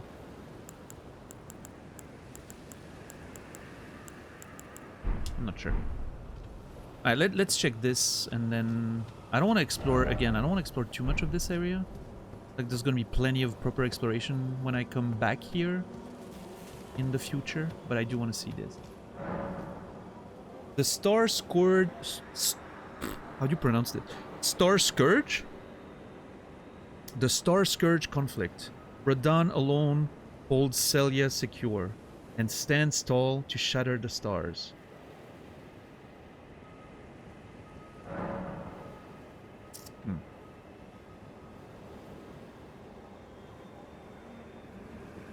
Star Scourge. Okay, so let me bring my notes here. Uh, was holding Celia secure. Why? Secret that Gary mentioned? I wonder if that's linked, like if the secret Gary mentioned is linked to why Radahn was protecting this place, Celia.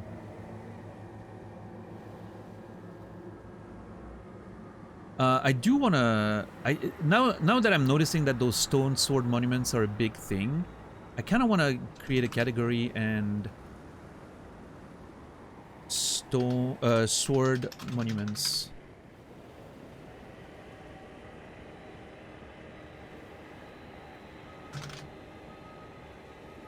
Auto fit could be smaller.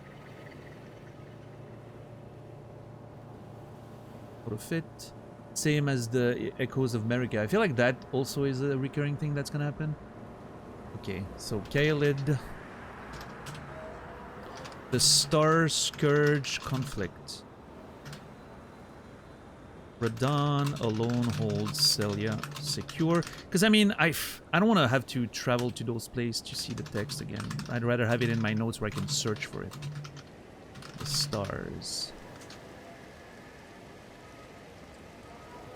I'm gonna have to go back and find the one in Limgrave and the one in Weeping Peninsula.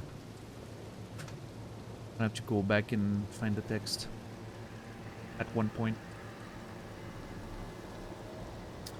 Star Scourge conflict. Yeah, no, I'm never mad about derailing, Tyler. The part of the stream experience is to have conversations. I never have a problem with it. I'm always happy to do it, in fact. If it was just about the game, I'd be very sad. What's up, Bristlebutt? Yeah, I have to find... Okay, I have to find a neutral definition of Scourge.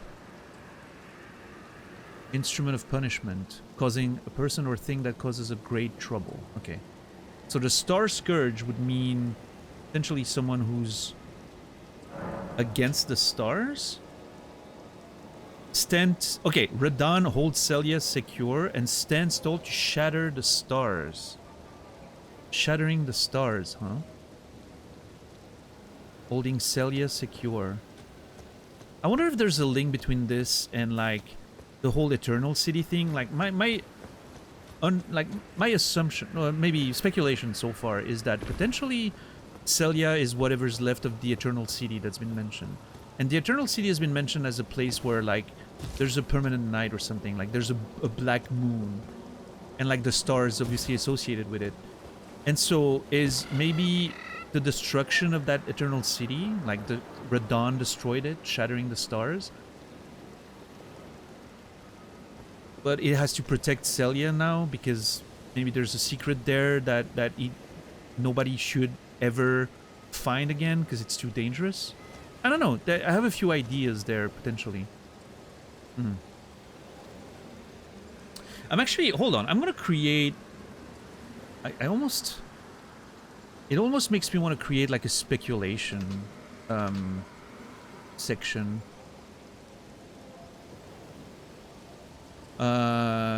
Random theories. You know, something that doesn't really fit with everything, but was Celia the remnant of the Eternal City? Did it hold a dangerous secret explaining why Radahn may have destroyed it? Shatter the stars. And then kept Celia secure so nobody would find the Eternal City again? Question mark? Again, very, you know, sort of...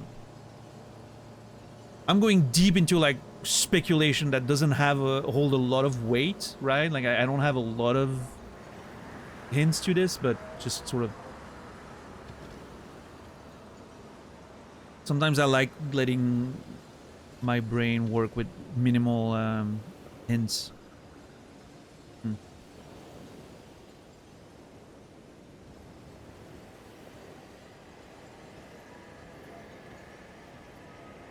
Hollywood Squares killer, Radon. Okay. Is this gonna be a fucking Dark Souls 1 type scenario where... Oh god. Yeah, the whole bridge is burned. Let me guess, there's gonna be a fucking ass dragon flying from over there where there were a lot of dragons. Or from inside the castle, even. And it's just gonna burn the fucking bridge. It's funny how playing like, you know, like you have the Dark Souls memory and you're like, yeah, that bridge is gonna... I'm gonna die, right? It can't be that...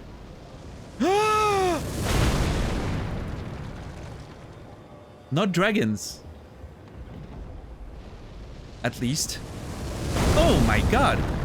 Okay, hold on. If I run, I think I'm making it.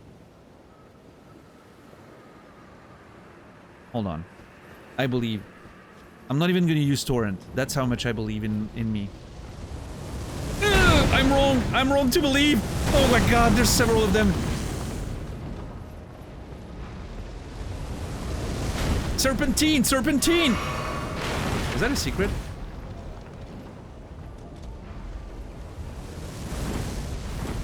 Wait, can I hang there and be safe? Oh yeah, it goes in the water, it's in... Oh, never mind. Hold on. Oh! Ow! You know what? You can't go down there, by the way.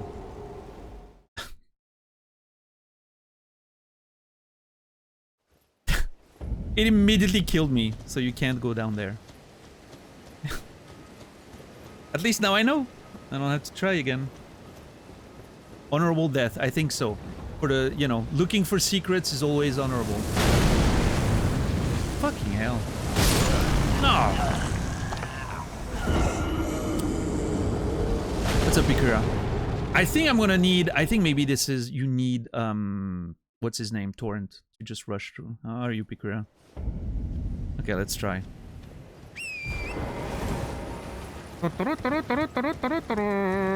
Come on, Torrent.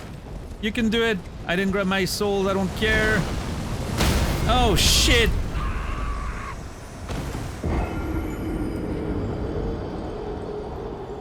I'm sure there's a way. This can be like a way for the game to prevent you from going there.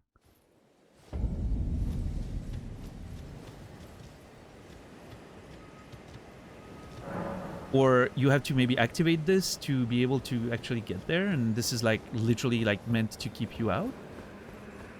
I don't know, it feels like you can just... It feels like there has to be a way to dodge. Oh, you can just go serpentine. Serpentine, I didn't think about it. Hold on. Yeah. Oh yeah, no, this is totally doable. This is totally doable. Ha! Let's go! Can be used now. Okay. Oh. Wait, am I getting shot by more shit? Oh my lord! Okay. This place does not want you to get in. Which makes me want to get in even more. Oh, okay. Okay, I need to disable whatever's shooting at me there.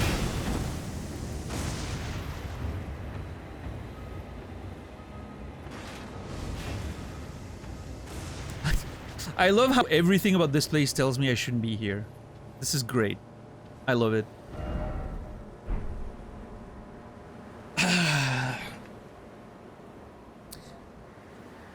Well, this is another one of those cases where now we've crossed the bridge, right? We're kind of here and we're stuck because the bridge is dangerous, so... I'm really trying to find excuses to explore this place, really. I don't know, I love castles. Oh, man. Yeah, well, at this point, we're not gonna see Limgrave right away, but eventually, probably, you know, I just want to peek. If it looks too hard, I'm not gonna, you know, necessarily push. I want to see what's, you know, I like a good castle. Castles are sick. I love castles. You asshole. Yeah, that's right. But I mean, see, those enemies are pretty okay. Like they're, you know, it doesn't feel like I'm not able to kill them or anything.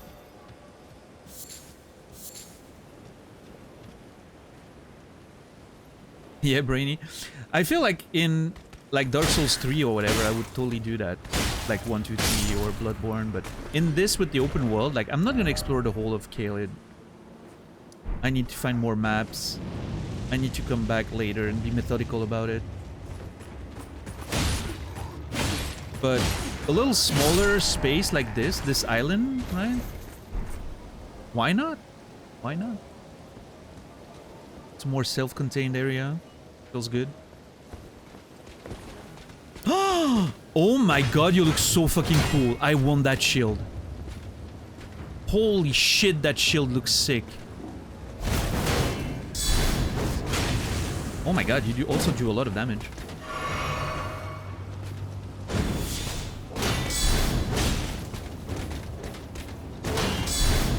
This is kind of like the equivalent of the guy we farmed to get our spear. Except I'm starting to see like, you know, like the same sort of soldiers with slight equipment variation and the colors for different areas, right? Like you can tell like the helmet has a little more stuff on top and the shield's different, and but it's mostly the same gear with different color. Yeah, I didn't drop anything. I don't know if I want to farm it. If I find a grace that's on this side of the bridge, maybe, but I'm definitely not doing the bridge every time to farm this. That's for sure. Smithing stone level 3. I needed those. It's the one that I hadn't found yet. I found 1, 2, but not 3. We're so good that I'm supposed to be here. Look, we have 2 and now 3. Nice. Smooth progression. Totally supposed to be here.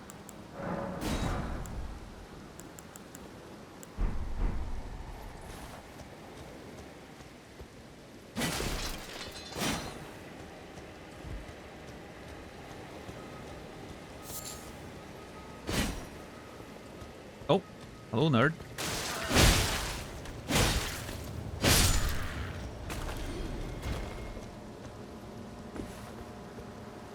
Game punishes you for exploring, Nasrallah. I mean, I understand what Naz means by it, and I agree. In some ways.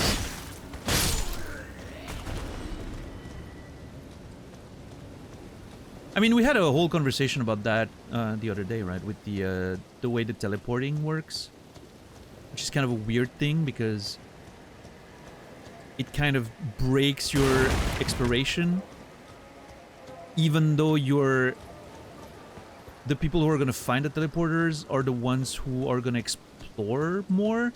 So it means they like that sort of pacing of exploration. So it feels weird that they would get punished for it by breaking their exploration pace. I don't know. I can't go up there. I just realized. There's no ladder downstairs. Aw, fuck. This sucks.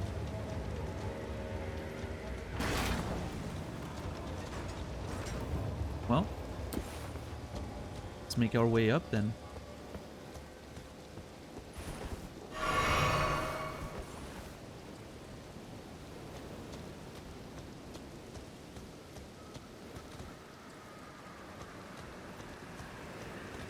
Okay. If I know Dark Souls, this is good. Like, there's a... Okay, no, okay. They have a... What's it called? Ballista. I was gonna say, this looks like something they would throw a burning boulder, you know. Oh, shit! This is a lot faster than a burning boulder.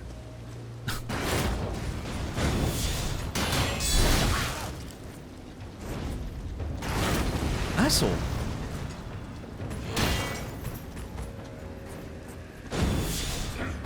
I really don't want to die here.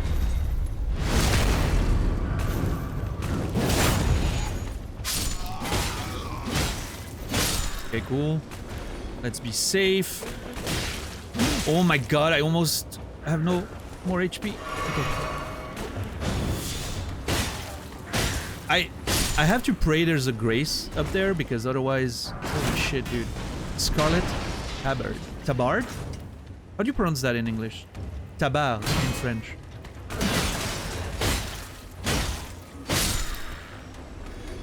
First way? I don't remember what the first way was. You guys expect me to remember what I said? Jesus. That is way too many expectations. Tabard? Okay. Can I break the ballista? It's moving, so I'm assuming I can break it. Oh! Okay, I was starting to lose hope, but you can actually break it. Now, ideally, it would stay broken. That'd be great. God, I love this. Look at this shit!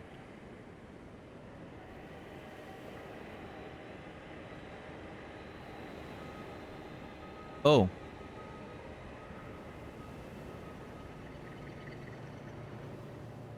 Hello there. This is so fucking cool, like the weapons and the shields and everything being suspended. No! What's up, Amen? How are you doing today? Okay, let me guess. He's gonna throw fucking flaming boulder. The flaming boulders are happening, just not in the way I expected. That's what I'm getting here, and I still have no sign of a fucking grace.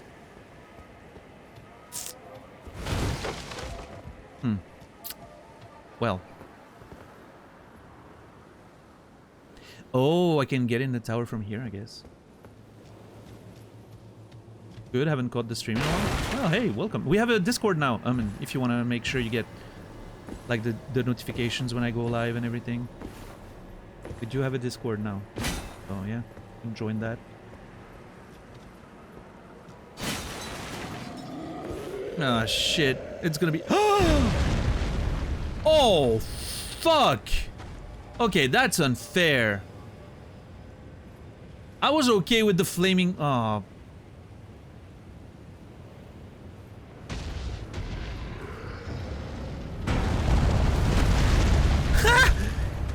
He can't attack me because of the wall. That is so funny. Okay, you know what? Hold on. Please. Hello? Oh! I can't get in.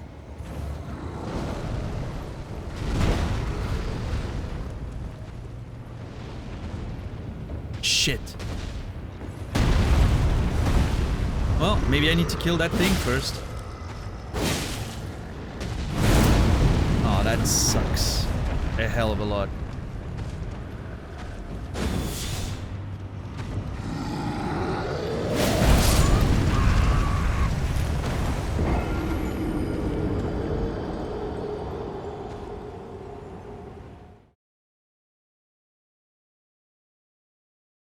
That sends me all the way back, doesn't it? It does. Well. Interesting. So, okay, I have a few thoughts here. The gate to the castle was closed. This could be a way to maybe keep you out when you're not supposed to get in, right? It could also just means that I need to find another way in. It could also mean that you need to kill the giant for the gate to open. I still can go to the tower from up there. I should have actually done that. I should have jumped on the tower. I'm actually, hold on. I'm gonna try to see if I can do that right now. Because, like, there's a part of me that's like, I just think I'm not supposed to be here. And so maybe I should just take the hint and leave and come back another, you know, in the future after we're done with, like, Limgrave and all that. But I'm also very stubborn, which, you know, that's a big thing. I'm a stubborn man. So Oh boy, they're all coming. So I kind of want to, I still kind of want to see. I feel like I can't give up like that. I need to make sure there's no way for me to get in before I give up. If I kill the giant and I explore the tower on the side and there's no way to get in because like the game's gating you for later, that's fine. I'll do that. But I'm not gonna give up. That's... Giving up is weak shit. I don't do weak shit. Okay?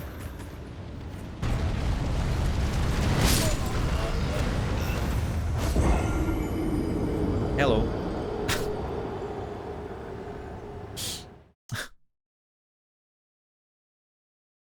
Well, so much for my souls, I guess. That's a slide. That wasn't weak shit. I just got caught. That's it. My intentions were pure.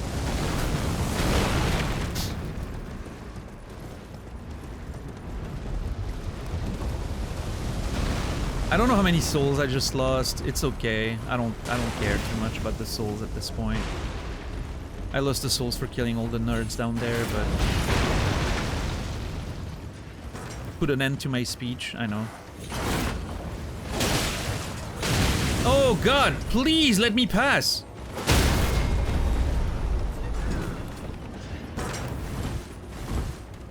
Dude, why am I getting stuck like that? I was really getting stuck on the environment there. I mean, my runes are here now, but the other runes I expected to... I thought I was gonna catch them later, after I was done with this.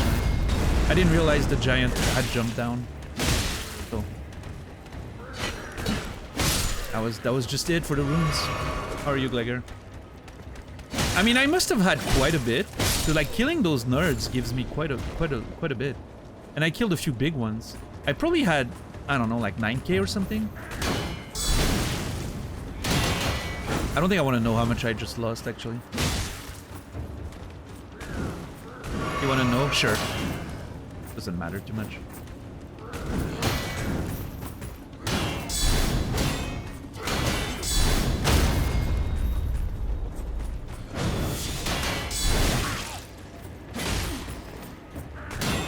About 4.5? Oh, that's okay. I really thought I would have more based on the XP I'm on the amount I'm getting right now. Yeah, not too bad. It's not even like half a level. Oh, please drop something cool. Oh, the helm. Fuck. The only piece I already had. Great. Yeah, okay. That dude's coming down. I don't want to fight. Nope. I'm not fighting, sir.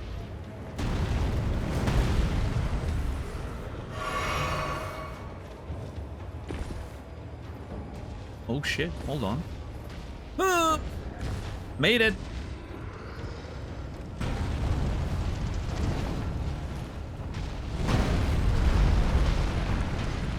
Yeah, you stay put, sir.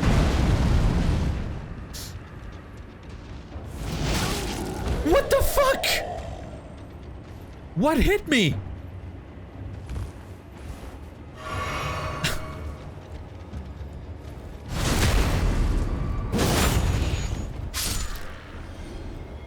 I don't know if breaking this breaks it forever. If it does, that'd be cool.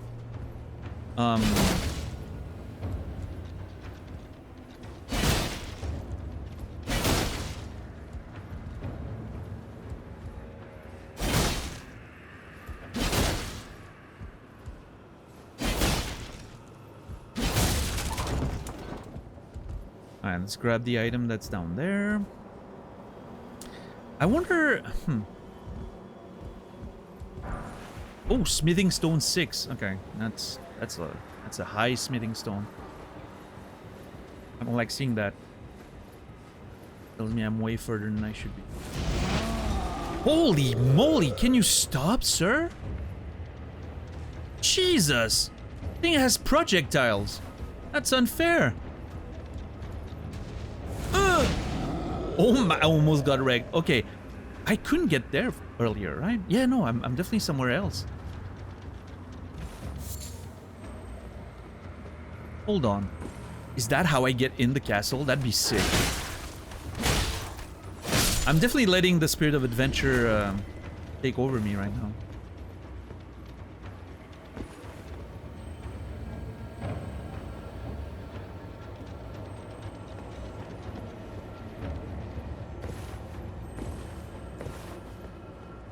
Please, can I have some more? Please, can I have a grace?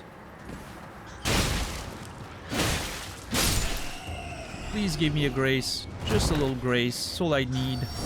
Once I get a grace, well, actually, I think I'm committed right now. I can't go back unless I die. Right? Yeah, let me touch grace. Yeah, see? I can't go back unless I die now. Ooh. Well, I guess we're committed then. So hopefully what I can do is, if I can make my way inside the castle from here, I can then open the gate from inside and then I can go out and... I mean, the giant is technically inside the castle when he spawns, so maybe I can fight it from the inside. Where's Torrent? Torrent's there. I rarely use him. Unless I need like double jump or something. But most of the time I just like exploring on foot. It just feels a little more adventurous. I don't know. I use Torrent when I need to go between places fast where I've already been, you know. What's up, by the way, Jal Fazy? Welcome in.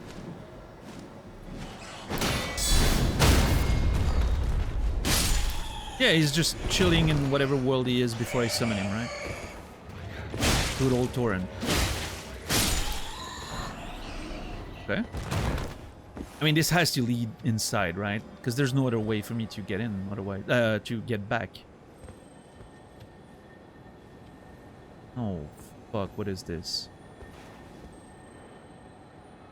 Do you have any Torrent lore? Not really, so far.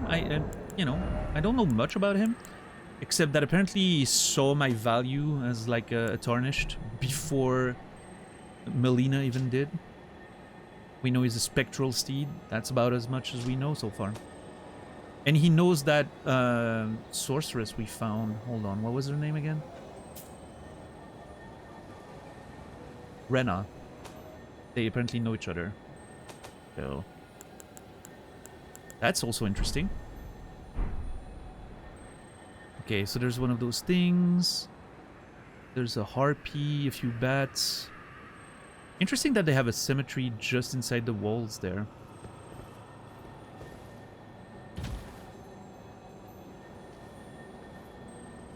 Oh, and I think that's my way in. Nice. Hell yeah. Still no grace though. I don't like that very much. That's really cool though. Learning. I was just reading Trim's message. Finding a way that's like unconventional to enter the castle and not like just the main gate is really kind of cool. I like that. That's really cool.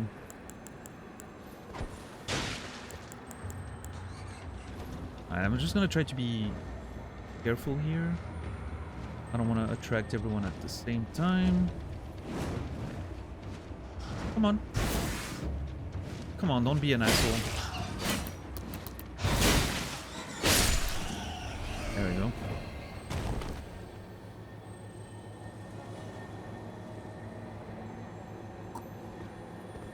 Okay, this one then.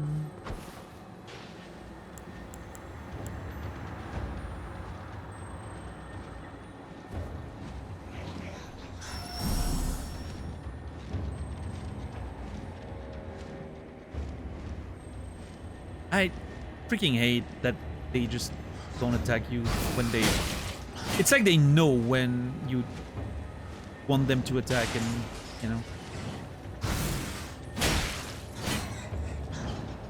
Kill maybe, not sure? Yeah, I don't know, I'll let the mods decide, I guess.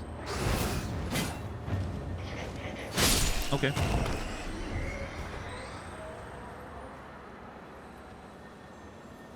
I didn't see the message, but... Fair enough. I trust the mods on this one. But yeah... careful about the game information and all that, Jal. We have pretty strict rules around here about that stuff. Everyone gets deleted though, so, you know, no hard feelings or anything.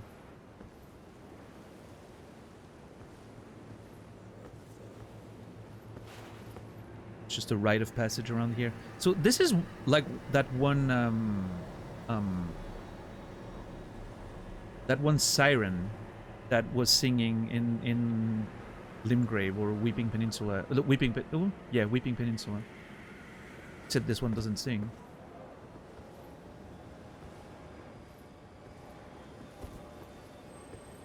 No spoilers, it's literally in the first cutscene.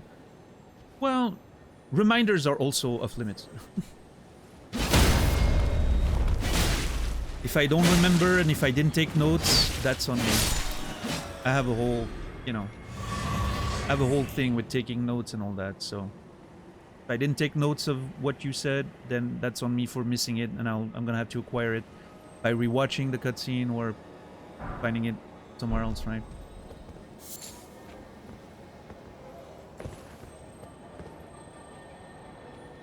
Or it could be a matter of how you phrased it, maybe. Sometimes people think they're saying stuff that was in a cutscene, but they're phrasing it in a way that gives more information. That's also something that's possible. But, yeah. Golden Rune 9 is the biggest one so far. I think it may be Flaming Strike. I don't keep my... I've used a lot of them, so I'm not sure. I've definitely had one that said the same text, which I know, like, they say, like, increasing... There's different lore based on, like, their size, so I've had one that says the same thing. Let's see. Flaming Strike. This Ash of War grants an armament, the fire affinity, and the following skill. Flaming Strike. Emits flame in a wild frontward arc. Follow up with a strong attack to perform a lunging, sweeping strike. This will also coat the armament in fire. That's neat. I like it.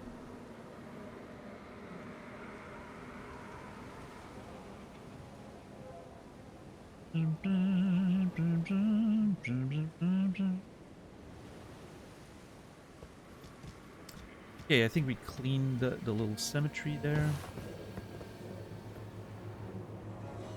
Wow, this place is so cool. The wide ocean and the sky, I don't know. Kind of giving me a Majula vibe a little bit. Except, you know, this place is, you know, red sky and decomposed and dark and everything, and Majula is a bit more peaceful, I guess. But yeah, I definitely don't hate Caelid. I mean, there's a lot of stuff in Caelid that I hate. Like the ruts, annoying. I'm not looking forward to exploring that swamp.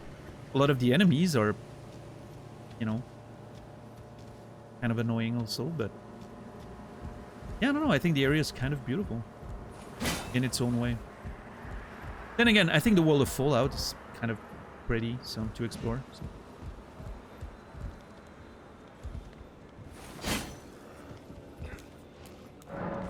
Does not open from this side? Huh. Wait. Okay, if that's a shortcut to get in, and there's no grace, that is some, like, Demon Souls level of, like, run back from the bridge. I'm sure I'll find a grace, but... Okay, interesting.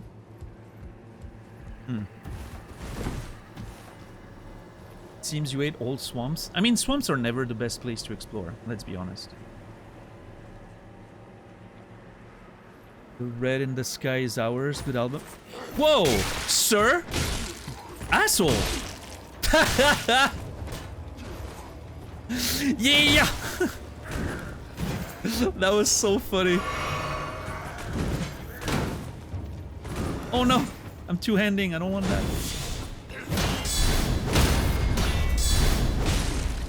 Yeah, I love that. That.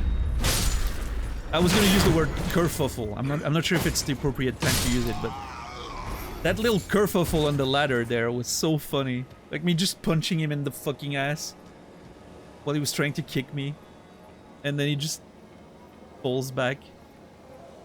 So cool. appropriate, careful use. I'm glad. What was I talking about? Oh yeah, the Red in the Sky is Ours. What band is that? I'm not sure I'm familiar with that album. It does make me want to listen to The Sky is Red by Leprous. At the Gates.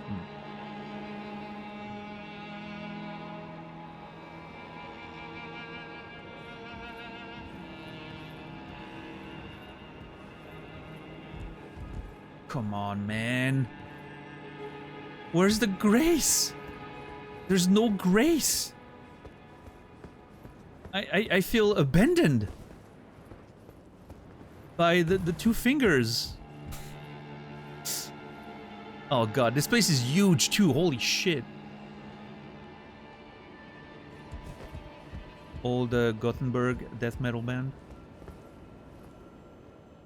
Okay, I hear something, but I don't think that's a grace. That's one of those fucking yeah, I don't see any grace. Yeah, this is gonna be a problem. Oh, fuck. It's one of those things like the one we saw outside and didn't fight. Oh, this place is... I'm not supposed to be here. But we're committed now. We're committed, because I have no way of going back. Well, I mean, if I die, I'll be at the grace again. What's up, Goat Raw? How are you doing today? Oh, jeez. I should have just... You know, I should have just listened to my gut. I should have taken my little marbles and go back home to Limgrave. I had a road. We were on the road. We're on the road. I could have just followed the road all the way back to Limgrave. It was so simple. And instead, I let myself... I saw a castle and I was like, oh, I like castles. Might as well take a look at it. Redmane Castle. That's... Oh, wait. Leader of the Redmanes. I have that in my notes about Radon. Leader of the Redmanes. Lion theme and all that. Yep. Okay. Makes sense. So the Radon soldiers, the Redmanes, right, living in Redmane Castle, makes sense. That grace's name is the Impassable Great Bridge. I should have read that before I tried crossing it. Impassable Great Bridge. Wasn't so impassable though. It only took me a couple tries.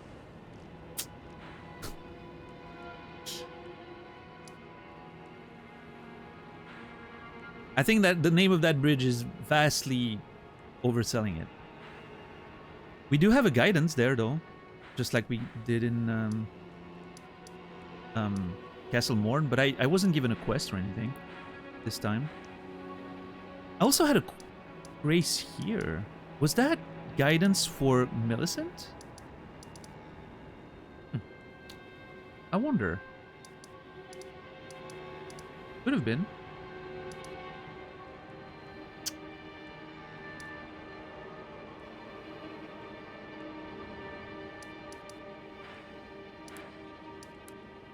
But yeah, we still... we need to go back to Limgrave and actually cross the Storm Gate, which was the first guidance we got, and we've... But I guess first we're gonna have to finish exploring this lower area, kill that dragon here.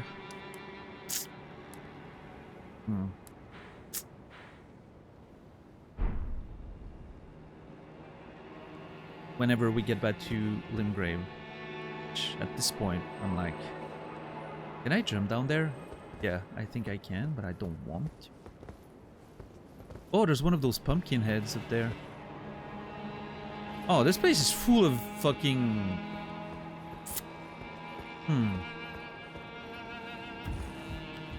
Full of welcoming individuals. Full of fun, yeah.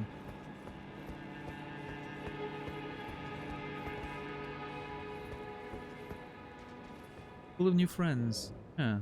Oh god, that fucking thing spotted me there. An attack? Okay. Okay, I'm gonna backstab this one first.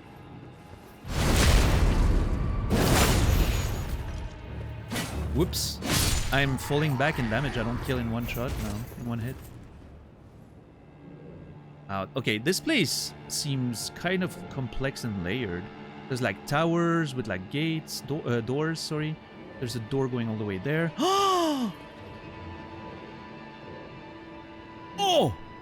I see the golden strands. There's a grace over there. Ah, shit!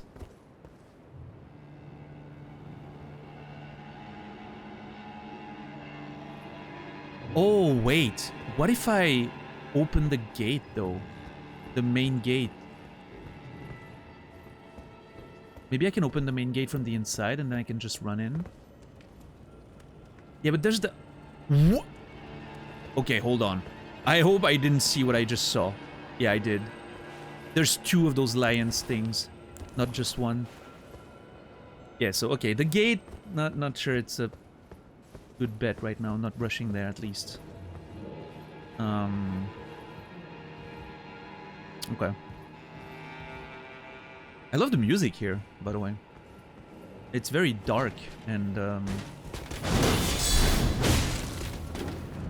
gloomy. I don't remember if that was the same music in Castle Morn, but I like it. But that's the thing with a lot of the music in this game, like a lot of the environmental music, you can't really... There's no like noticeable melody or anything, like motif, right? So sometimes it's hard to know if you've heard it before or not. It's just like an ambient thing and just, yeah. It's there in the background, not really at the forefront or anything. Which I like. I think it's a good way of doing ambient music in a game like that, but...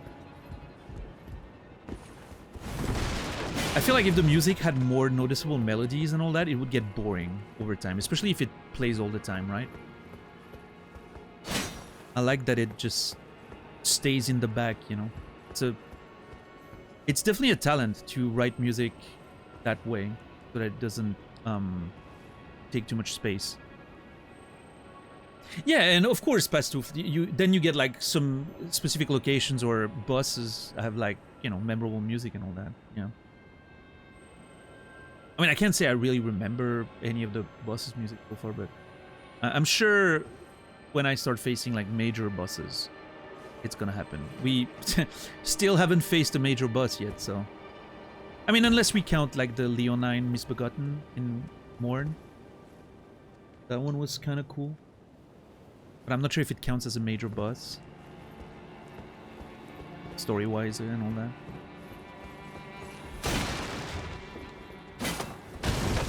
Doesn't feel like it. Oh!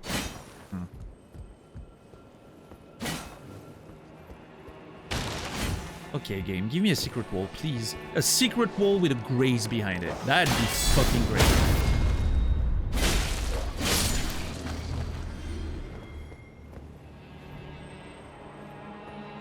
You're really ignoring Soldier of God, Rick? Ah, yeah, that's true.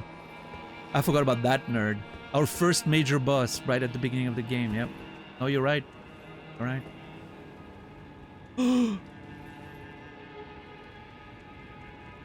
Is that... Hold on. Does that lead to... Okay, it is a little shortcut. Okay. That's actually kind of neat. It's not a big time save, but... It's something, right? Hey, I actually... You know what? I actually like this. Getting shortcuts instead of just graces everywhere. I'm not mad about that. It's very... Demon Souls coded. I think that's it. This area so far reminds me of Demon Soul. Having like the bridge with like explosives on it and then making our way to the castle, finding a side way to get in. And then the little like shortcut. Yeah, very Demon Souls, right? I'm not mad about that. That's kind of cool.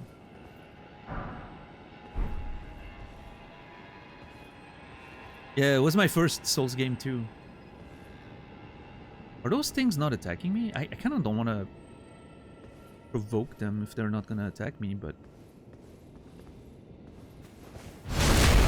Oh, I woke this one up. That's for sure. Oh, they feel kind of weak. I'm not sure if they're actually like...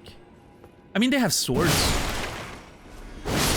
It is strange though that they seem to have like prisoner garbs, like stuff around their necks and all that, but they still have weapons even though they're prisoners.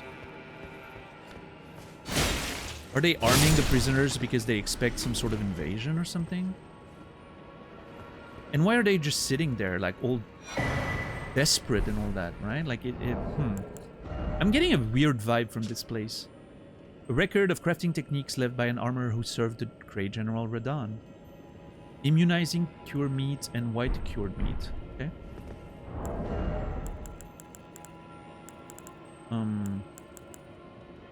Immunizing cure meat. What does it do? Boosts immunity. Mitigate the effects of poison. And scarlet rot. Okay. Ooh, that's gonna be actually very useful when I eventually want to explore the swamp and all that, right? Let me craft a couple.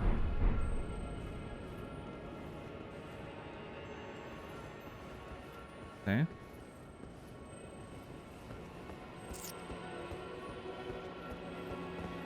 God damn it. Is that a bug down there? Or it could be above. Yeah, the directional, vertical directional sound is obviously not ideal. What the fuck are you? Holy shit. Look at this guy with his weapon. Oh my god, he's actually kind of strong. Okay. No, I didn't get this fucking visceral. Okay.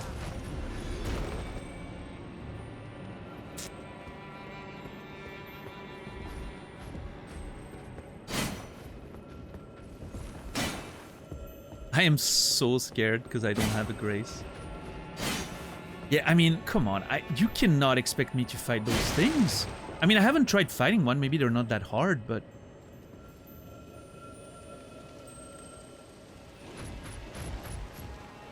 Look at how threatening they look!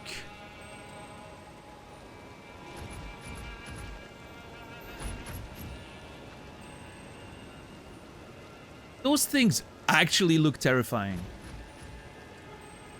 Like, one of them I wouldn't want to fight. Oh.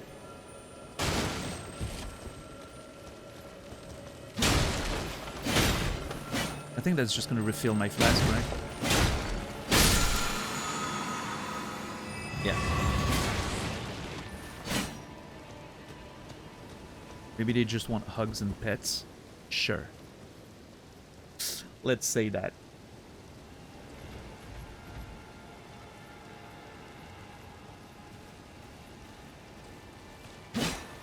Can I just maybe not fight them and try to sneak all the way to... Oh, some of those fucking things. I hate those slimes. Yeah, maybe I can just walk, like sneak around and get to the grace without fighting anything? Because I saw that one grace over yonder, but...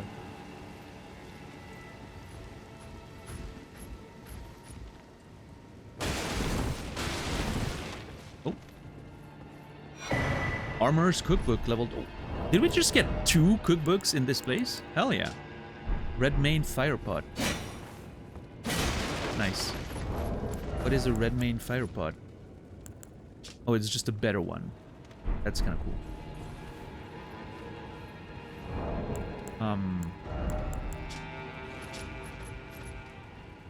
There's lore. Even today, the survivor of Radahn's battalion employ fire to stave off the Scarlet Rot.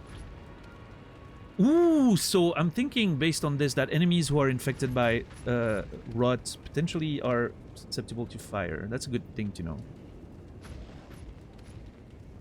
I gotta remember that. Good bit.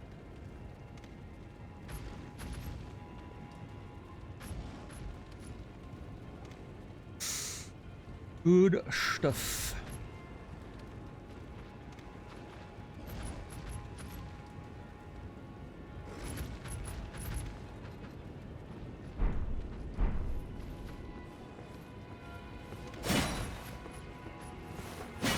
Okay. I can't believe there's no grace so far. That's brutal. Okay. Uh-oh. Have I been noticed? No, I don't think so.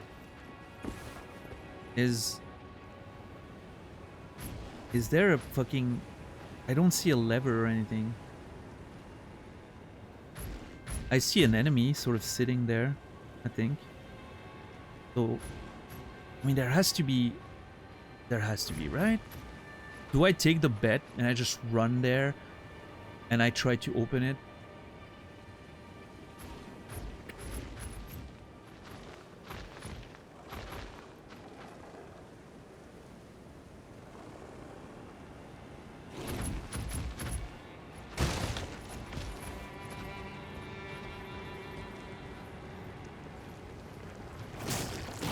Fuck!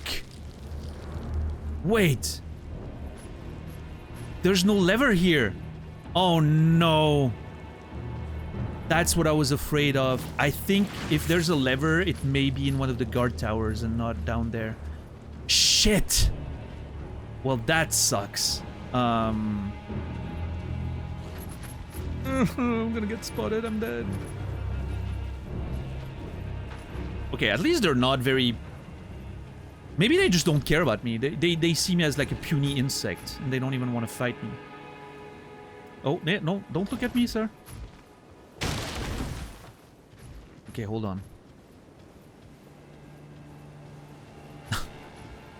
This is an adventure, though. I like this. I'll eventually kill those things, of course, but... my first priority now is to find a way to reliably come back every time. Right now, I still need to go all the way around and, you know, not realistic cat behavior. I don't know, I think a cat kind of ignoring you and, you know, being like, eh, whatever, I don't care about you, it's kind of on brand, actually. That's just me, though. Elden Gear solid, right? Nice bucket head. I look extremely noble. Thank you very much.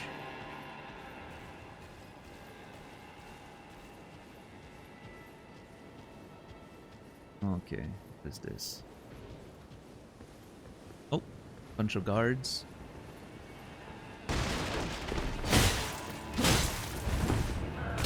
Okay, those shouldn't be too hard. I shouldn't use that. Should keep that for an emergency. You look like one of my uncle's 70s era D&D figures.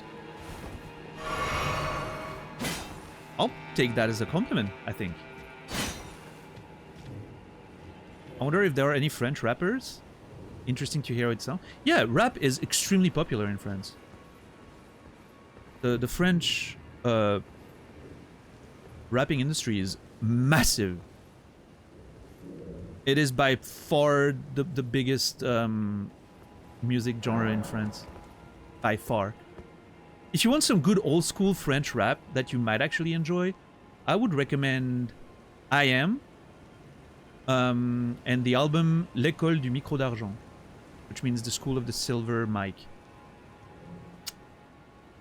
Beautiful album from like the 90s. Absolutely amazing. The instrumentals are just glorious. Like actually beautiful, glorious.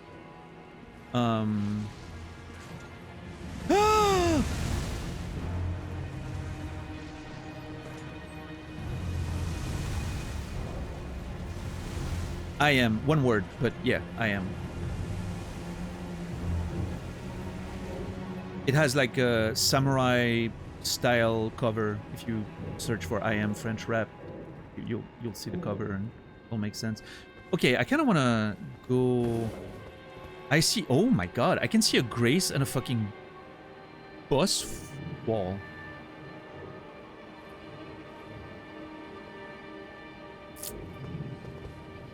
Okay, so what I want to do here... Oh my god.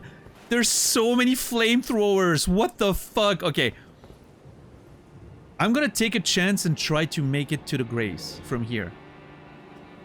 And then from there, before I get inside that fog wall, which clearly contains a boss, I'll go back to the castle and explore everything beforehand, right? I really want to try to... like explore everything and yeah. But I do want to get to that Grace.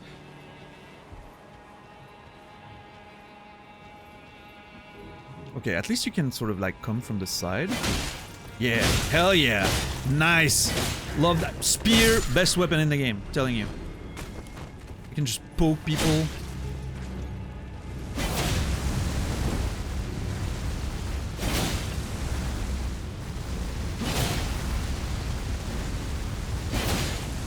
Okay, I would really like to break this one, because maybe then I can pass through. I know I can go around, but...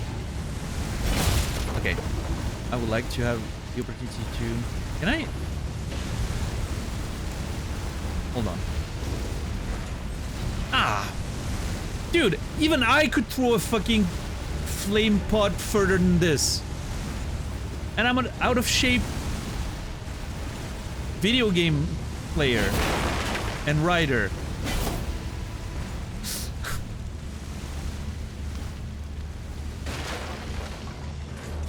Can I break this? No, that would have been too good. If I could break this and go to the side. Nice arm, I know, right?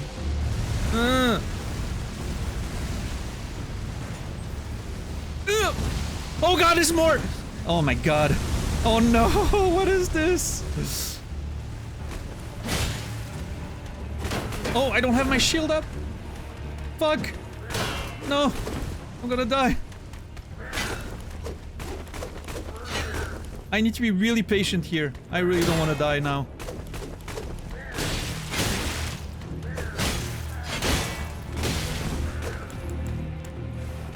Oh my fucking god. There's one behind me. I think. Okay, iframes. Holy shit. I'm still alive.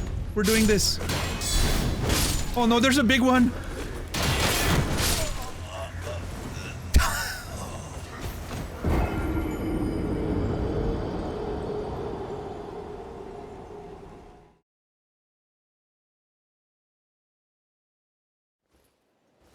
So close. So close.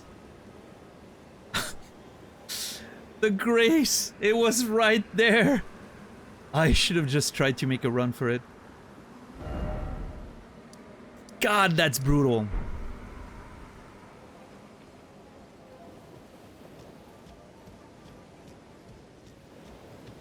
That was brutal.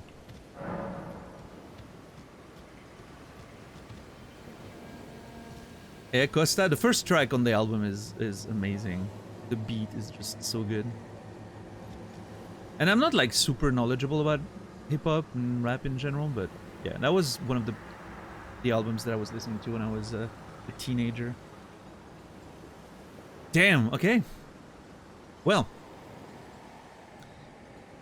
we're gonna have to go all the way. Yeah, I mean, we have a little bit of a shortcut. It doesn't really help much because like it's just going, you know, above and but it's a little bit of a shortcut.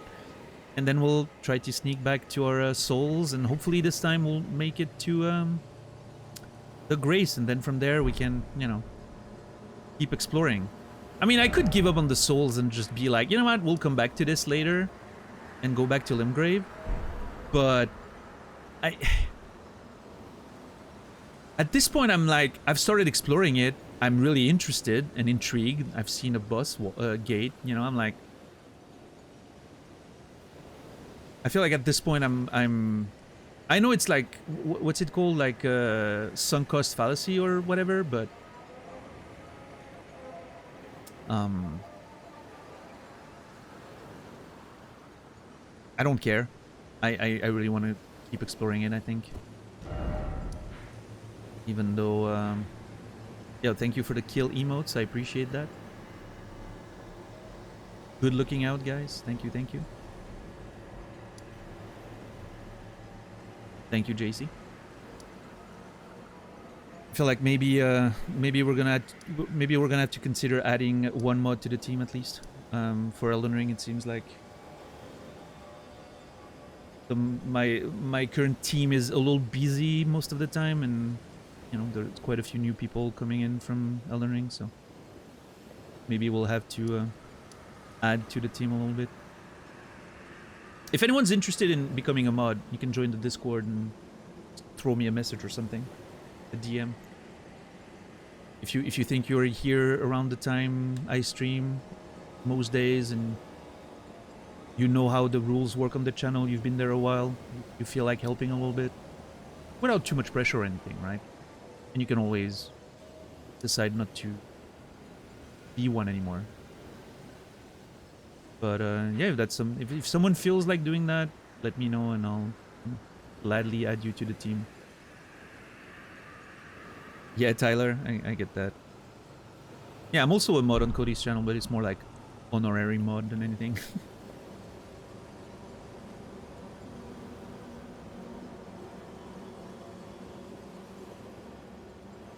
But yeah, okay. I think I'm committed now. I do want to keep exploring this place, so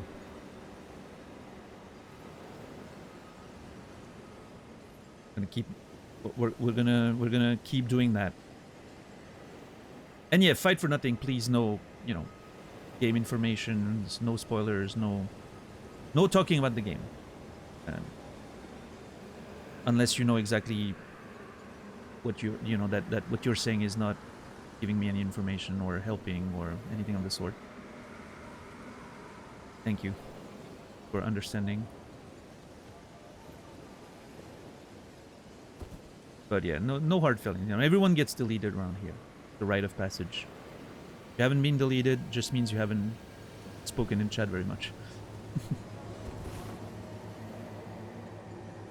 All right, well, Castle Redmane Castle. I am determined to take on you right now. I'm invested in this adventure. I can't leave now. But after Redmane Castle, I'm going back on the road once we're done, and I'm going all the way back to Limgrave. I am not stopping for anything else. This has lasted long enough. I'm sure I'll make myself lie on the way back. It seems like a long way back, so yeah. But hey, spirit of adventure, right?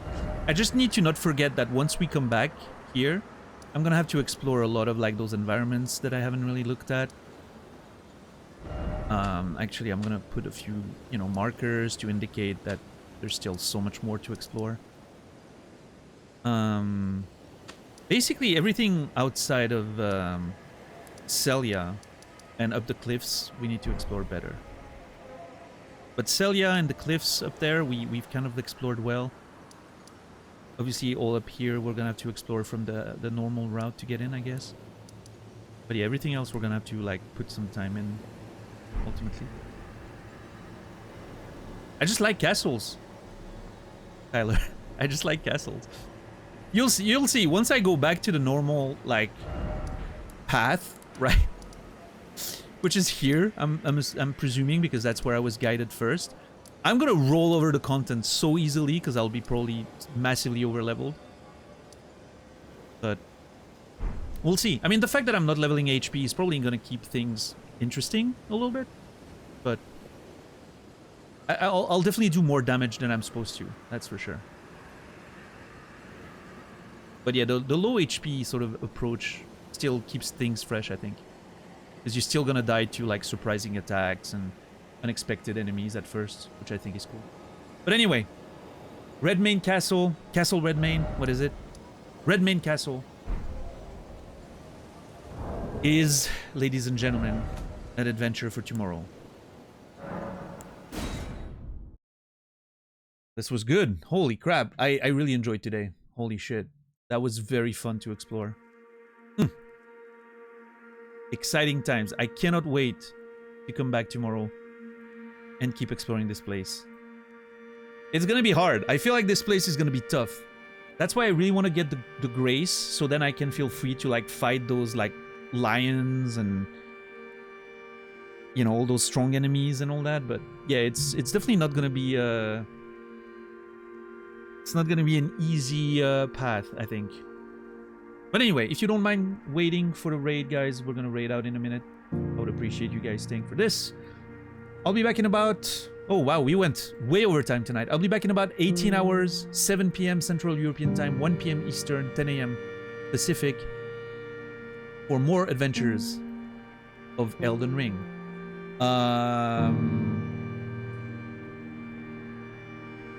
yeah, don't hesitate to join the Discord if you you know, if you want to know whenever I go live, the most reliable notifications, yada yada. You know the drill. I'm sure you guys are familiar with all of that. Tonight we're gonna raid CD. CD is playing Elder Scrolls Oblivion, and I think it's one of her favorite games of all time. And she's playing the remaster, of course. So we're gonna raid CD. I'm gonna go give her a little bit of love. She's really cool. Her community is very chill. So let's go do that. Yeah. Thank you everybody for watching tonight. I really appreciate it. Hope you guys had a good time. Thank you for the subs, resubs, gift subs. Thank you for the lurks and the conversations. Yeah, I will see you guys tomorrow. I'm gonna go make some food right now, and then I'm gonna go play Expedition 33. I'm very excited. I cannot wait to play more of that game. I think I'm gonna start from scratch, get the prologue again, because I played it like a couple days ago, and I want to be back in the sort of like mood, and you know, I want to enjoy that beautiful prologue again. It was so great. I'm in a better mindset also today. I'm more rested, so I feel like I'm gonna enjoy it a lot more even. Yeah. What's up, Freckles? Good to see you. Hope you joined the Discord, Freckles, if you haven't done so yet. Anyway, I wish you all a beautiful rest of your day, evening, or night. Go give some love to CD. Say hi for me. I will see you in the next one tomorrow. And until then, remember me, and I will remember you.